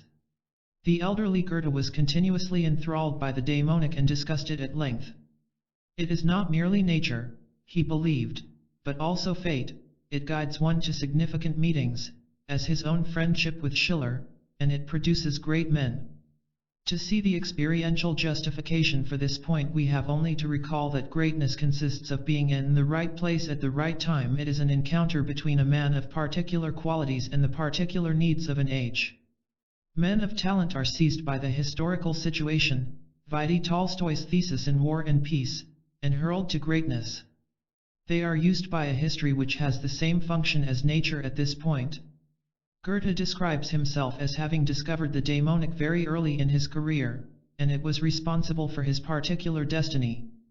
The daemonic was discovered in nature, animate and inanimate, with soul and without soul, something which was only manifested in contradictions, and therefore could not be grasped under one conception, still less under one word. Only in the impossible did it seem to find pleasure, and the possible it seemed to thrust from itself with contempt. This principle, which seemed to step in between all other principles, to separate them and to unite them, I named demonic, after the example of the ancients, and of those who had become aware of something similar. The great men come crashing down to destruction when they have performed their acts. For Goethe, poetry and music, religion and patriotic enthusiasm of the wars of liberation, Napoleon and Lord Byron, were all daemonic. He writes also at the end of his autobiography, although the demonic can manifest itself in the most remarkable way even in some animals, it primarily is connected with man. It represents a power which is, if not opposed to the moral order of the world, yet it cross-purposes to it, such that one could compare the one to the warp, and the other to the woof. In the most awesome form the demonic appears when it manifests itself in some human beings. In the course of my life I have had the opportunity of observing several cases either from near or from afar. They are not always men superior in mind or talents, seldom do they recommend themselves by the goodness of their heart. Yet a tremendous power emanates from them, they possess an incredible force over all other creatures and even over the elements. Nobody can say how far their influence will reach. Goethe, in his fascination with the daemonic, neither blindly admires it, as do the Romantics, nor condemns it, as do the rationalists. He has developed a kind of aristocracy of the daemonic. Some men are chosen to bear it in great degree and some are not. It is non-rational in its resembling the Dionysian of Nietzsche and the Elah vital of Bergson. Great men who are especially characterized by the daemonic are invincible until, driven by their hubris as they inevitably must be, they attack nature itself. This proves to be their undoing. Napoleon is brought low not by the Russians as such, but by the Russians cooperating with their own winter. We see here an example of willing according to the daemonic. What the Russians cannot do by their own power they can accomplish by setting their will in accord with nature, the size of their land, and other aspects of that no man's realm of cooperation between men and nature and between men and their fate. This is then personified in an interesting combination of man-nature elements into general winter. Paul Tillich is the contemporary thinker who has been chiefly responsible for bringing the daemonic to our attention today. This accounts for his great attraction to psychiatrists and psychologists, who turned out by the hundreds to hear him whenever he spoke. They were not listening simply to a wise and learned man, they were listening to a man who invited the daemonic as they, in their work, needed to invite it. I was once consulted by a schizophrenic woman who had been on the edge of psychotic breakdown a year earlier. She had gone to Paul Tillich and had explained the demons as she experienced them. Unperturbed, he had remarked, "Every morning between 7 and 10, I live with the demons." This had helped her greatly, and I believe had been chiefly responsible for her survival. Tillich's statement had said that she was not strange and foreign to the race of man because of what she experienced. Hers was a human problem differing only in degree from the problems of others. She was restored to some communion and communication with her world and the people around her. But it was not always so.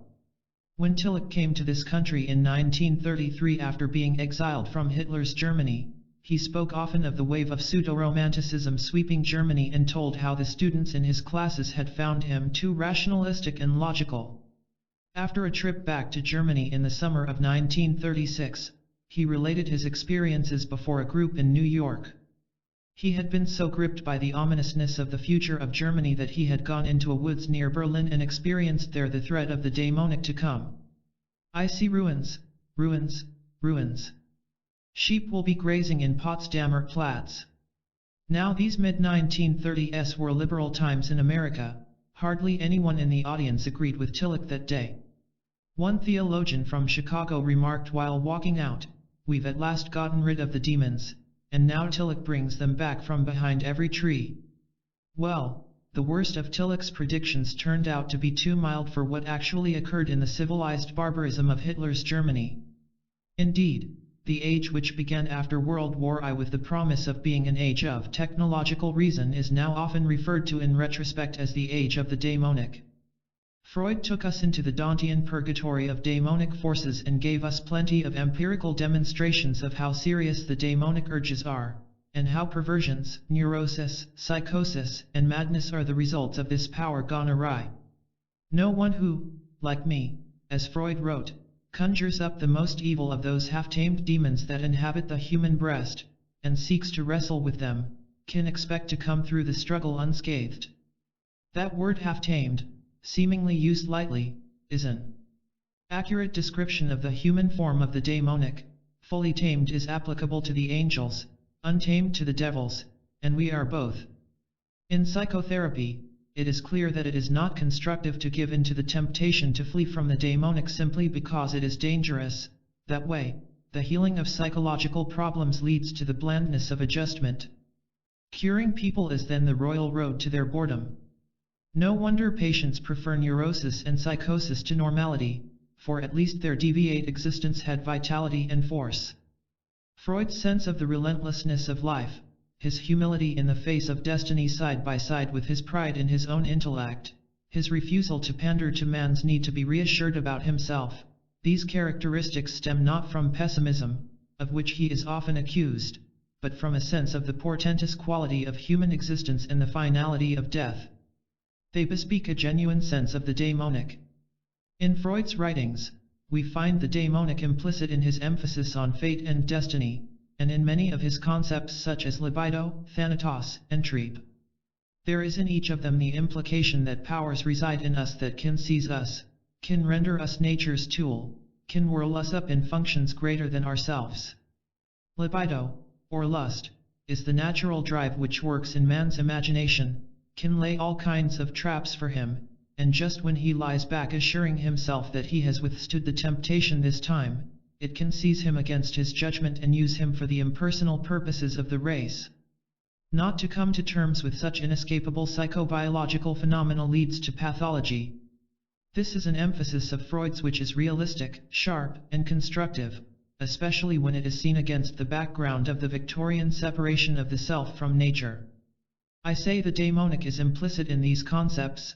Libido, for example, has its say and dies. It is eros which is then introduced as the force to stand as our ally against the death instinct and for the fight for life. It is required that eros come in the form of the daemonic which saves the day. This is Freud's clear calling upon Eros as a daemon. Professor Morgan contrasts Freud's rigorous and tough-minded view of love with those of the positive thinkers which carry illusory promises to modern man. No Fromm-esque art of loving, no calisthenic healthy-mindedness, no liberal utilitarian technology, will bring peace on earth, goodwill toward men in Freud's view. The reason is blunt and basic: we humans carry within us the seeds of our own destruction, and we nourish them continuously. We must hate as well as love. We will to destroy ourselves and our fellow men, as well as to create and protect them. Love and the daemonic. Every person, experiencing as he does his own solitariness and aloneness, longs for union with another. He yearns to participate in a relationship greater than himself. Normally, he strives to overcome his aloneness through some form of love. The psychotherapist Otto Rank once remarked that all the women who came to him had problems because their husbands were not aggressive enough. Despite the oversimplified sound of that sentence, it contains a telling point. Our effete cultivation of sex can make us so arbitrary and detached that the simple power of the sexual act evaporates and the woman loses the vital, elemental pleasure of being taken, carried away, transported.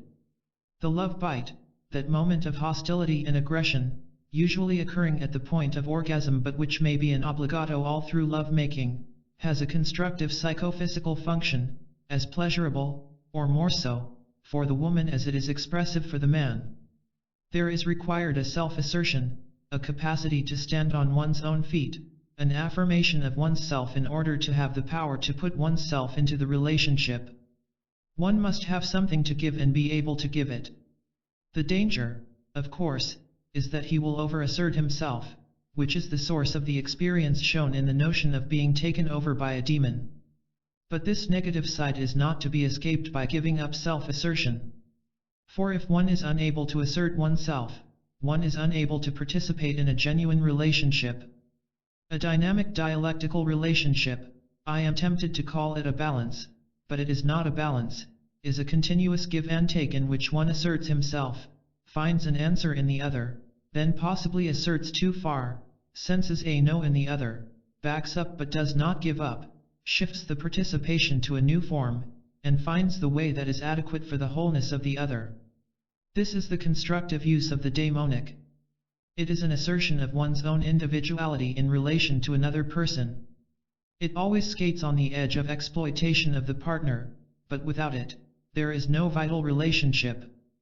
In its right proportion, the daemonic is the urge to reach out toward others, to increase life by way of sex, to create, to civilize. It is the joy and rapture, or the simple security of knowing that we matter, that we can affect others, can form them, can exert power which is demonstrably significant. It is a way of making certain that we are valued. When the daemonic takes over completely, the unity of the self in the relationship is broken down, a fact confessed by the person when he or she says, "I had no control, I acted as if in a dream, I did not know it was I." The daemonic is the elementary power by which one is saved from the horror of not being oneself on one hand, and the horror, on the other hand, of feeling no connection and no vital drive toward the other person. The woman we described in a previous chapter, who had fallen in love with the garage mechanic, reported to me that her husband had always cringed around the house in the evening with a hangdog expression waiting for me to come up to bed. Though we can understand why the husband was in this scarcely proud state, we can also understand that it was a great relief to the wife and a boon to her own need for abandon that the erotic aggressiveness of the mechanic was inhibited by no such ambivalence. Biologically, a vivid expression of the daemonic in the male is in the erection, a phenomenon which in itself has bewitching, erotic seductiveness for the woman as she realizes it is occurring, if she is already interested. If she is not, she is repulsed, which simply proves in reverse that the phallic erection exerts emotional power. The erection itself is such a rich daemonic symbol that the ancient Greeks were led to decorate their vases with paintings of dancing satyrs, each with a proud phallic erection, performing in a Dionysian religious festival.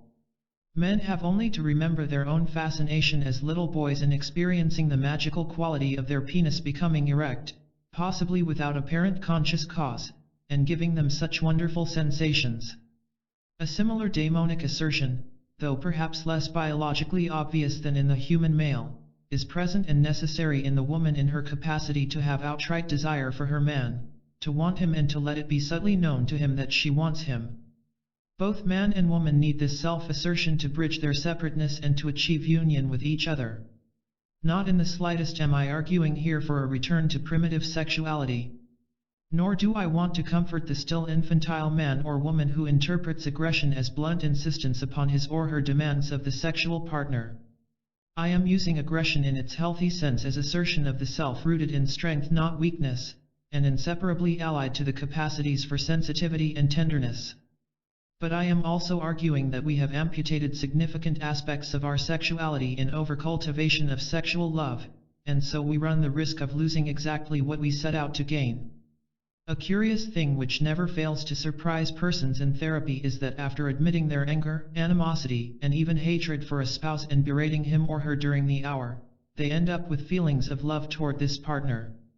A patient may have come in smoldering with negative feelings but resolved, partly unconsciously, to keep these, as a good gentleman does, to himself, but he finds that he represses the love for the partner at the same time as he suppresses his aggression.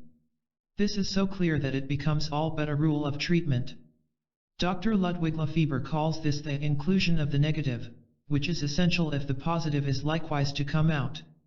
What is occurring here is more than the fact that human consciousness works in polarity. The positive cannot come out until the negative does also. This is why in analysis, the negative is analyzed, with the hope, which becomes true often enough to justify the rule, that the positive will then be able to come into its own. This is the constructive value in facing and admitting of the daemonic. For eros is a daemon, we recall. Eros has to do not simply with love but with hate also. It has to do with an energizing, a shocking of our normal existence. It is a gadfly that keeps us forever awake. Eros is the enemy of nirvana, the breathless peace. Hate and love are not polar opposites, they go together, particularly in transitional ages like ours. The most discussed drama on Broadway and throughout the country in recent years consisted of a 3-hour-long, emotional butchering of one another by two couples, entitled Who's Afraid of Virginia Woolf? That the audiences who saw this drama on the stage during its long run were uncomfortable was obvious in their nervous laughter or their hesitancy, not knowing whether to laugh, but that they were deeply affected was even more obvious. We have to say, as has to be said so often, that the movie version of this drama was radically toned down. It gave the now mass audience much more assurance against the daemonic by emphasizing the love play between George and Martha at the outset of the movie story before the butchering started. Where did the play get its attracting power?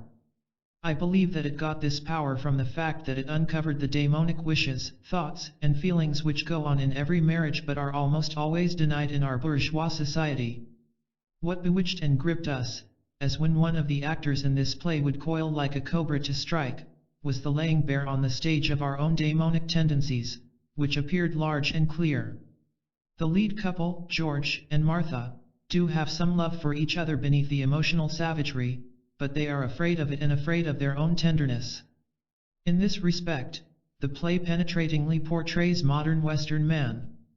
For we are afraid of both our daemonic tendencies and our feelings of tenderness, which are, of course, two aspects of the same thing. To be able to experience and live out capacities for tender love requires the confronting of the daemonic. The two seem opposites, but if one is denied, the other also is lost. This drama, of course, transcends the daemonic by giving it significant form, as any good work of art must. This is why we can permit ourselves to accept the daemonic when it is presented in art. The play also transcends the warfare in content in the last several lines, though the subject matter is always less significant for the transcendence of art than the art form itself. At the very end, George and Martha are able to will something with each other, hence, this has been called by its director an existentialist play. Ostensibly, they can will because, in the process of the struggle, they have killed off the illusion of their phantasmagoric son. But whether they will really take the step, we don't know. We do know that the disclosing of their struggles on the stage strikes a powerful chord in the psyches of bourgeois, civilized audiences. We have only to call to mind the gruesome events of ancient Greek dramas, Medea cutting up her children, Oedipus gouging his eyes out, Clytemnestra murdering her husband and being murdered by her own son, to see that the daemonic, in utterly bald-faced terms, was at the very heart of the great classical works which cleansed the audience with pity and terror, as Aristotle put it. But the actual hair-raising event in the Greek dramas always occurred off-stage, and was communicated by cries and appropriate music. This has several benefits. It is accurate, in the sense that the daemonic does occur in our lives generally slightly off-stage, i.e., in the subconscious and unconscious. We don't murder the colleague with whom we are arguing in a committee meeting, we only fantasize his dropping dead of a heart attack. Also, the Greeks weren't interested in barbarism and melodrama as such, they knew it destroyed the art of a work. The dramatist had to make his drama out of the meaning of the murder rather than out of the emotion as such. I venture to propose that one of the central reasons the Greeks were able to rise to their unsurpassed height as a civilization was their courage and openness in facing the daemonic. They gloried in passion and eros and the daemonic which is connected unavoidably with these. They wept and made love and killed with zest. Nowadays, patients in therapy often remark at the strange spectacle in ancient Greece that it is the strong man, like Odysseus or Prometheus, who weeps. But because of their capacity to confront the daemonic directly, rather than resorting to modern man's self-castrating defense of denying and repressing it, the Greeks were able to achieve their belief that the essence of virtue, irate, for a man is that he responsibly choose his passions rather than be chosen by them. What does it mean to confront the daemonic? Strange to say, William James, 3/4 of a century ago, had an intuitive grasp of the daemonic and how to deal with it. It is the very badness of the act that gives it then its vertiginous fascination. Remove the prohibition, and the attraction stops. In my university days a student threw himself from an upper entry window of one of the college buildings and was nearly killed. Another student, a friend of mine, had to pass the window daily in coming and going from his room, and experienced a dreadful temptation to imitate the deed. Being a Catholic, he told his director, who said, "All right, if you must, and added, "Go ahead and do it," thereby instantly quenching his desire. This director knew how to minister to a mind diseased. I shall give an example from psychotherapy of possession by a state not commonly considered daemonic, namely, loneliness. In this patient, attacks of acute loneliness, developing into panic, were not infrequent. He could not orient himself in the panics, could not hang on to his sense of time, and became, as long as the bout of loneliness lasted, numb in his reactions to the world. The ghost-like character of this loneliness was shown in the fact that it could vanish instantaneously with a ring on the phone or his hearing the step of someone coming down the hall. He tried desperately to fight off these attacks, as we all do, which is not surprising since acute loneliness seems to be the most painful kind of anxiety which a human being can suffer. Patients often tell us that the pain is a physical gnawing in their chests, or feels like the cutting of a razor in their heart region, as well as a mental state of feeling like an infant abandoned in a world where nobody exists. This patient would try, when the loneliness began, to wrench his mind away to thoughts about something else, to get busy doing work or go out to a movie, but no matter what escape he tried, there remained the haunting, satanic menace hovering behind him like a hated presence waiting to plunge a rapier into his lungs. If he were working, he could practically hear the Mephistophelian laugh behind him mocking him with the reminder that his stratagem would not succeed. Sooner or later he would have to stop, more fatigued than ever, and immediately would come the rapier. Or, if he were in the movies, the awareness couldn't be suppressed every time the scene changed that his gnawing ache would come back again as soon as he stepped out on the street. But one day, he came in reporting that he had made a surprising discovery. When an acute attack of loneliness was beginning, it occurred to him not to try to fight it off. Running had never helped anyway. Why not accept it, breathe with it, turn toward it and not away? Amazingly, the loneliness did not overwhelm him when he confronted it directly. Then it seemed even to diminish. Emboldened, he began to invite it by imagining situations in the past when he was acutely lonely, the memories of which had, up to now, always been sure to cue off the panic. But strangely enough, the loneliness had lost its power. He couldn't feel the panic even when he tried. The more he turned on it and welcomed it, the more impossible it was even to imagine how he'd ever been lonely in that unbearably painful way before. The patient had discovered, and was teaching me that day, that he felt the acute loneliness only as he ran. When he turned on the devil, it vanished, to use metaphorical language. But it is not metaphorical to state that the very running is a response which assures the daemonic of its obsessive power. However much we agree or disagree with the James Lang theory of emotions, it is surely true that the anxiety, or loneliness, has the upper hand as long as we continue to run. Anxiety, loneliness or abandonment, anxiety being its most painful form, overcomes the person to the extent that he loses orientation in the objective world. To lose the world is to lose oneself, and vice versa, self and world are correlates. The function of anxiety is to destroy the self-world relationship, i.e., to disorient the victim in space and time, and, so long as this disorientation lasts, the person remains in the state of anxiety. Anxiety overwhelms the person precisely because of the preservation of this disorientation. Now if the person can reorient himself, as happens, one hopes, in psychotherapy, and again relate himself to the world directly, experientially, with his senses alive, he overcomes the anxiety. My slightly anthropomorphic terminology comes out of my work as a therapist and is not out of place here. Though the patient and I are entirely aware of the symbolic nature of this, anxiety doesn't do anything, just as libido or sex drives don't. It is often helpful for the patient to see himself as struggling against an adversary.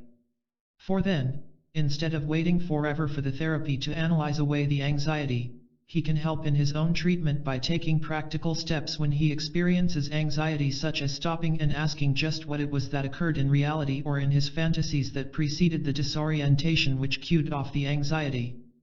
He is not only opening the doors of his closet where the ghosts hide, but he often can also then take steps to reorient himself in his practical life by making new human relationships and finding new work which interests him.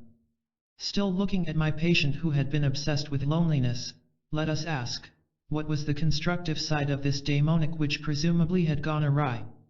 Being a sensitive, gifted person, he had achieved notable success in practically all realms of human experience except personal intimacy. His gifts included a capacity for interpersonal empathy and a good deal of tenderness, most of which had been absorbed in his self-preoccupation. He had failed to use his capacities for relationship. He had been unable to open himself up to others, to reach out to them, to share feelings and other aspects of personal experience, to identify with and affirm them in the ways necessary to build durable relationship. In short, what he had lacked, and now needed, was the exercise of his capacities to love in an active, outgoing concern for the other's welfare, for the sharing of pleasure and delight as an I with thou, for a communion of consciousness with his fellows. The daemon, in the constructive sense in this case and put in the simplest terms, was his potentiality for active loving. 6. The daemonic in dialogue. If he the alcoholic once gets able to pick out that way of conceiving, from all possible ways of conceiving the various opportunities which occur, if through thick and thin he holds to it that this is being a drunkard and is nothing else, he is not likely to remain one long. The effort by which he succeeds in keeping the right name unwaveringly present to his mind proves to be his saving moral act. William James, The Principles of Psychology. We can no longer postpone the challenging question, how does one know that among the bedlam of voices which beset us all, one is really hearing his daemon? Inner voices, experienced as actual or metaphorical ones, are notoriously untrustworthy. They can tell one anything. Many people hear voices, but there are few Joans of Arc. How about our schizophrenic patients who are instructed by their voices to bomb New York? What keeps the theory of the daemonic from leading to anarchism? And how is the individual saved from self-righteous arrogance? What made that frenzied dance of the Yoruba an integrating experience rather than simply daemonic possession? It is all very well for Socrates to proclaim that his daemon tells him to be a gadfly to the state and then to defy the court. This may indeed be integrity and honesty, for him. But for many other not unworthy citizens of Athens it must have seemed very different, the sheer arrogance of prying into everyone else's business. The good citizens, experiencing him as the destroyer of their peace, are speaking out of their own daemonic tendencies, just as he is speaking out of his daemon in defying them. And this seems to result in anarchy, with no principle of union. The daemonic disrupts the homeostasis of consciousness, giving Socrates a stand and requiring a stand from the good citizens. The disrupted homeostasis brings down the wrath of the people upon the disruptor, be he Socrates in Athens or a contemporary psychoanalyst. Socrates, like all heroes who cause new worlds to rise and inescapably the old one to disintegrate, writes Hegel, was experienced as a destroyer. What he stood for is a new form which breaks through and undermines the existing world. Observe that Hegel says it is a new form which Socrates stands for. We are not left simply with nihilism. Hegel adds with respect to the killing of Socrates by the Athenian people, it was a force within themselves that they were punishing. Though much of this antagonism cannot be avoided, it makes our responsibility more compelling to have criteria to judge our own daemonic. Dialogue and integration. The most important criterion which saves the daemonic from anarchy is dialogue. Here, the method of interpersonal dialogue, brought to its glory in Greece by Socrates and handed down for 24 centuries to be used in different forms by almost every contemporary psychotherapist, now gains in importance and becomes much more than a mere technique. For dialogue implies that man exists in relationship. The fact that dialogue is possible at all, that it is possible, in favorable circumstances, for us to understand each other, stand where the other is standing, is, in itself, a remarkable point. Communication presupposes community which, in turn, means a communion between the consciousness of the persons in the community. This is a meaningful interchange which is not dependent upon the individual's mere whim, but is a built-in aspect of the structure of human intercourse. Buber has insisted that human life is life in dialogue, and although he makes of this point too extreme a theory, he says that we can know the self only in dialogue. He does present the crucial half of the truth. Sullivan's interpersonal emphasis on consensual validation also shows the central importance of dialogue, and has the merit of emphasizing the experiential side rather than mere discourse. The word logos, meaningful structure of reality, is the anchor of this term, dialogos. If we can talk about the daemonic meaningfully, we already are in the process of integrating it into the structure of our lives. Socrates was convinced that we find through dialogue the structure of experience and that each man is not cast adrift on his own. He demonstrates this to the Athenians on the street corner by getting Minos' completely uneducated slave boy to prove the Pythagorean theorem merely by asking him questions, the Meno, dialogues of Plato.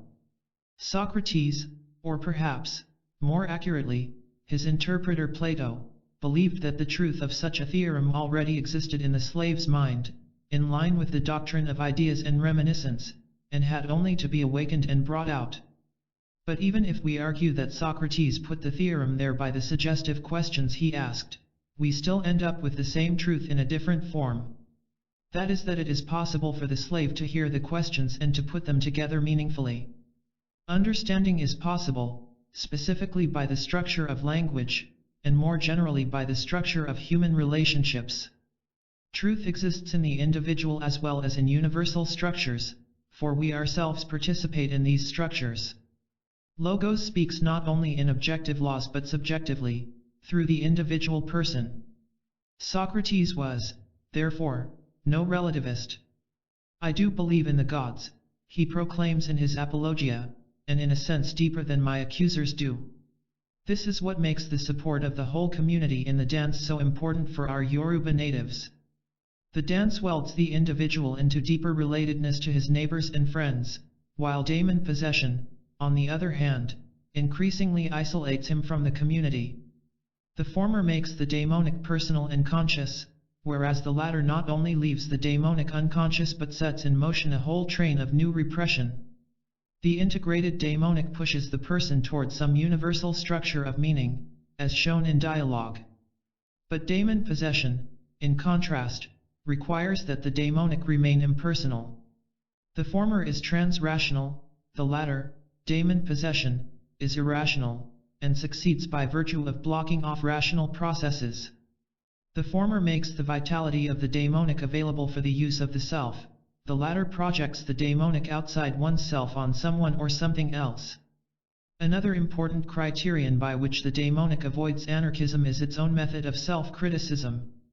To be guided by your daemon requires a fundamental humility. Your own convictions will always have an element of blindness and self-distortion. The one ultimate illusion is to operate under the conceit that you are free from illusion. Indeed, some scholars believe the original Greek phrase "know thyself" means "know that thou art only a man." This implies that what has to be surrendered or worked through, as we say psychoanalytically, is the tendency arising in human infancy to play God and the omnipresent demand to be treated as though we were God. Freud's concepts of resistance and repression are descriptions of the profound difficulty of knowing thyself. Sartre's concept of bad faith and good faith is also an illustration, the dilemma of honesty with oneself lying in the fact that there is always some element of self-distortion in our acts and beliefs. The man who thinks he is in good faith is at that point in bad faith, and the only way to be in good faith is to know that you are in bad faith, i.e., to know that there is some element of distortion and illusion in your perception. The moral problem is not simply a matter of believing in one's convictions and acting on them, for people's convictions can be as dominating and destructive, if not more so, than mere pragmatic positions. The moral problem is the relentless endeavor to find one's own convictions and at the same time to admit that there will always be in them an element of self-aggrandizement and distortion. Here is where Socrates' principle of humility is essential, for psychotherapists and for any moral citizen. A final criterion of validity of the guidance of the daemonic is the question implied in our definition of the daemonic at the start: does the proposed way of acting make for the integration of the individual as a totality? Does it, at least potentially, make for the expansion of interpersonal meaning in his life? And in the lives of those persons significant to him? A related criterion is one that is necessary for any value judgment, the criterion of universality. Would this way of acting, if adopted by other people, in principle, all of mankind, make for the increase of interpersonal meaning? It may help to see what happens when the daemonic is not experienced in dialogue. Examples of this can be seen in every nation at war. Unfaced within oneself and one's group, the daemonic is projected on the enemy. It is no longer seen as a nation which has its own security and power needs, but as the evil one, the personification of the devil. One's own daemonic tendencies are placed on it. In America, this is abetted by our tendency to see ourselves as having left a Europe which was the seat of injustice, poverty, sin, and cruelty in order to construct a society on this side of the Atlantic which embodies justice, goodness, affluence, and brotherly love. Thus our tendency to see in every communist a devil, to identify ourselves with God, and to fight no wars but only undertake crusades. In this country, we progressively saw the Russians, Japanese, and now Viet Cong as the embodiment of evil, behind every rock, a communist, or Jap.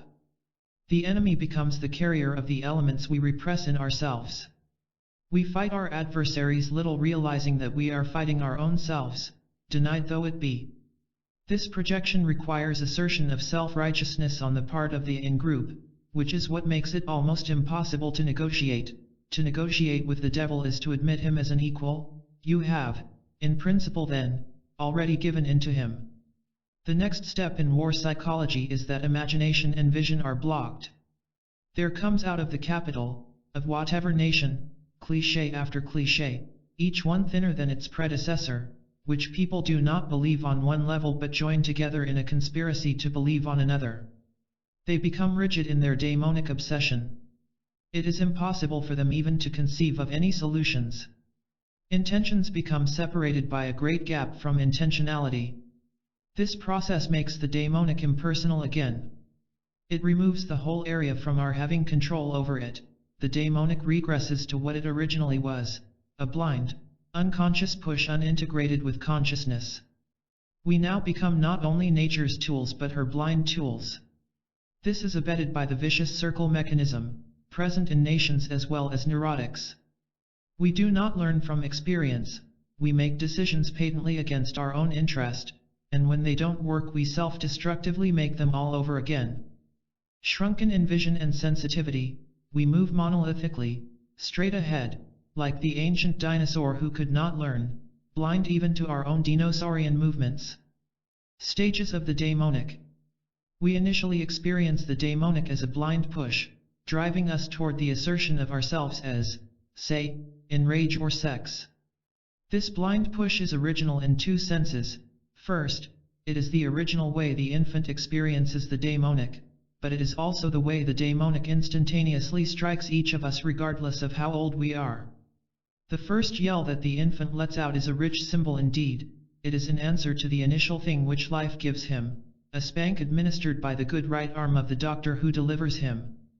I not only begin life yelling but, for the first few weeks, my reaction to stimuli is indiscriminate. I may strike out in rage, thrashing my arms, needing and demanding to be fed, behaving like a little dictator, as Auden puts it. But I shortly begin to experience that some demands work and some do not. My blind urges are now more and more sieved through the context of what gets me what I wish. I begin the long process of learning the gradual acculturation of daemonic urges. I am born into a social group, and I would not survive more than a few hours without this community, no longer than Oedipus would have lasted out on the hillside if he had not been found by the shepherd, though I cannot appreciate this fact for a number of months or even years. Regardless of how loud my protest is at the beginning, I need this mother and the others around me. The daemonic occurs within the context of this social group. To what extent will it be used against them, to attack them, or force them to bend to my needs and desires, and to what extent and when will it be used as a cooperative assertion? Adults retain the propensity to experience the daemonic as a blind push, as sheer self-assertion. In lynch mobs and mass violence of all sorts, it is necessary to stir up the mob spirit before the act can be done. We experience security in the mob, a comfortable feeling of being completely protected. We surrender our individual consciousness to the group mind. We feel as though we were in the ecstatic state of a trance or under hypnosis. No matter how civilized an individual may pride himself on being, or how much he may deplore violence on the part of others, he must still admit that he is capable of this, or, if he is not, something important in his character has been suffocated. The attractiveness of giving oneself oxer to the mob lies in the excitement without individual consciousness, no more alienation, no sense of isolation, and none of that fatiguing burden of personal responsibility. All of this is taken over by the group mind, a fictitious phrase which stands for the lowest common denominator. This is what constitutes the attraction, indeed, at times the horrendous joy, of war and of mass riots. They assume from us our individual personal responsibility for the daemonic, and the fact that my sentence begins with they indicates how we must assign the action to anonymous figures. In a society like ours, which represses the daemonic, these states are welcomed for the primitive security they give. The daemonic and the anonymous. This brings us to the relation between the daemon and the special problem of modern Western man, namely, the tendency to get absorbed in the herd, lost in das Man. The daemonic is anonymity, states Paul Ricoeur. The impersonal daemonic makes us all anonymous. Nature draws no distinction between me and any illiterate peasant who also is its tool in its relentless drive toward self-increase, who copulates and begets offspring to perpetuate the race, and who can experience rage to keep himself alive long enough to serve as nature's procreator. Speaking psychoanalytically, this is the daemonic in the form of the ID. In our bourgeois, industrialized society, man's most effective way of evading the daemonic is by losing himself in the herd. This is the particular reaction to the daemonic which disperses it. We look at the same programs of murder and violence on television at the same time millions of other Americans do, or we join the army and kill not for ourselves but for our nation and for freedom. This conformism and anonymity relieve us of the burden of the responsibility for our own daemonic urges while ensuring their satisfaction. But they also ensure that the daemonic will remain impersonal. It makes the daemonic forces unavailable for individual integration, the price the person pays is the forfeiting of his chance to develop his own capacities in his own unique way. The dispersion of the daemonic by means of impersonality has serious and destructive effects. In New York City, it is not regarded as strange that the anonymous human beings secluded in single-room occupancies are so often connected with violent crime and drug addiction. Not that the anonymous individual in New York is alone. He sees thousands of other people every day, and he knows all the famous personalities as they come, via TV, into his single room. He knows their names, their smiles, their idiosyncrasies. They bandy about in a weary all-friends-together mood on the screen, which invites him to join them and subtly assumes that he does join them. He knows them all. But he himself is never known. His smile is unseen, his idiosyncrasies are important to nobody, his name is unknown. He remains a foreigner pushed on and off the subway by tens of thousands of other anonymous foreigners. There is a deeply depersonalizing tragedy involved in this. The most severe punishment Yahweh could inflict on his people was to blot out their name. Their names, Yahweh proclaims, shall be wiped out of the book of the living. This anonymous man's never being known, this aloneness, is transformed into loneliness, which may then become daemonic possession. For his self-doubts, I don't really exist since I can't affect anyone, eat away at his innards. He lives and breathes and walks in a loneliness which is subtle and insidious. It is not surprising that he gets a gun and trains it on some passerby, also anonymous to him. And it is not surprising that the young men in the streets, who are only anonymous digits in their society, should gang together in violent attacks to make sure their assertion is felt. Loneliness and its stepchild, alienation, can become forms of demon possession. Surrendering ourselves to the impersonal daemonic pushes us into an anonymity which is also impersonal. We serve nature's gross purposes on the lowest common denominator, which often means with violence. There is another form of the impersonal daemonic which is society's normal expression for at least part of this need. This is the curious phenomenon of masquerades and masked balls. Here is the cultivation of the fascination of the daemonic in anonymity. We do not know whose eyes are those of the person who seizes us or whom we seize to dance. We are freed, for the moment, from the perpetual responsibility, often wearisome indeed, of controlling our personal conduct. The masquerade, carnival, and fashion are forms in which society permits us to temporarily go back to the freedom of the daemonic in anonymity. As I recall from my own experience while living in Mediterranean countries, the carnivals before Lent were a great and delightful relief in which one could let off steam. They performed a catharsis not unlike that which the Dionysian festivals must have provided for the ancient Athenians. This cultural form of the daemonic seems to draw off urges for violence. It is of the essence of the exciting pleasure of this abandon, however, that it is temporary, sanctioned by the community, and that everybody participates. Oases of free abandon to the daemonic, these masked balls can exist only in the larger context of community catharsis and social approval. The next stage after the impersonal, both in the development of the infant and in each immediate experience of the adult, is to make the daemonic personal. To be human means to exist on the boundary between the anonymous and the personal. If we can channel the daemonic, we can become more individualized. If we let it disperse, we become anonymous.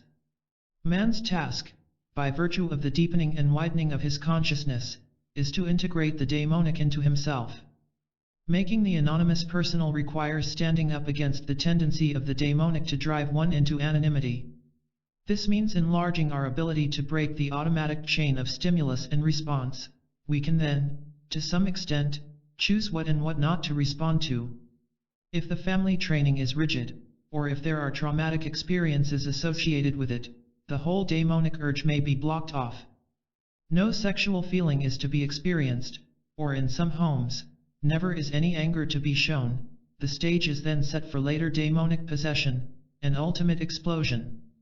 For these urges do not sleep, and, if they cannot be expressed positively, they explode or are projected on whoever is the enemy of the person or the group. The trick here is that we learn not to let our wills be sicked o'er with the pale cast of thought and lose the name of action, but rather that we integrate the daemonic power without destroying our spontaneity. This is possible in the new dimension of consciousness of which I speak. Thus, the daemonic becomes the personal daemon, the particular pattern of being which constitutes my own center, in this sense, individualizes. We can now understand how, in such a highly developed individual as Socrates, the daemon can be experienced as inner guidance. It is the voice of the relationship of the being, Socrates, to the being as a whole in which he participates.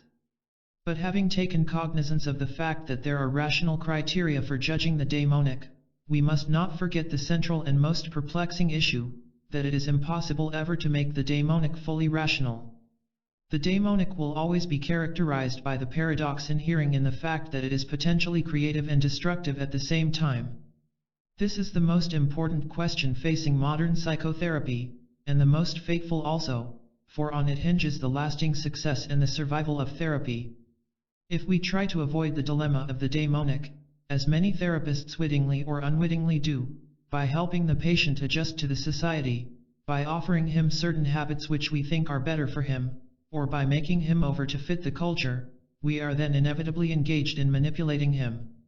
Rilke is then right: if he surrenders his devils, he will lose his angels too. The daemonic, which is part of eros and underlies both love and will, acts as a gadfly to our consciousness by throwing us into continual dilemmas. The deepening and widening of consciousness we seek in psychotherapy consists not of the solution of these dilemmas, which is impossible anyway, but the confronting of them in such a way that we rise to a higher level of personal and interpersonal integration. The daemonic and knowledge. Knowledge is another expression of the daemonic.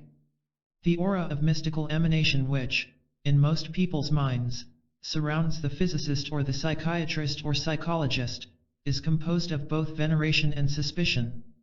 It is a contemporary form of an age-old phenomenon believed in not only by primitive men but by all people down through history, that acquiring knowledge gives one a daemonic weapon over other people.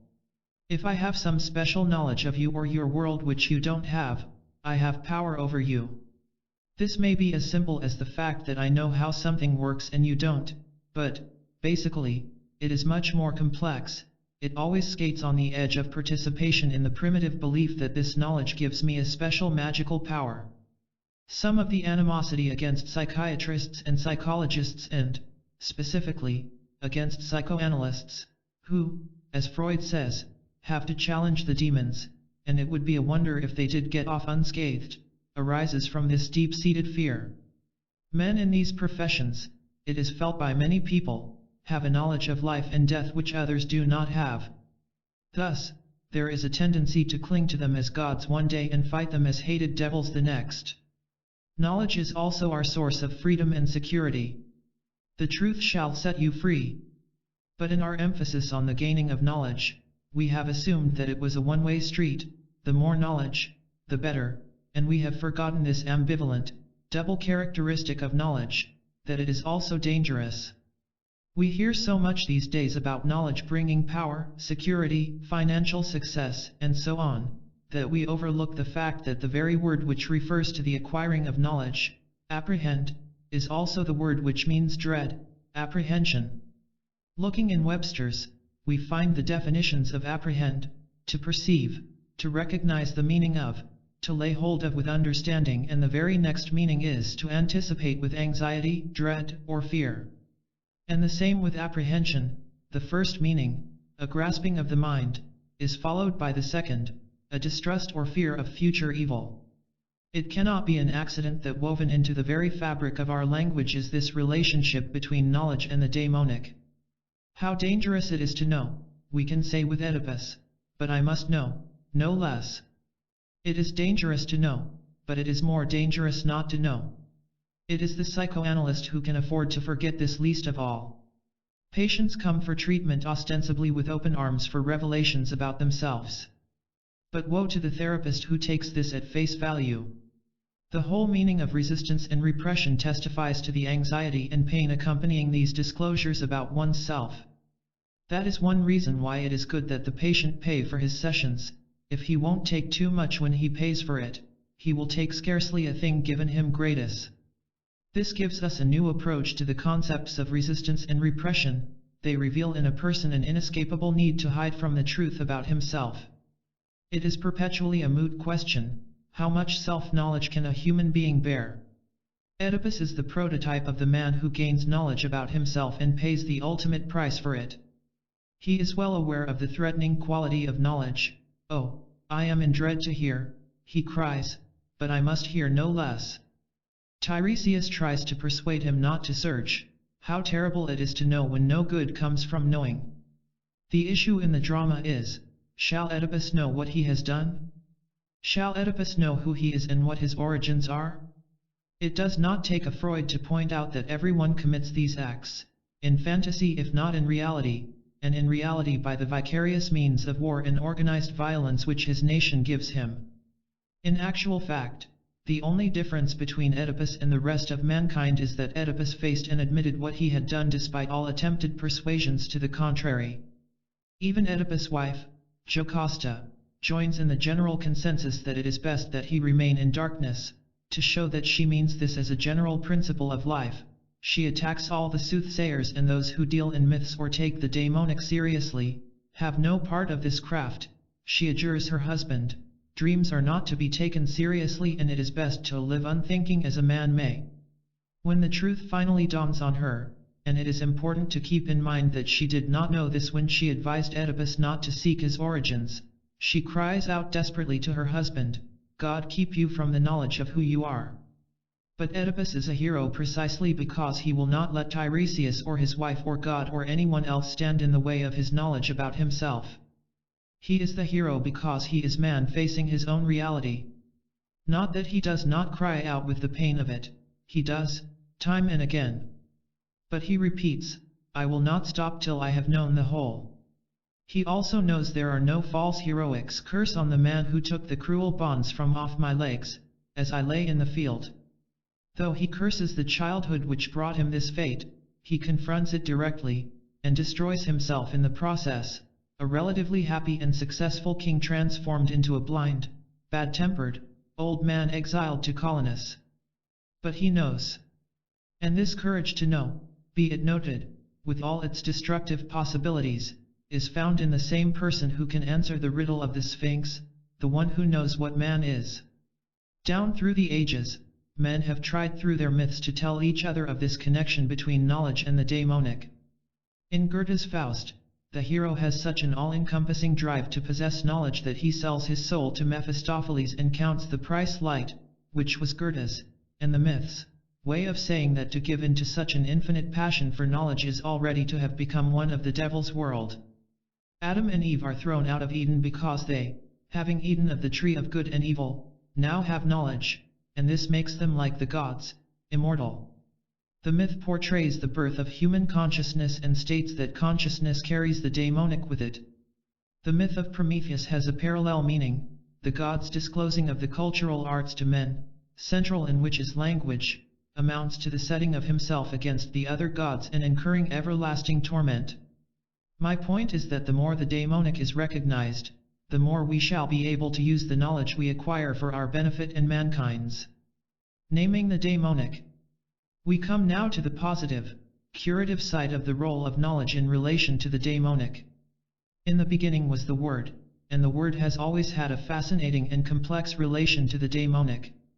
Referring to the alcoholic's proclivity for evading his problem by calling it everything else in the world except what it is, William James, in his pithy sentences quoted at the head of this chapter, speaks about the curing effect which occurs when he or any other patient dares to use the right name for his problem.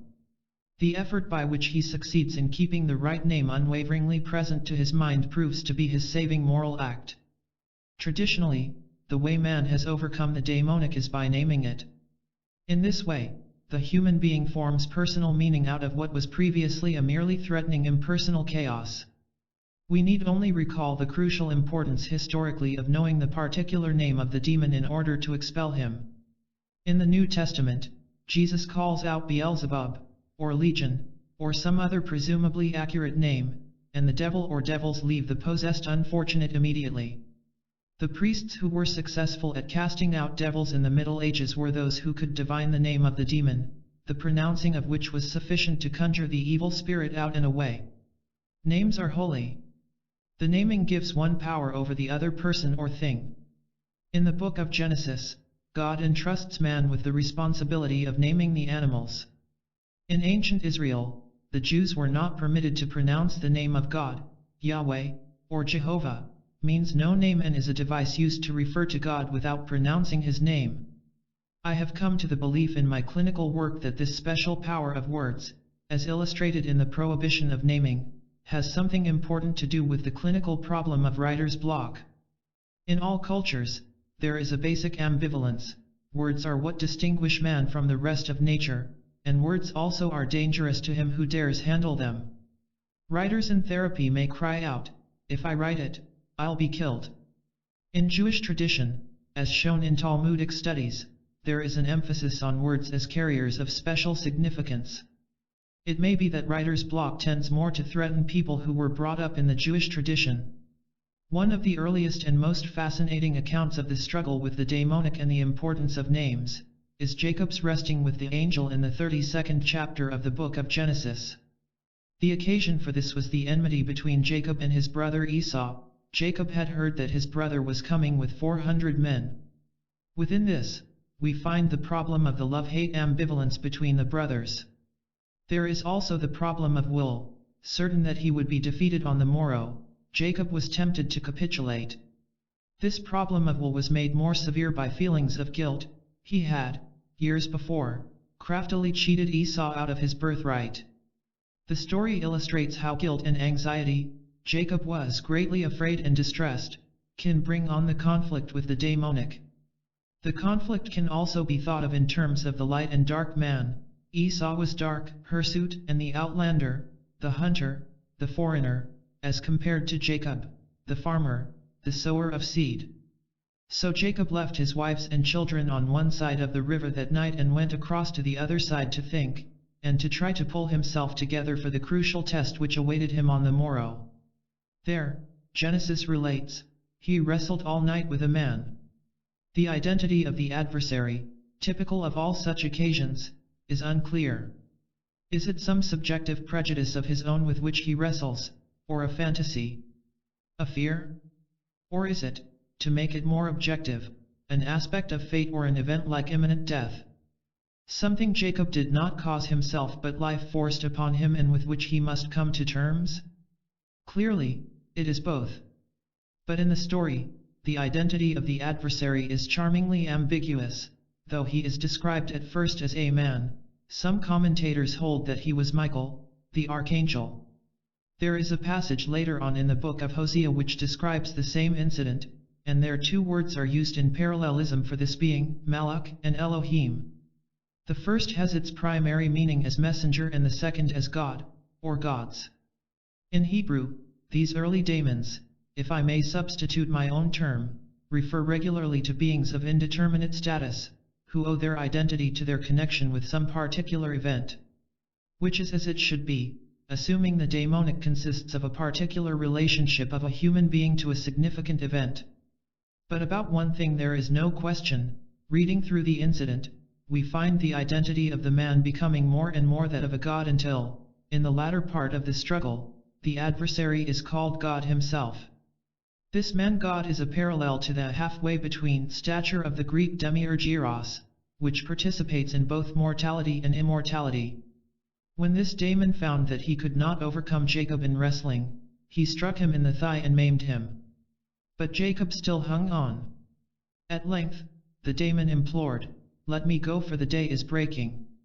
Jacob responded, "I will not let you go unless you bless me." Jacob, the insistent, the father of his race who does not ask whether God deigns to bless him, does not implore blessing, he demands it. And now we observe what an important role the names have. The daemon asks, "What is your name?" And on being told Jacob, proclaims, "Your name shall no more be called Jacob, but Israel, for you have striven with God and with men, and have prevailed." Jacob, for whom politeness and decorum have no place when the issues are as critical as this moment, demands, "Tell me, I pray, your name." The daemonic character of the adversary comes to the fore in the fact that he only turns the question back, leaving his identity still ambiguous. wherefore is it you ask my name? He then blessed Jacob. The new character Jacob forges in his struggle with the daemonic is sealed by the new name, Israel, literally meaning one who strives with God. Before Jacob leaves the spot, he gives us another illustration of the importance of names and the daemonic. He changes the name of the spot where the encounter had taken place, and he called the name of the place Peniel, for I have seen God face to face, and my life is preserved. General 32:30. This again shows the assertion which the daemonic enforces upon us. The older Hebrew belief had been that for man to see God meant to die. Jacob breaks through that convention. Through his own insistence, he not only sees God but wrestles with him. And he lives. If we think of the daemonic as man's struggle with forces from within his own unconscious which, at the same time, are rooted in the objective world, we can understand how this conflict would be brought closer to the surface, made more demanding and available for Jacob, precisely at the moment when his struggle with Esau was imminent. The daemonic is more apt to come out when we are struggling with an inner problem. It is the conflict which brings the unconscious dimensions closer to the surface where they can be tapped. Conflict presupposes some need for a shift, some change in gestalt, within the person. He struggles for a new life, as it were. This opens up the channels to creativity. Jacob is the prototype of the religiously creative man, but the same is true for artists and writers. The need to express oneself in writing, André Maurois tells us, springs from a maladjustment to life, or from an inner conflict, which man cannot resolve in action. No writer writes out of his having found the answer to the problem, he writes rather out of his having the problem and wanting a solution. The solution consists not of a resolution. It consists of the deeper and wider dimension of consciousness to which the writer is carried by virtue of his wrestling with the problem. We create out of a problem. The writer and the artist are not presenting answers but creating as an experience of something in themselves, trying to work, to seek, to find, and not to yield. The contribution which is given to the world by the painting or the book is the process of the search. But there is a final perplexing aspect to the story. Jacob is maimed. The account says that he limped away from the scene. He is now a cripple. The parallel to sexual intercourse is clear enough. Jacob has been struck in the thigh. In the orgasm, there is a combination of pain and ecstasy, a giving of oneself which is often experienced as something being ripped from the center of one's loins. But this refers more broadly to the creative experience as a whole, and to that curious and troublesome aspect of the creative moment, be it in art or thought or ethics or, as in Jacob's case, religion, that aspect of the creative experience which pulls all of the man's self into it, calls forth an effort and level of consciousness which he did not know he could put forth, and leaves him crippled. The individual completes the creative work vastly relieved and more a person than before, but also maimed. We often hear the statement after a harrowing task which took years, "I'll never be the same again." It is the hurt after the struggle, the imminence of a neurotic or schizophrenic break, though the person may simultaneously be more a person after the wrestling. Van Gogh was maimed, Nietzsche was maimed, Kierkegaard was maimed. It is the danger of the razor blade edge of heightened consciousness on which the creative person lives. No man shall see God and live, but Jacob did see God, and had to, and, though he lived, he was maimed. This is the paradox of consciousness. How much self-awareness can a man bear? Does not creativity take one to the frontiers of consciousness and push one beyond them? Does not this require an effort and courage beyond human capacities, but doesn't it also push back the frontiers of consciousness so that those who follow, like the explorers in early America, may erect cities and live there? This is the mystery. The clearest explanation seems to be that in the creative act, the individual moves farther away from the innocence of the child, or from the virginal state of Adam and Eve. The gap between the essential and the existential now becomes greater. The wisdom of Thomas Wolfe's title, "You Can't Go Home Again," is written more deeply in his, the creative man's, being. In the heightened consciousness which is necessary for the fully creative act, as in the case of Blake, Nietzsche, Kierkegaard, Ibsen, Tillich, and the few other men who have challenged the position of God, schizophrenia and the creative act go hand in hand. and the individual may move back and forth from one to the other. One can see the whole story in the eyes of the person who has struggled with God and with man and prevailed.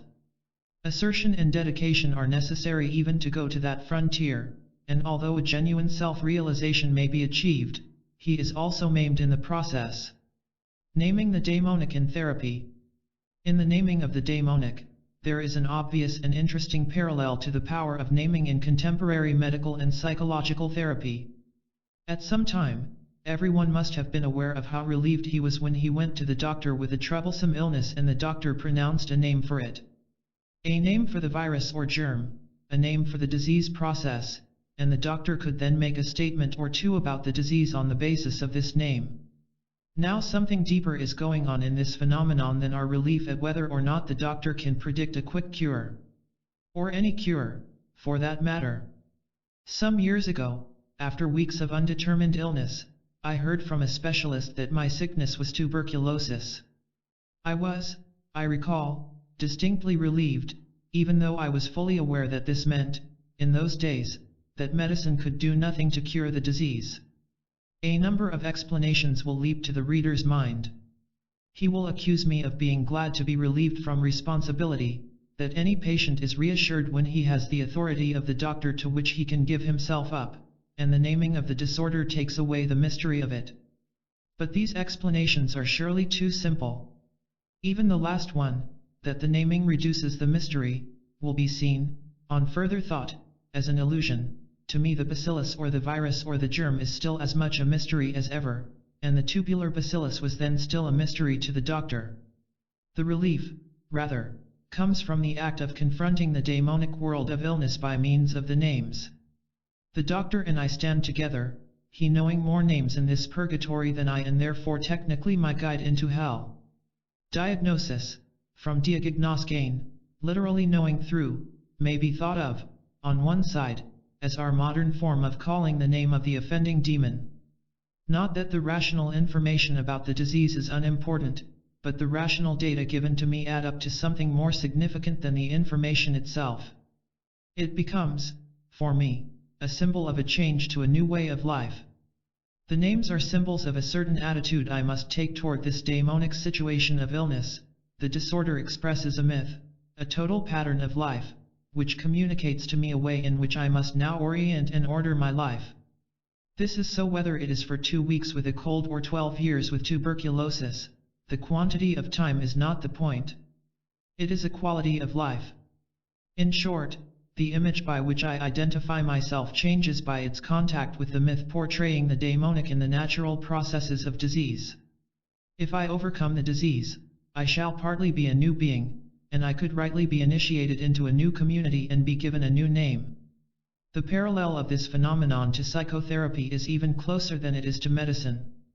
Many therapists, like Alan Wheelis, speak of their task as naming the unconscious.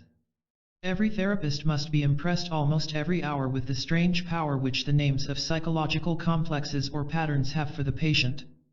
If the therapist proposes that the patient is afraid of his memories of the primal scene, or that he has an inverted Oedipus, or that he is an introvert or extrovert or has an inferiority complex, or that he is angry at his boss because of transference, or that the reason he cannot talk this morning is resistance, if the therapist proposes any of these shibboleths, it is amazing how the words themselves seem to help the patient. He relaxes and acts as though he has already gotten something of great value.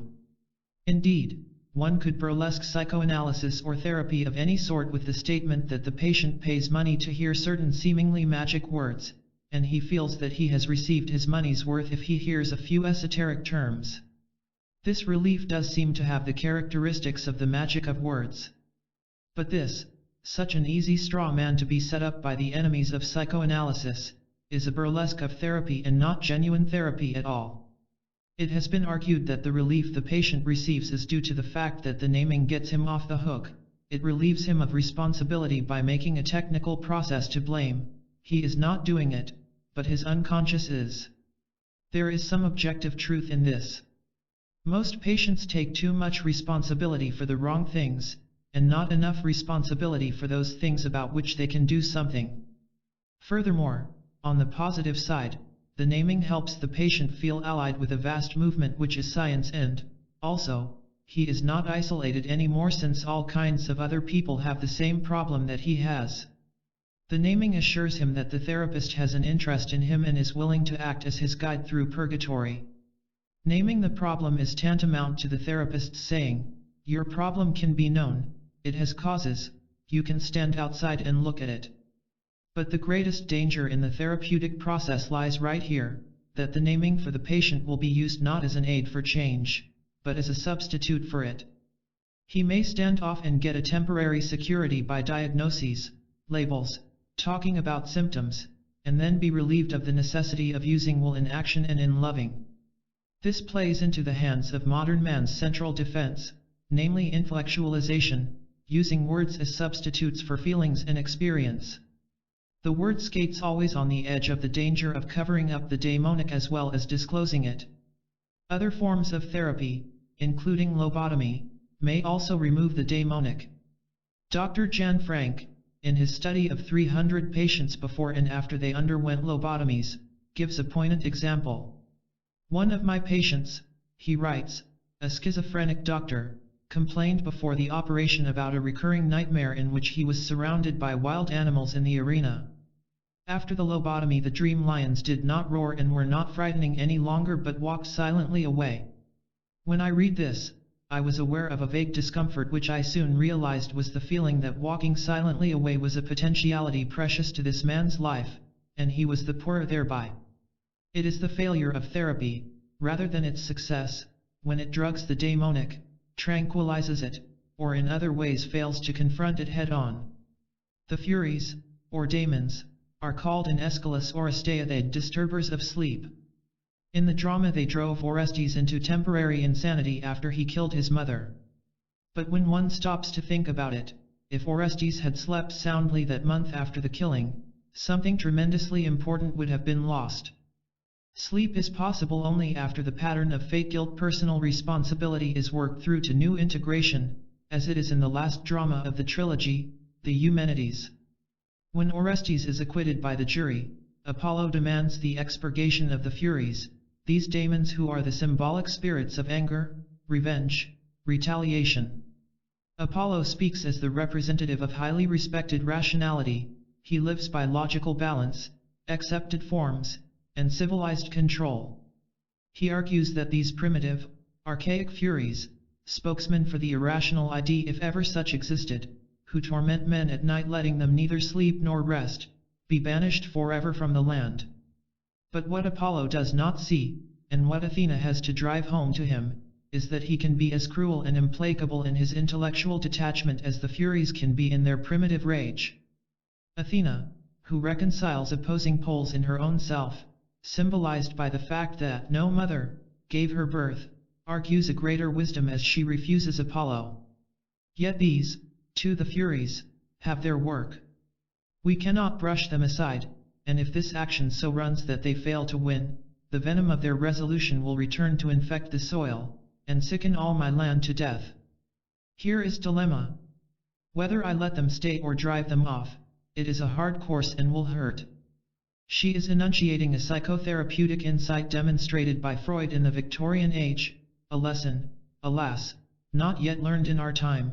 If we repress the daemonic, we shall find these powers returning to sicken us, whereas, if we let them stay, we shall have to struggle to a new level of consciousness in order to integrate them and not be overwhelmed by impersonal power. And, what a refreshingly honest motto to put up in a psychotherapist's office, either way will hurt. But in this drama, the act of accepting the daemonic also opens the way for the development of human understanding and compassion, and even raises the level of ethical sensibility. Athena proceeds to persuade the Furies to remain in Athens and accept their role as respected guardians of the city. By accepting the daemonic Furies, welcoming them into Athens, the community is enriched. Then our time-honored symbol comes home to us again, as at the birth of every new form of being, the Furies have their name changed. They are henceforth to be called Eumenides, literally meaning workers of grace. What a profound and eloquent way of proclaiming that the hated daemonic can be a guardian and a channel of grace.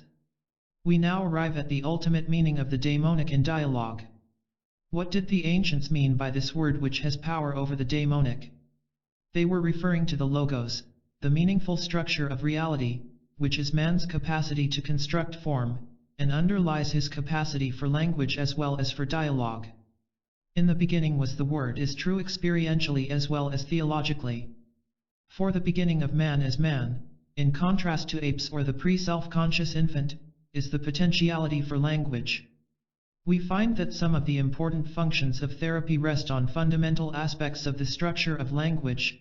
The word discloses the daemonic, forces it out into the open where we can confront it directly. The word gives man a power over the daemonic.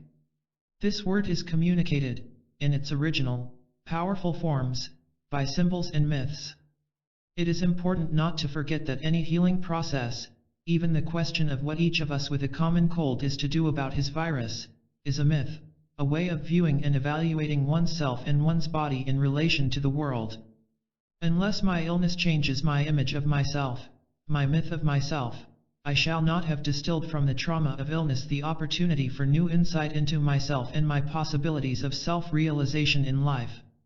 And I shall not attain anything that can be rightly called cure. We have seen that the daemonic begins as impersonal. I am pushed by the clamor of gonads and temper. The second stage consists of a deepening and widening of consciousness by which I make my daemonic urges personal. I transform this sexual appetite into the motivation to make love to, and be loved by, the woman I desire and choose. But we do not stop there. The third stage consists of the more sensitive understanding of bodies as body, to use a physical analogy, and of the meaning of love in human life, to use a psychological and ethical analogy. The daemonic thus pushes us toward the logos. The more I come to terms with my daemonic tendencies, the more I will find myself conceiving and living by a universal structure of reality. This movement toward the logos is transpersonal. Thus we move from an impersonal through a personal to a transpersonal dimension of consciousness.